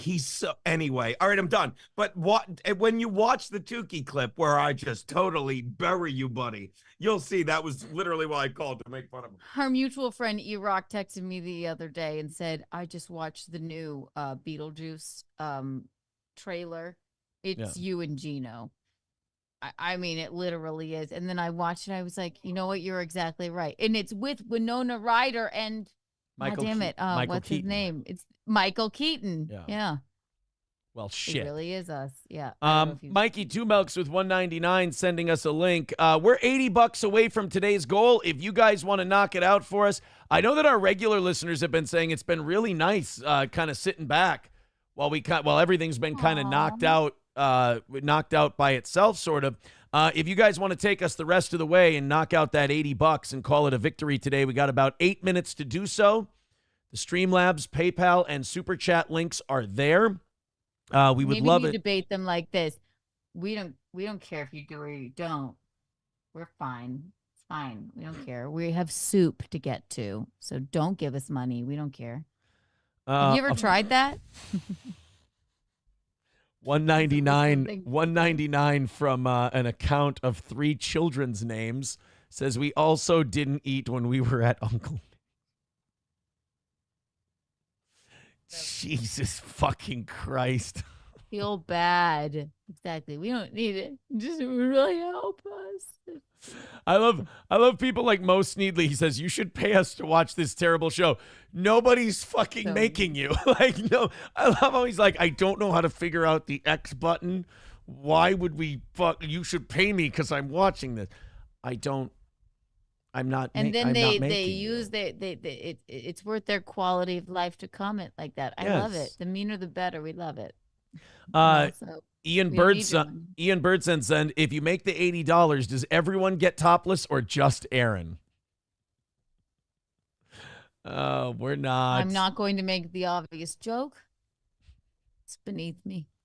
$80 away from today's goal. There's the Streamlabs, PayPal, and Venmo links in the chat. Otherwise, Super Chats work great as well. 7 minutes left to go, guys. Let's see if we can knock that out. Mikey Two Milks did leave a link. I wanted to get to that quickly. I don't know what it is. It's always a danger. You never know. But you know what? You like sniffing? Guys, I don't know if I can play this. I'll be honest. I'm scared. What? It's called Cocktails featuring Nick and Aaron. An AI song? I'm sure it's very funny. I gotta pass on this for now. I'm really sorry. Thank you, Mikey. I appreciate it. Very nice, very funny. Gonna have to pass. Very, very cool. Yes. Very cool. Kewel. Very cool. All right, guys, $80 away. Let's go ahead and hammer that out. We've got a lot of stuff still to come during overtime. We actually have a lot of things we haven't gotten to yet, including I thought this was really funny. So Chris Hemsworth also pulled like a Harrison Butker, Jerry Seinfeld thing. We've got a lady who also got eaten by an alligator, and Taylor Swift fans want her to speak out on Palestine. I just thought that was really retarded, and I really wanted to talk about it. That Taylor Swift fans like, how are we supposed to know what to think about Israel and Palestine if Taylor Swift doesn't tell us? Probably. Actually, it's what would make sense is if like people were like, Taylor, we need you to speak out on this because your fans are so loyal. No matter what you say, they will go with it. But apparently the fans have gotten wind and they're like, Taylor, we can't come to this anymore unless you speak out on Palestine. So, I mean, I actually, she's one of those people I do feel bad for because like, fuck that. I fucking there's a lot of her music, but it's like Anne Hathaway. I get it. I think she's an incredible actress. I think Taylor Swift makes incredible bops, great music, but there's something unlikable about her. Why do you feel bad for her? Well, I'll tell you that because I really do think she's one of those people who genuinely wants to just shut the fuck up and stay out of things. But it's kind of like the reverse of most celebrities. They pressure her into taking positions on stuff, and then she has to address it. Whereas most celebrities will just be cunts and just like Robert De Niro and just start vocalizing the shit they believe. Whereas Taylor Swift is like, all right, I'm going to do my songs. I want to be smiley, happy girl. And then they go, tell us what you think about the fucking Jews. And she's like, but I just want to sing Fearless again. And they go, Jews, now. True. So I do have a little sympathy for her in that regard. Because she's unlikable. Trucker 18-wheeler. But good at what she does. So I see, look, you identify with Taylor Swift. Okay. I see. Oh, thank you. I'm good at what I do, but remarkably unlikable. I understand. Not remarkably, just mildly unlikable. Something about slightly unlikable. Something about you turns people off, but you're good at what you do. It's the smirking, isn't it? It's the smirking. Maybe it's all of your failed relationships, just like her. My degeneracy could be that too. Take your pick, boys and girls. Every year I add a new one. Trucker 18, while not fixing the old ones. Hey, wake of damage. Trucker 18-wheeler with $5 says, Aaron, do you want to see a picture of my family? I'll be topless for it. No! Where did this come from? Oh Libby with $5 says, say her name, Aaron. Capril Bungholt. No, that's not any. I don't know anybody who goes by that name. Doesn't ring a bell. I don't know what Capril Bungholt. All right, guys, we got 3 minutes left. We're $75 away from overtime. If you'd like to contribute to our program, Streamlabs, PayPal, and Venmo. It looks like we might not hit it today. We're 2 minutes. We've got 2 minutes left. We're $75 away. We may not knock it out. You know what, Aaron? You've had a long, rough few weeks of it anyway. So you know what? That's all right. If we do, we do. If we don't, we don't. And we don't care. We don't need you. We're just like Taylor Swift. We don't care. Well, we're going to count it down for the next 2 minutes anyway. $75 away. There's all the links in the chat. If you'd like to contribute, please do knock down 75, and then we will do an extra 30 minutes if we knock that out.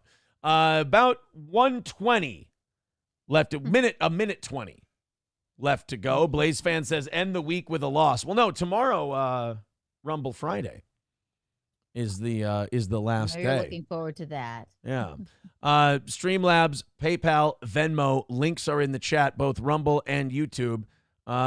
We've got all the super chat stuff or the overtime stuff ready. Ayatollah Khomeini Diff with $4.99 says I can donate a white BMW towards the goal. Only car in Iran. Well, thank you, Ayatollah. That's very nice of you. $70 away from today. We got another one coming in here. Let's see what we've got. We've got about 45 seconds to go. $40 coming in from Sid. That's going to put us at $30. So that means we are going to do overtime today, and we still have $30 left to go. Thank you very, very much. Oh, we did it. Again, Kinda. $30 away. So much appreciation, guys. Thank you very much. And thank you, Sid. Keep it coming if you want to help us knock out that last 30 while we do OT. Again, all of the links are in the chat as we're $30 away. So the Taylor Swift thing, like Taylor Swift pressured to speak now on Palestine as her fans are out in force. So I guess they're showing up before her Eras tour shows and they're demanding I'm a layman on this. Like they're speak out against or no, her fans want her to like Palestine and hate Israel. But like what if she doesn't feel like that's what I hate about like a lot of these people have like these like Beyonce and Taylor Swift, they have these legions of fans and they start to like obsess over someone so much and they become such a big fan. You kind of see this in politics too. Like people will like a presidential candidate or a politician and they just can't fucking deal if that person doesn't have the same opinions as them. And it's a big move. Okay. Do you think that Joe Biden even knew he was speaking with Cardi B when he did? No. Yeah, This woman. So like whatever, but it's like it's a political move as well. Like, look at the fandom. Look, if we could get all of these voters. So I guess it's like I just never seen it from the fan side.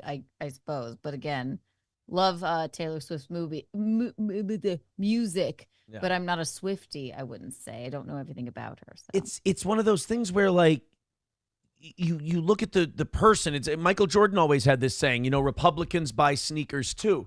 If you're Taylor Swift, are you really going to be so retarded that you take this giant fan base that you have and you take a remarkably divisive issue and you just tear your audience right in half over it? Like people, and I don't think they should be in America, but it's because we fucking get involved with all this stuff. People in America have serious, passionate takes on Israel and Palestine.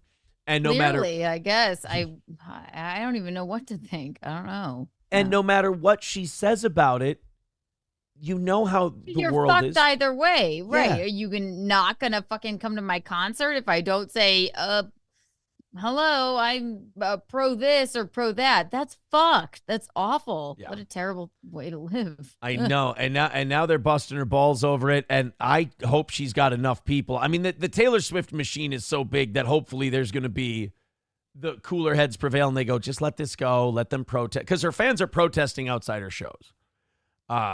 Yeah, I mean, there's always somebody protesting outside of every concert, I guess. So it's not. One in the chat if you want Aaron to be pro-Palestine. 2 in the chat if you want Aaron to be pro-Israel. Yes, please. And then he will, ban everyone else. So Look at that. Swifties for Palestine. We demand swift action. Okay, let's say you get your way and she takes that position that Palestine is cool. Palestine is rad. Go Hamas. And then she loses a shitload of fans, and all she's done is kept people who were coming to her concert anyway happy. It doesn't make... What is she supposed to do? Go out on stage and be like, okay, you guys, I'm pro... Like, what would make them happy? Would be her taking the... Here's what would make them happy. For her to agree with them. That's what they want. They want Taylor Swift to affirm her position, their position on Israel and Palestine. If she were smart, she would write a breakup song about a guy named Israel and a guy named Palestine. Oh. And then, be like, it'll be a bop and a hit, and it'll bring them all together. Be a nice song about it. Yes, absolutely. No, I would instruct her, shut the fuck up. A phrase I've heard a lot lately. Yes, do not. Shut do up. Not even fucking. Shut up. Enjoy the show. Or she could take a stand on this Palestine thing, and she could go head first, fearless. You see. I'm just because that joke was so shitty. I've got a blank space. Oh, really? Yeah. Oh no. Well, then you know what? But you know what? If maybe if they super chat us, you'll write their name. You know what I was thinking, Keanu? Boy, would I like to go back to December. See, personally, I would like to go back to December. Just, It's me. Oh no. You froze. Why are you frozen? Oh no, you went There you went. Oh, there you go. Okay, wait. So start it again. Keanu, I was thinking, and then it cut out. Keanu, Keanu, I was thinking, you know what I would like to do in my own life is I would just like to go back to December.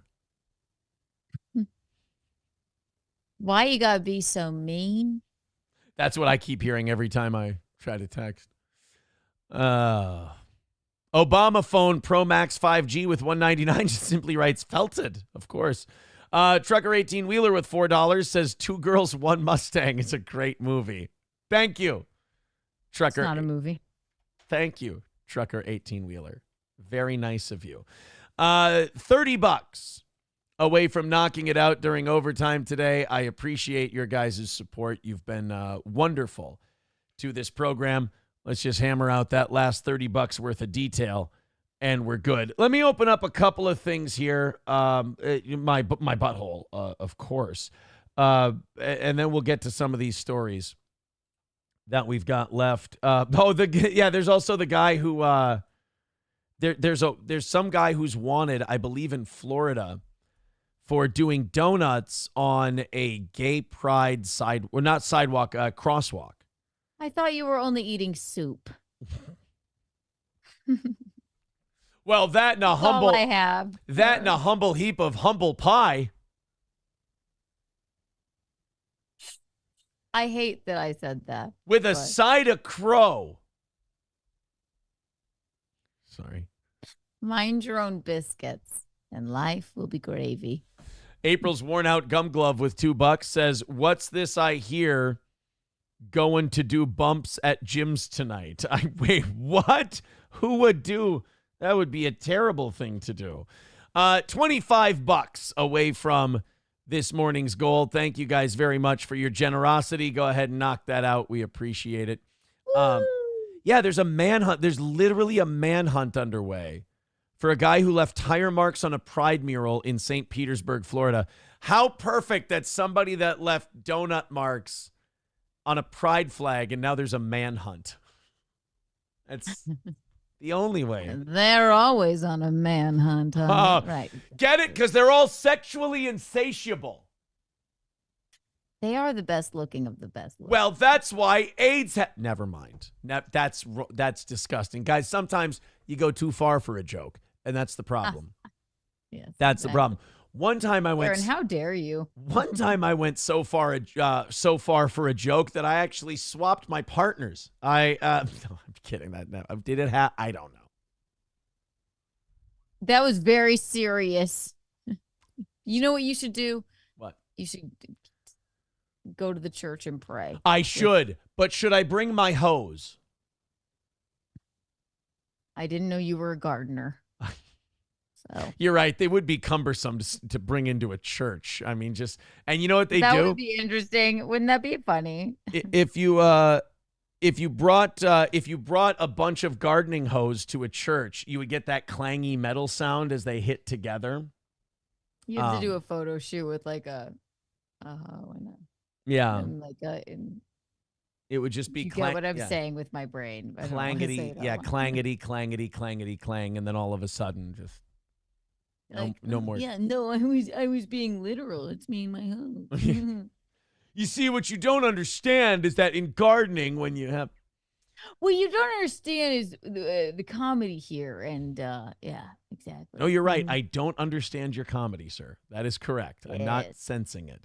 But let's take a look. Let's check out this gay Florida story. It's literally a gay Florida story. Police are searching for the driver caught doing donuts, damaging the Progressive Pride street mural. Just after 2:40 Wednesday morning, a vehicle was caught on a security camera doing donuts, damaging a Pride mural on Central Avenue in St. Petersburg. Tire marks still visible. I have to say, it's so childish that I can't help but laugh. Like, who gives a fuck? I know he didn't come in with a fucking Jesus Christ. Like, right. Yes, it's douchey, but like, are you gonna let that ruin your day? Not only that, if you don't want donuts done or tire marks on a pride mural, don't put it in the fucking road where people leave tire marks. Like, wait, what did you think they were gonna do? Is that what? Not that they should do such a thing, but it's like.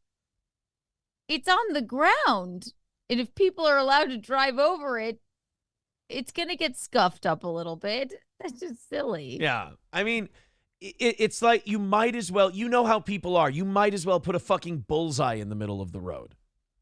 True. It must have been a slow news day because this doesn't seem like news to me. Jesus. Well, they really want to find the guy. Like they're desperate to find the person found who him. did this. Oh. Tell us why you put donuts on this pride flag. No, Keanu, they didn't put donuts. car. No, Keanu, they didn't put donuts. They did I don't donuts. understand. There's Are we doing tire the powder marks. donut thing again? I No, thought we were no, powder that's different not. donuts. That was for real. Yeah. Why? Look, they ruined this. It's not for- the first time gays have seen skid marks. Am I right? That's what I was That looking actually, for. you know what? You know what? Tell What? Tukey that I fake laughed at that. Yeah. I'm gonna fake cry at it. But I can't wait for the super chats. I'll get Saturday about it. Why do I care?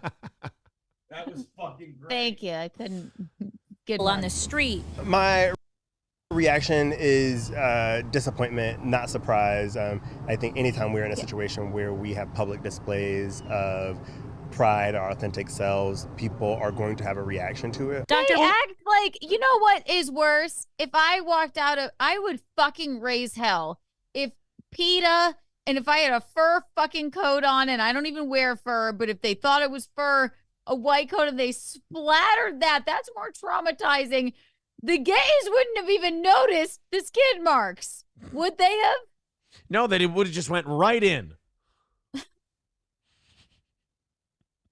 I meant from the donuts. From what I understand, most of them don't even wear underwear. And as they shouldn't. They're the best looking people of us. It's a barrier to entry is what I call it. Do you think that this is some sort of, okay, it's a bit of a crime, I guess, but like for Christ's sake. But it's a traffic crime. It's just now that he said skid mark, I can't stop thinking of it. I know. I know, but like for Christ's sake, this is a little bit of an overreaction, I would say. It's one of those things where you're like, they're like, anytime we put a public display of pride out there, someone does this, then stop, then don't do it. You know they're going to do it. You don't need a public display of pride. Are you gay? Awesome. Cool. Fuck some butts, bro. I hope you get dick. That's awesome. Why do you need If they were having a public display of affection and they ran over two gay dudes, now that would be a story. That would be a problem. That's awful. It's just like they painted a rainbow there. Some idiots drove over it. Can we call it a day? Right. We put a giant gay rainbow in the middle of an intersection. I can't believe it got fucked with. Do you want... And in a very mild way, actually. Right, like in a very childish, like TPing a house kind of a way. Right. I mean, it's really nothing. Just for Christ's sake. Yeah, they act So like just- they act like they tied up a gay guy with a log chain and dragged him through the intersection. Which has happened, but we've made progress in recent years that we're like, are we really going to? Okay, God, Right. for Christ's sake, what if somebody came and pissed on it? Right? Yeah. People piss on the streets and monuments all the time. Like, is that a crime for gay people? No, this is silly. Yeah. It's just ridiculous. Byron Green Collish is president of St. Pete Pride. He feels someone targeted the mural. He says the mural is visual representation that everyone is welcomed here. Okay, but it's like nobody said you weren't. That's what is always weird about like all these giant murals and everything else. It's like, it's just to let people know that we're okay here. It's like, yeah, nobody was saying you weren't. Like, it's fine. We're all just going about our day, dude. I know. It's It's just fine. some teenager. It could have been any flag, What? Any what? Could have. I said flag. Oh, flag. Oh, thank you. Enunciate, please, because some of It us could have had any symbol flag on the ground that they were just doing donuts over. Yes. And Mural leaving is- skid marks over. You know what else looks like a donut? That's enough. Guys, stop it. Really a public love letter to the residents of St. Pete, being able to collaborate with the city and Yo, bro, don't touch my dick and balls, dude. Sorry. other pride organizations here in the city really feels like love and home. St. Pete police say over the past week, 2 different vehicles have left tire marks on the mural. One where a Would driver you take this fun away from them? Right. It's fun they're having. Look at the little bit of damage it did. You can still see the rainbow thing, and look at how much fun this guy's having. Exactly. And the real joke is on the damage to his vehicle. His tires are going to wear unevenly. There were no humans there. This restaurant wasn't full of people. There was no danger. Look how much fun this kid's having. Yeah, he's having a great time. Accelerated on Friday, May 17th at around 9:30 in the morning. The second incident, that vehicle doing donuts. Officers do not believe the two cases are connected. Mayor Ken Welch posted on Instagram saying, in light of the recent vandalism targeting the Progressive Pride flag mural, there is no place for hate in St. Petersburg. St. Pete police say the person responsible faces a criminal mischief felony charge since it will cost the city $1,100 to restore the mural in time for Pride Month festivities. You understand that as you put that mural back up, somebody's going to do this again, and it's just costing the taxpayers a shitload of money. I mean, yes. What is this, Tiffany Henyard? Like, yeah, well, thanks for doing that. Well, we're just going to use all of your money to do something ridiculous again, so go right ahead. But, fucking, what the fuck? That was paid for with tax dollars? It's a beautiful mural, okay? It got a couple tire marks on it. Yeah. Grow up! It's, by the way, speaking of Tiffany Henyard, did you see that she just, she canceled another meeting? Oh, yeah. Oh, I'm up. Me and Chrissy can't stop talking about this. So, I want to do a Tiffany Henyard story this morning. Before we get out of here, I got to grab the latest on old Mayor Henyard. Old Tiff. Yes. BJ with $5 says Aaron's self-esteem got pulverized so much, Miss Fourth Month tried to snort it. It's not fun. We want everyone to be happy and healthy. I want everyone to get better, and I want everyone to be in the kind of shape that you could take care of children in. That's what I would like to see happen. Anyone would possibly wish. Exactly. That's all anybody wants in this situation. All right. Fucking $20 left, guys.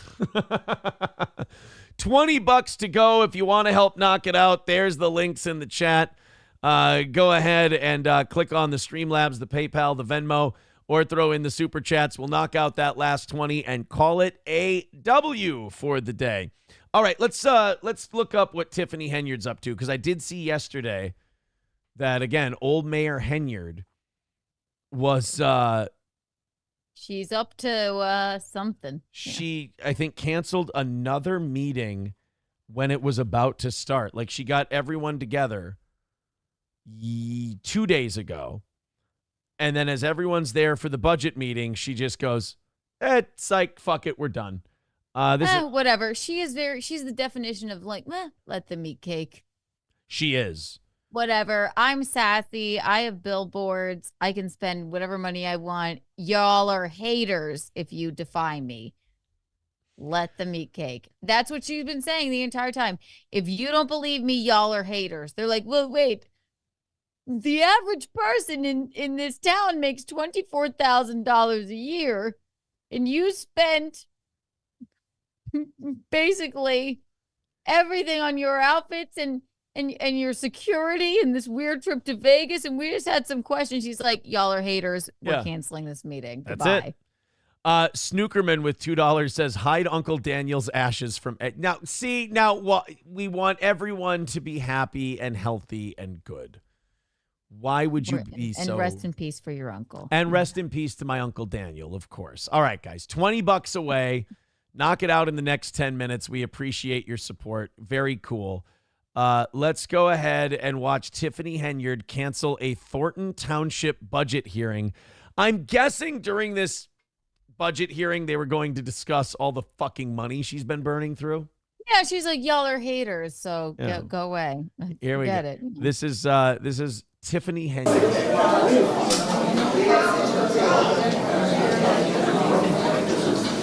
Oh my God. Okay. Watch her whisper in this woman's ear. There's our girl. There she is. Tiff, Mayor Tiff. We love you, Tiff. Showtime, everybody. It's showtime. And look at the woman in the coral looking at her, walk up to her like, okay, what's this going to be? I came to work today. Here comes Tiff. What's whispers a long thing in her ear. She's like looking like, okay, all right, laughing. She's like, this is just par for the course. Yeah. Go ahead. Oh. Hi, Miss Nancy. We're going to go ahead and meet her. Sorry that you got dressed up today. Oh, whatever she's being told, she did not like. She's like, oh, no, not this shit again. Look at her face. She's like, I fucking came here. You're using these people's tech dollars to fucking pay me. And you come whisper in my ear, you dumb bitch, and tell me that we're going to cancel this fucking meeting. This is exactly what the fucking meeting's about. Fuck you, Tiffany. And then I think she laughs and giggles and moves on with her day. But do you, so is this woman a ventriloquist then? Is that why you were talking like that? that's what she was thinking. Yeah, basically. I was thinking, you didn't see my lips move, did you? No, I didn't. I was like, who is that speaking? I thought it was Nancy. It was a black woman in a coral shirt. I can't remember her name there on the placard, but I believe it's Nancy. It's not. All right, here we go. This is, again, Tiffany Henyard, who has to be, of course, on the sign.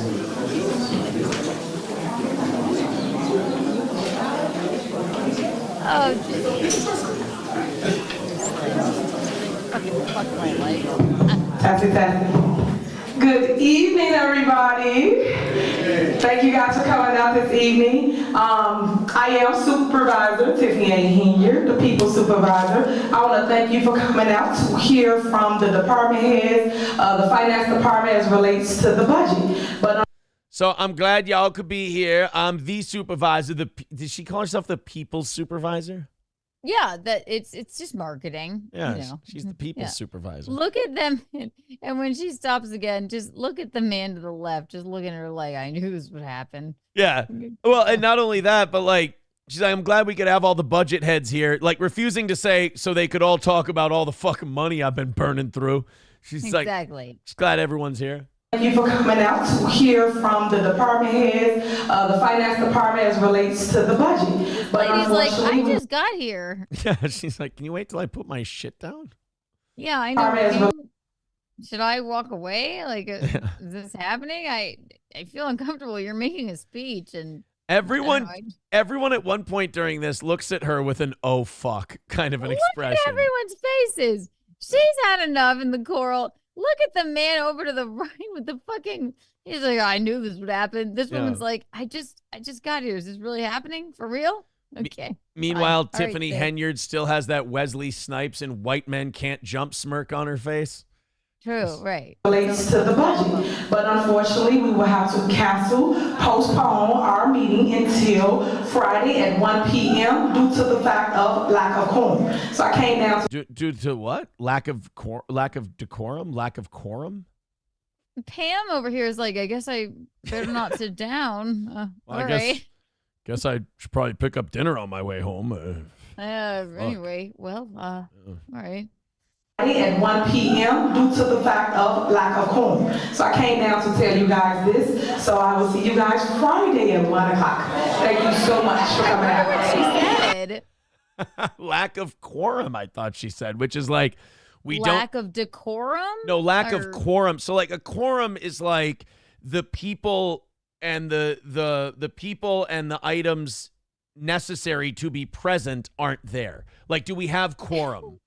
Yes, we have quorum. Pam's We can like, start the I meeting. just got here. What do you mean? I'm here.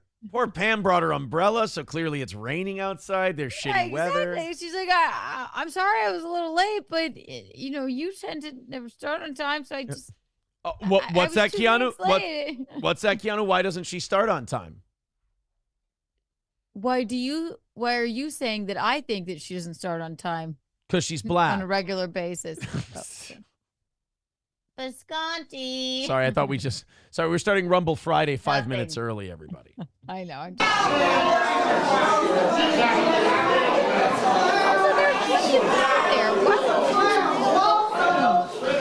I love how she just punked everybody. Like, they all came out there to hear this shit, and she gets off on this. She loves drawing all these people in and then going, fuck you. She is so unself-aware that she just loves the fame and loves the fame. She'd be a really good like pro wrestling heel. Or you know what? Yes, she would. I don't mind her like, hey, I'm a fun mayor sort of thing. Yeah. But you don't want your mayor to be a TikToker, sort of. No. You know? I appreciate it, what she's trying to do, but I don't appreciate it because she has no idea what the fuck she's doing. Right. And it just goes straight over her head that maybe actual citizens are frustrated. That's all. Yeah, that's all it is. The citizens just want to voice their opinion. And she's like, no, I don't want them to voice my opinion because I'm pretty sure their opinion is I'm a bag of shit. I mean, And I would, I don't know, I think she's probably a good person, but she's obviously like, I don't know, I'll just go ahead and get away with this, and it doesn't matter. I'm the people's mayor. I don't know if you remember, Aaron. But oh, that's right. She's the people's supervisor and the people's mayor. I forgot about that. How dare I? Honky with $2 says, Ape will never do OnlyFans. She doesn't want to be on the internet, so expect another bone. Oh, guys, leave her alone.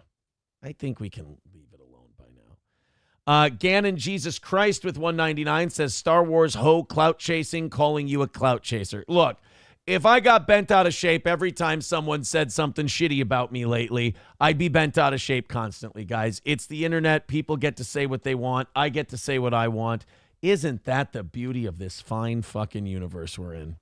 Eh? Not in Tiffany's universe. Not in Tiffany's world. She's the people's. Trucker 18-wheeler with $10. Guys, we have 3 minutes left, and we're $10 away. Who wants to throw in the last 10 spot? Trucker 18-wheeler with $10 says, I just came across a guy with 2 girls with a white substance on the dash of a Mustang at a church. Not naming names, though. Well, I mean, you wouldn't know who they were, and neither would I. So why would you name names? You just came across them? Well, I'm sure they liked that very much. Sharing is caring, boys and girls. $10 away from today. Before we leave in about 2 minutes here, somebody throw in that last 10 and we'll call it a victory for the day. Make sure you hit like, hit subscribe. Let's see, Rumble and YouTube, over 1,000. I think it's like 13 or 1,400 at the peak today, and over 1,000 at the end here. Thank you guys so much. Gaining new fans. We appreciate it. Over half the show today was like back to regular steel toe. Yes, good for you. Good for us. I call that a win for the toe. That's a W for the toe. Absolutely. Blake Kirschman said with 199 says, was that a mayor or a FUBU publicist? Who says you can't be both? All right. $8 left. And we got 2 minutes left. While you guys are coming up with that last $10 or so, Keanu C. Thompson on YouTube. Tonight we're doing it's not a fashion show. It's the night out show. It's called Nightlife, right? So on my channel, so it's me, Chrissy Mayer, and Violet Brandani.